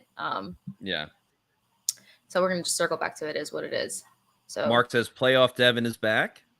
Yeah. I mean, one game, but playing well. I mean, to open up the season with a sack, you have high hopes that you feel more realistic that he'll be able to fulfill this season. I'm just very high up on how accountable he held himself for last season. So how will the Bucs open this up? Is it a pass to Mike Evans? I think they're just going to keep running it, to be honest with you. I mean, why not? Harriman back on the field is just giving me anxiety.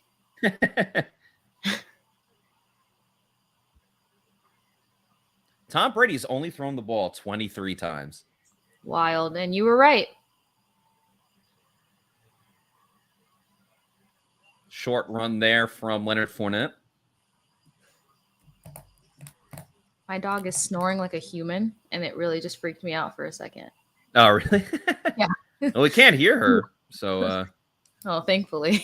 Like a giant human. By the way, I like the background setup. Very, very cool stuff. The picture on the side, some of the books. Finally got my life together here. Yeah. Nice little candle, actually. Oh, that's a candle. I thought it was a coffee mug. No, and it's actually like a legit scent too. So nice. Very cool. Not a garbage scent. But second finally, 9 for the Bucs. Sorry, didn't mean to interrupt your candle. Oh no, I was saying finally. Would you look at that? Russell Gage makes a catch. I mean, only for like 4 or 5 yards, but Russell Gage gets involved. Good for him. He exists. And as you guys know, I like to say, he has entered the chat. Yeah, he's not going to get shut out in fantasy. I'm very happy. I win by 1 now. Does he that?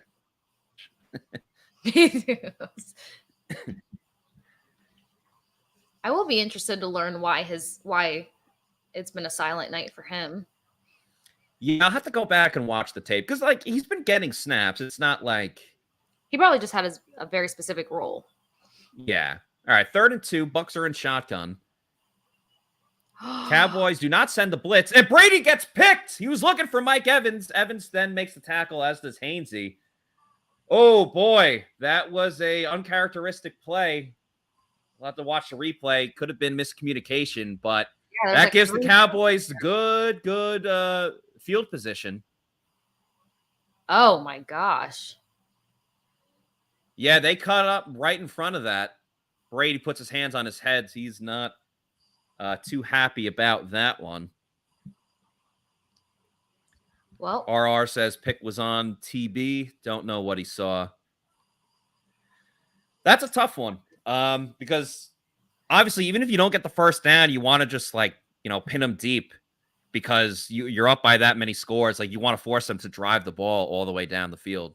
Yeah, that would have to be watched on a replay because Mike Evans' body too in the one little quick replay that we got, by the time the 2 jerseys got in front of him, it looked like his back was still entirely too. I don't know. Yeah, I'm not sure if Mike was totally looking for it. Yeah. I would need like a nice little pause by the time that before the ball was intercepted to see. I mean, the worst part about that would be seeing what the field position is. Granted, the Bucs defense has showed up all game. This is a good opportunity for them to lock down and get it back over to Tom Brady. Yeah, exactly. Mr. Ambition says doing too much. And you know what, Kasey? That also, again, like, I'm not knocking Devin White because he's had a really good game. But if he intercepts that ball, it's most likely a pick six. Now we're talking about a blowout type of game. But they get it over rounds, but then the Bucs throw the interception right there. So a turn of events for sure. Could have definitely been, That's a sometimes perfect things work out in crazy example ways. of the small details and the things that matter most. So yeah, if they were able to get that just as you explained, that'd be a pivotal point for this fourth quarter, and the Bucs to properly extend their lead, and then just fulfill me and Josh Queipo's dreams of a blowout. But He was right. He was right about the Bucs defense being able to like really shut down the Cowboys offense right there. I dare say we were right. Yeah, sorry, you as well. I apologize. Credit where credit is due for you as well. Like I'm not looking for a whole bunch of gas, but I mean I did take the defensive take as well. Yes, you did. Yes, you did. 100%. So my bad on that one. Oh. That may have All right, been Cowboys started with the run. Zeke heading to the outside. Great coverage there by Carlton Davis. Usually when we talk about coverage, we're talking about in the passing game, but he did a great job getting to the outside and forcing Zeke to get out of bounds there. Set up a second and short. I love to see these defensive players just hunt down running backs. It's so predatory. All right, you got Vea and Will Golston in on the interior defensive line. Dak goes to the outside. My TV was getting all messed up, but goes as an incomplete pass. Will be 3rd and 8. Time Yours to did get it that too? pass rush going. Honestly, Carlton Davis, hats off for the game he's having. Nice little cross blitz, too, with Levante and Devin. Oh, maybe Carlton Davis is just too good. Yeah, I mean, he's played a fantastic game. Yeah.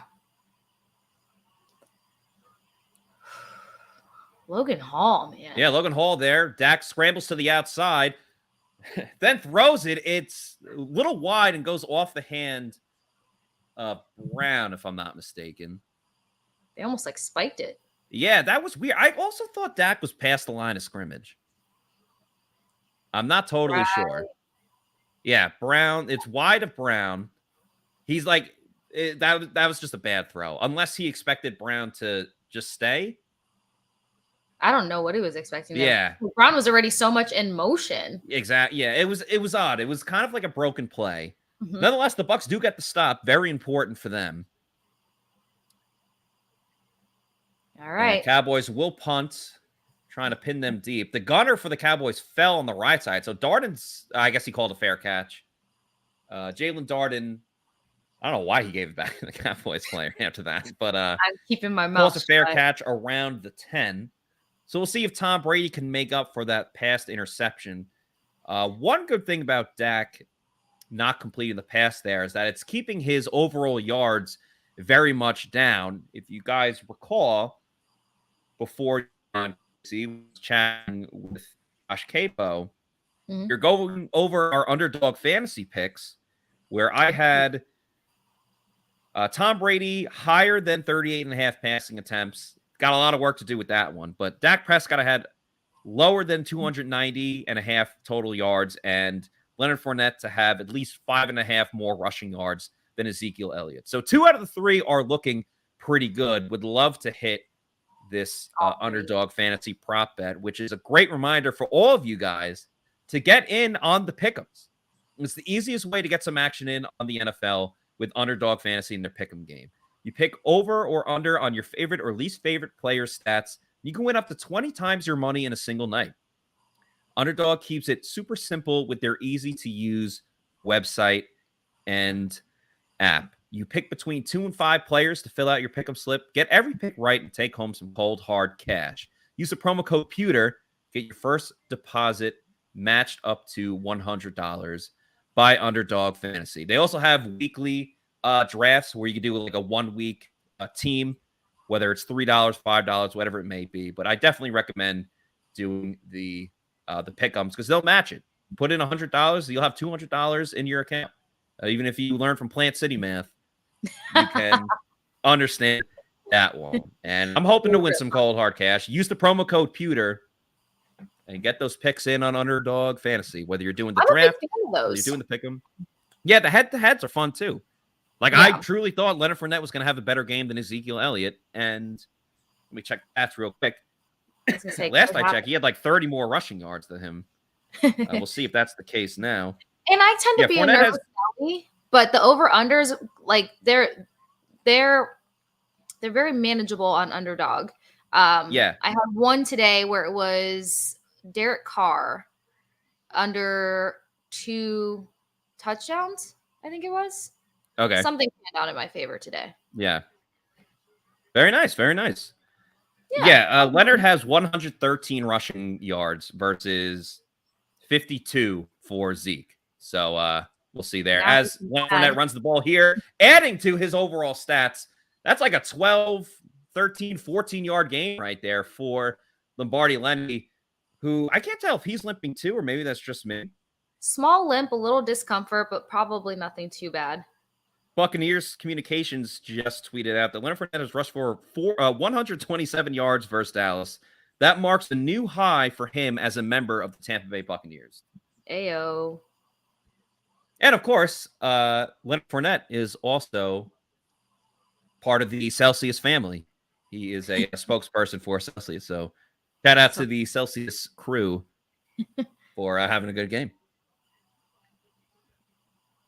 Brady in shotgun here.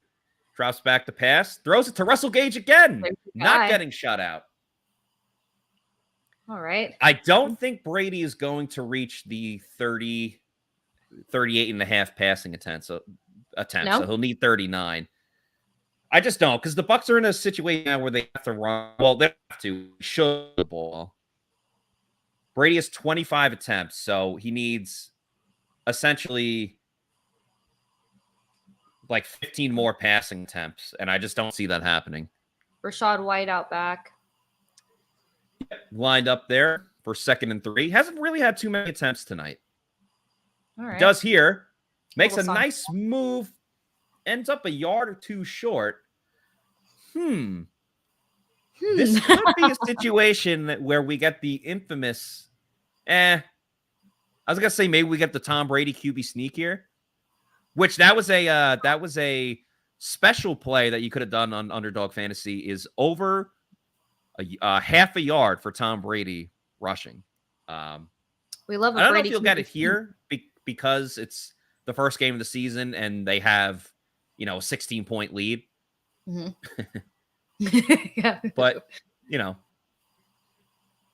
all right, White gets another dance. I wouldn't be shocked if we get a little screen here. Brady calls a timeout with 1 second left on the play clock. Rachaad White on the screen is where we've kind of seen him play his best football and get his most yardage, if you will. So I think they need that. They need to get some yard chunks down the field. Ali Marpet. How much does everybody miss that guy? Yeah, we all do. It's the pirate graphics for me. They need that to be the only way that they show these guys' stats from here on out. I would appreciate it. I think all the different broadcasts try to outdo themselves because, like, a couple years ago was when ESPN did like the ridiculous graphics on Monday Night Football. Yeah. I think everyone knows what I'm talking about. So now you're seeing like NBC and Fox and CBS like trying to implement it upping the ante as well. So, yeah. Actually, good point because it made me forget that I was watching NBC first. Right? I was like, oh. And it's like the sillier, the better. All right, Rachaad White still in the backfield. K-Dot lined up outside, now moving inside. They pitch it to White to the outside. Parsons after him, but he gets just enough for the first down. But Micah Parsons was hot on the tail of Rachaad White, but they only needed a yard, and they got that yard. So very important there for the Bucs to keep this drive going, wind that clock down with the lead. Oh, look at that nice little stiff arm attempt by Rachaad White to Yeah. Parsons. Like almost. Yeah. The arm length is Micah Parsons is fast. and his arm length is just stupid. All right, they go again to White. Goes outside. Nice little dip and dive there. Gets about 6 or 7 yards. I mean, and Kasey, when we talk about like a makeshift offensive line that the Bucs have had between Hainsey coming in for Smith and obviously first career starts for Hainsey and obviously the rookie Gedeke, I mean, this has been an incredible job by the overall run game, from the O-line to the tight ends to Fournette, and now a little bit with Rachaad White. This is like the best running game I've ever seen by the Bucs since I I've covered definitely agree. And in the preseason, especially the last preseason where we got to see the ones and the twos more than anything else, the O-line kind of crumbled a bit. So we know. Oh, end around to Jalen Darden. Okay, I thought that was going to be a big play, and on cue, he kind of trips and does not get the first down. He took my breath away yet again. Yeah, I was like ready for something big there, you know?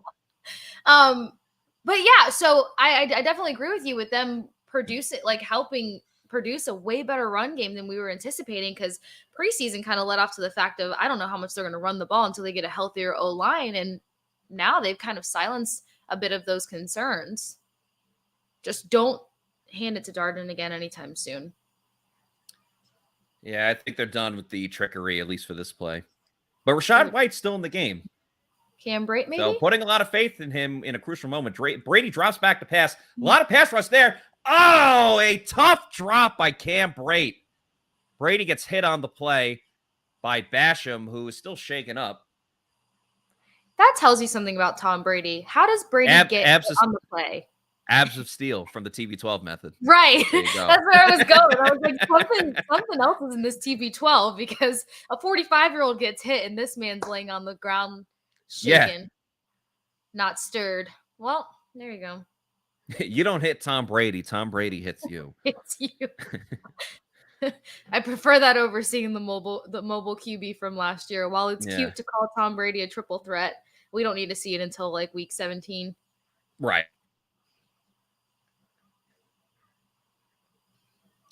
Yeah, it's a tough drop from Cam Brate. Obviously, Brady was under a lot of pressure, and the ball was a little short, but he should have made that catch. So I have a question. I may or may not have an answer. You have an answer, I'm sure. If Kyle Rudolph was active for this game, would he have been able to help that tight end group a lot more in terms of receiving and maybe not opening up, but, getting those big plays over the middle and stuff? Or do you think that it just would have been a bit of the same rhythm here with the tight end group? That's a good question. I think it would have been pretty much the same rhythm. I think Rudolph is, Brate is probably the best receiver of the group. And while Rudolph has done a lot at his current age and like what he's done in this league, he's a step lower and like an okay blocker. So they obviously took a gamble with Otten and Keith, especially Otten in terms of like blocking. Keith's going to block.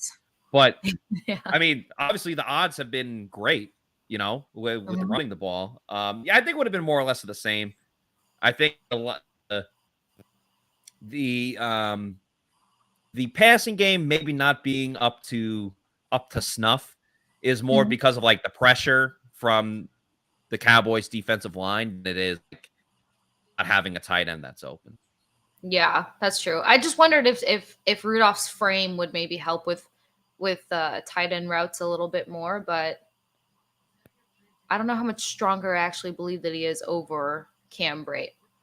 Would be nice to see Cade Otton get a route in. So he's being limped off the field.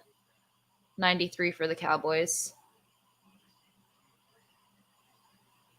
And Camarda out for the punt.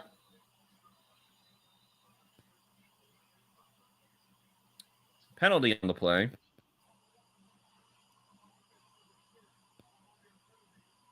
false start penalty on friend of the program, D. Delaney. Wait, what? Oh, I guess no one else was moving, so yeah.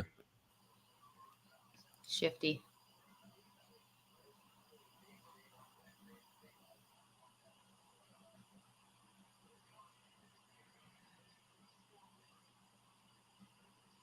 Special teams has not been nauseating to watch tonight. Yeah. All right. There's been some interesting momentum on this Bucs defense. Who gets the next sack, pass deflect, or interception? Go. I mean, this is the time to close it out, is it not? It is. 16-point lead. Technically a 2-possession game. Because the Cowboys score a touchdown, they definitely go for 2, unless, I don't know.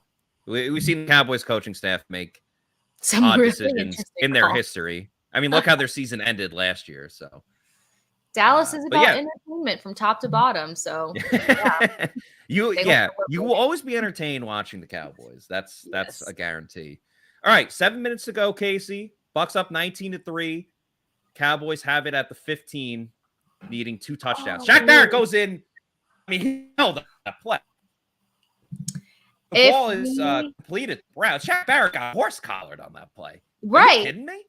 Completely down there. You got to be kidding me. Look at this. Oh, don't show the receiver. Show the pass rush. What's the matter with you? Right there. Dang. No, that was the end of it. Ooh, he did hit Dak's hand, though. Yeah, literally. That's all right. Just keep the clock running. Oh, that pocket collapsed nice and quick, though. Very aggressive by Jamel Dean. That's what you like to see. It's a pass breakup. Dak's kind of rubbing his hand a little bit. Seeing some. Oh, I forgot I have Dak as my quarterback in my other league. That's all right. I'll win next. Oh, that's the other part that makes fantasy football so hard. Yeah. I will say I picked Kate Otten as he was the last pick. Oh. My last pick in the draft because I figured all right, he might end up starting later in the season. Shaq Barrett up the middle. Can't get there in time. Dak completes it to Brown, who gets up to midfield. Edwards with the tackle. Cowboys moving it rather quickly now, going underneath. And they have the ball right at the start at midfield. I mean, interesting little pair out there. JTS versus Steele. Kind of getting hooked in. Blitz off the edge by Antoine Winfield. Great play by Levante David to snuff out the screen. That could have been a huge gain, Kasey, if David isn't there, because they blitzed off of both sides. So you're taking 2 defenders out of the play, including the entire defensive line, and they had blockers in front. Yeah, and the way that Dak is trying to, toss up the ball, he did it. He made well on it the previous play, but this time did not pay out. Thanks to David. Okay, Dak Prescott is out of the game. Bad snap. Cooper rushes in. He throws the pass, caught by Brown, but immediately tackled by Jamel Dean. It's the hand. Yeah, the hand is bothering him. He's being looked at by trainers and the doctor wearing the cowboy hat. This, of course, happened on the Shaq Barrett pass rush play where he was held. Yeah, his fingers got bent back a bit. Yeah, Cooper Rush is in the game. Ooh. Rush goes to the outside, incomplete, overthrown to CD Lamb going towards the sideline. That was 3rd down, so now it's 4th and the game's on the line, so I think the Cowboys, you got to go for it. Yeah. At this point, why not? I mean, you haven't stopped the run. You're at midfield. You have to score 16 points in 5 minutes with your backup quarterback. So very tough sledding. Even if they get this 4th down, I mean, very, very tough sledding. Entertainment in Dallas.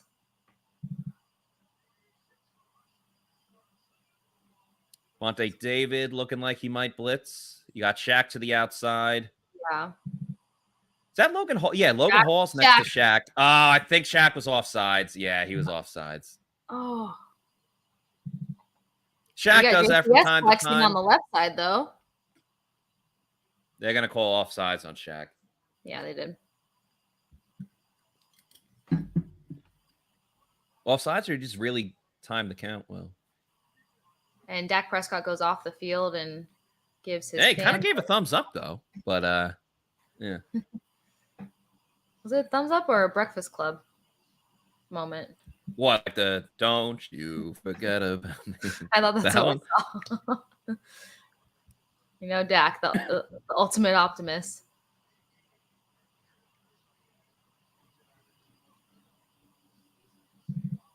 All right, 4th and 1 now. Cowboys in shotgun. Oh. Rush looking for a quick pass, completes it to Dalton Schultz again, who's been the best receiver for Dallas tonight. Jamil Dean has Rush definitely did secured his role. Yeah, he's played very well tonight.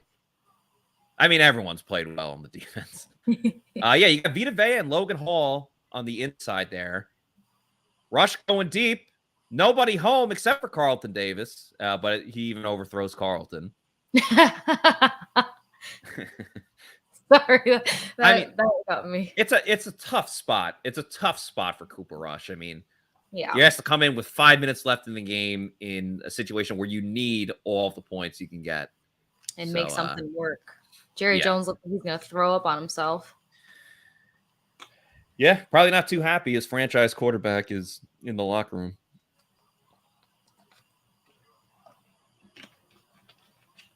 Second and 10 inside the 40 for Dallas. Bucs have a lot of guys on the defensive line. Showing blitz. Devin White goes. They get the ball out quickly. It's caught, but again, immediately tackled there by Logan Ryan. So that'll set up a 3rd and short. Of course, the Cowboys are in 4-down territory. So, that's the big name of it right now. CeeDee Lamb not hustling at all to get back to the line of scrimmage. No, he looks like he's just got. He's just getting back. A nice casual jog for him. Yeah, take your time. Oh, White blitzes again up the middle. Get live 45. Devin White with his 2nd sack of the game to set up 4th and long. Get live 45, and of course that sack is brought to you by Pirate Republic. Get your Pirate Republic now. Celebrate the Bucs. Not sell Bucs with the Pirate Republic. Carl Nassib was involved on the play there. 4th and 15 for the Bucs and the Cowboys. Rush back to pass. Going deep. He's got a guy open. But Mike Edwards gets there just in time to knock the ball away, or at least prevent the receiver from catching it. And the Bucs will get the ball with 3:14 remaining and a 19-3 lead. It ain't over till, but the Bucs are very close to starting the season 1-0 as they go to commercial break. Great job by Mike Edwards. Yes. Playing over the middle, running all the way to the sideline to get the stop. That would have been a big play, and people would have been very, very angry. Some people are saying that he actually dropped it. It was very close. It was like a bang-bang type of play. Great description on that one. I think I'm most excited about Tampa having 3 minutes. Well, not that they're going to take 3 minutes and 14 seconds, but just a quick little highlight of what Tom Brady did with 1 minute and 24 seconds in the 4th quarter last year. I'm optimistic about them finding the end zone right now. I think they're just going to run out the clock. It was just. I mean, like, they don't need to. They don't need to score. They don't need to, but it'd be nice. It would be very nice. I agree with you. But logistically, like, is it going to happen? Maybe not. Maybe one more field goal to add to the tally. Yeah, it won't help their. At the end of the season, this won't help their like average points per game type of thing. Only scoring 19. Selfishly, I'm just going for the points here. No, I'm with you.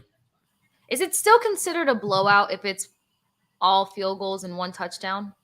That's another great question. I don't think you can call it a blowout because you didn't.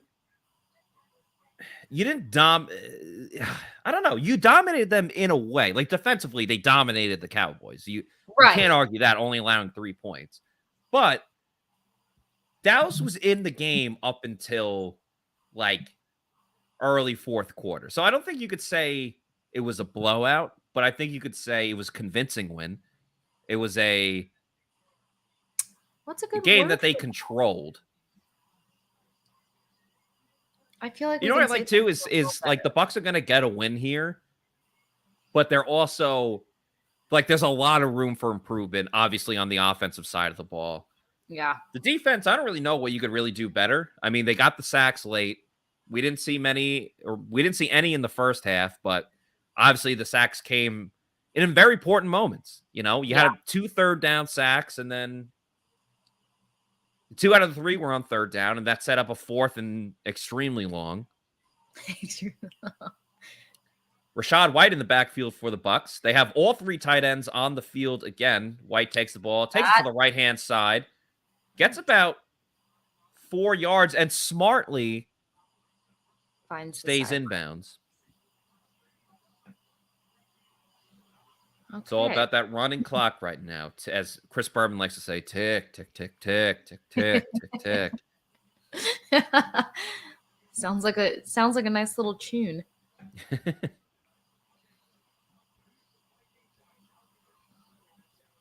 I love all the get lives. Look alive. Get it at 45.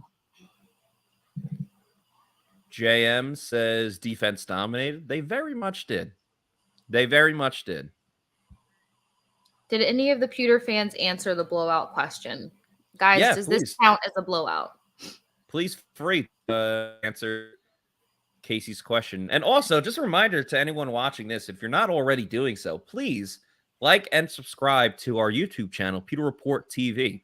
We'll have the Pewter Report podcast coming up after this. We have a ton of other videos and content of that nature that we put up on our YouTube channel, of course. So, make sure you hit that subscribe button. Helps us with our algorithm, and it gets more people in the game on Pewter Report. So make sure you go and do that. Saw JC Allen in the chat. He says Kasey and Matt dominated. Thank you very much, JC. Aww. You dominated as well during the Pewter Tailgate show today, which was SR, JC, and John Gilmore. So fantastic job today by them. Yeltsin says, great job, Matt and Kasey. Thank you very much, Yeltsin. Thanks. We appreciate that. We were so excited to do this. I know I was excited. Matt tolerates a lot of my BS, so. No, not at all. I think it's more you tolerating me. MJRVI says, answering your question, Kasey, it does. They are down by 16 points, but that's a 2-possession game. I don't like. Does 16 points count? I don't think 2 scores counts as a blowout. Are they trying to end around with Rashad Perryman? That does not work. But you know what? 3rd and 4. It had been working for most of the game. I don't hate the call by Byron Leftwich. Yeah, but I mean, like, the guy who can't catch, I guess they thought it was a safer bet to hand him the ball. I just would have removed him at this point by all means. He has the opposite of like the Midas touch. Like, when like you touch everything and it turns to gold. Everything he touches just goes completely to crap. He just with all due respect to Rashad Perryman. He just sunk a pretty simple play and then couldn't manage any catches tonight. Rashad Perryman says, okay, Perryman is a nah. TYT says, but Perryman can go. Hopster BB says, this was embarrassing. Man. Again, just talking about the Perryman play, not the entirety. Yeah. This isn't speaking on behalf of everyone, just one big one. 1-6. I looked away for a moment, but I'm guessing the Cowboys called their final timeout. Because the Bucs are punting with 2:59 remaining in the fourth quarter. Not over pretty good Bucs. Kamara gets the punt away. Oh. Turpin catches it, going for a return, backs up, and KJ Britt is to stop another key special teams tackle. Oh, you did the Antonio Brown dance. Damn. That's funny. That's like funny to see, but in the same sense, it's so squeamish. Kasey, I have to admit, I like the dance itself. To like put that, like you can't say it on here, but put that S on. It's kind of catchy. It's kind of catchy. I'm not saying I'm a fan of like Antonio Brown the player, but it's a simple little dance. We know where your loyalty lies. It's a catchy dance. Tom says go Bucs. Yeah, things are looking pretty solid. Cooper Rush still in the game at quarterback for Dallas. Ezekiel Elliott drops the ball. Hot potato.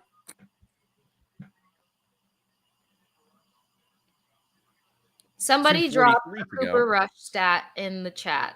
Tell us something about Cooper Rush. Well, he started a game last year and actually won. No, I recall. I think it was against the Vikings, the team you used to watch all the time.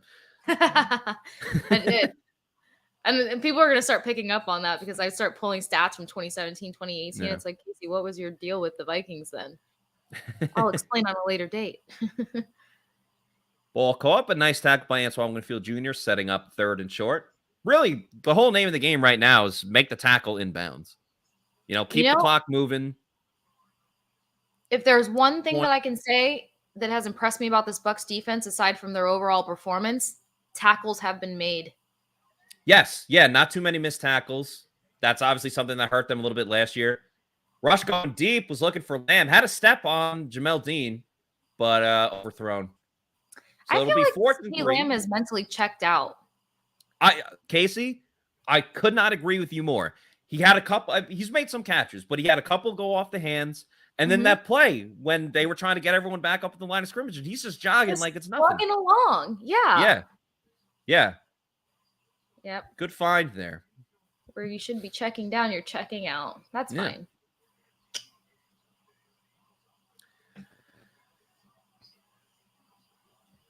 All right, 4th and 3. See if the Bucs can finish the game off here. Sending the blitz from the outside. Winfield in there. They just missed, thrown over the middle. Caught by Brown. Tackled by Ryan and Edwards. That'll take it to the 2-minute warning where the Bucs maintain their 19-3 lead. Obviously, trying to get this one over with. They have a nice 16-point cushion looking to finish this game. Cowboys would need a lot to go in their favor over the next 2 minutes, but at some point they're going to have to chuck it deep. And that's where Mike Edwards is going to get the interception. Okay. See? Yeah. Ball hawks like a challenge. Everything else has been too mundane for Mike Edwards, the ball hawk. Now, how hopeful has this performance made you for how they will manage the Packers? Well, I mean, the Packers look like absolute trash.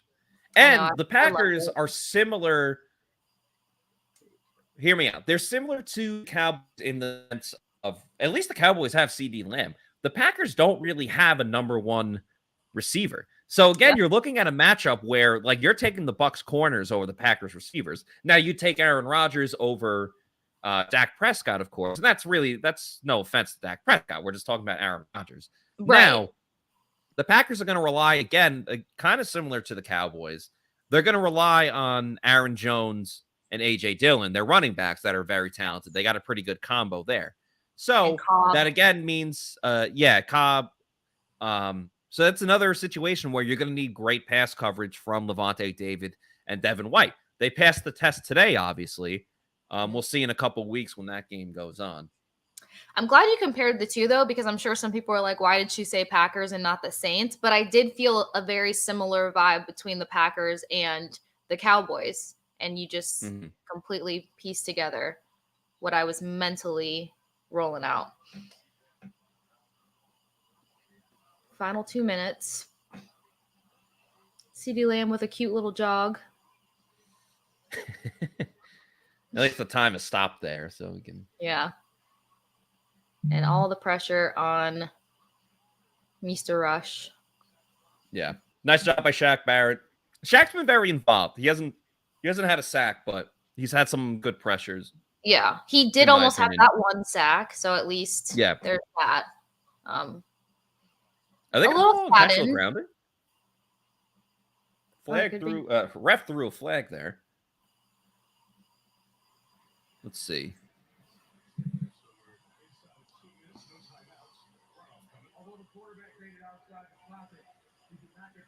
Gotcha.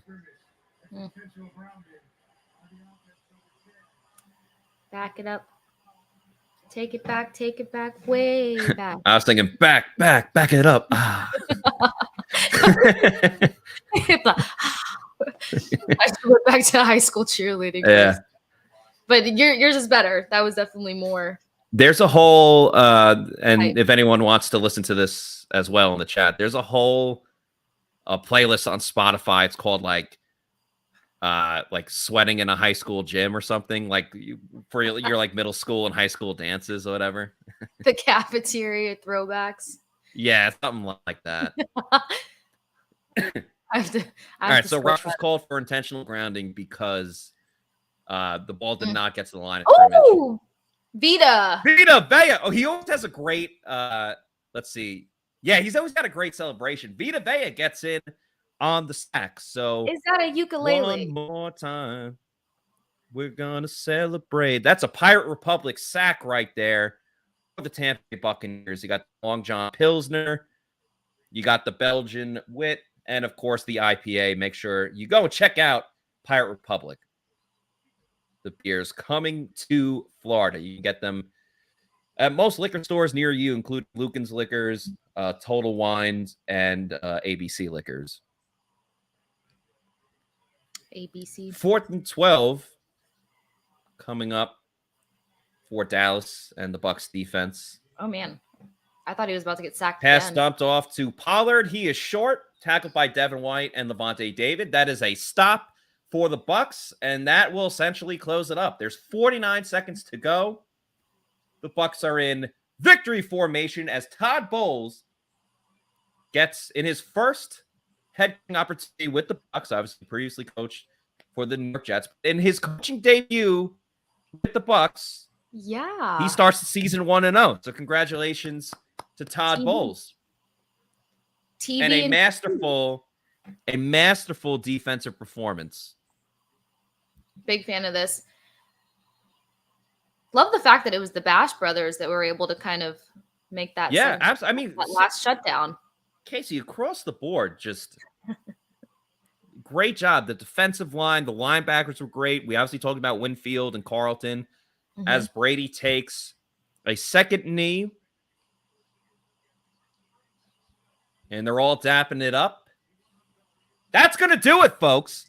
The Tampa Bay Buccaneers start the season 1-0. A 19-3 win over the Cowboys on the road at Jerry World. A masterful defensive performance by multiple players. Antoine Winfield Jr., Joe Tryon-Shoyinka, Devin White, Levante David, Carlton Davis, all did a great job. A little work to do on the offensive side of the ball, but of course, Mike Evans scores a touchdown later in the game. The run game was terrific. Leonard Fournette, 127 and counting rush yards. The offensive line had to get patchworked once Donovan Smith got hurt, but still, the amount of rushing yards they had, an incredible job by the Tampa Bay Buccaneers. The Amber Life says, woohoo! TB12 Goatman says the defense was fire. Oh, yeah.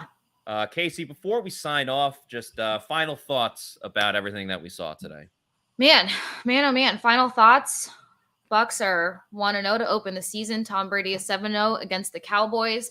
The run game showed up and gave us all hope that they actually are going to establish a bigger and better run game this season. And imagine what this run game is going to look like between a healthier O-line, the return of Ryan Jensen, hopefully nothing serious with Donovan Smith, and then Luke Gedecke getting stronger, more confident legs underneath him. So this was a really good foundational performance to build off of. Obviously, you don't like seeing Tom Brady getting pissed off in there, but he's going to have some words with the whole squad and really level them up in practice this week before they head back on the road to take on the Saints. So overall, defense really did it for him. It was a defensive game. Defense held them in there. Defense gave them all the potential to take this win. And it's been great to think that the revival of the Bucs defense is actually a thing.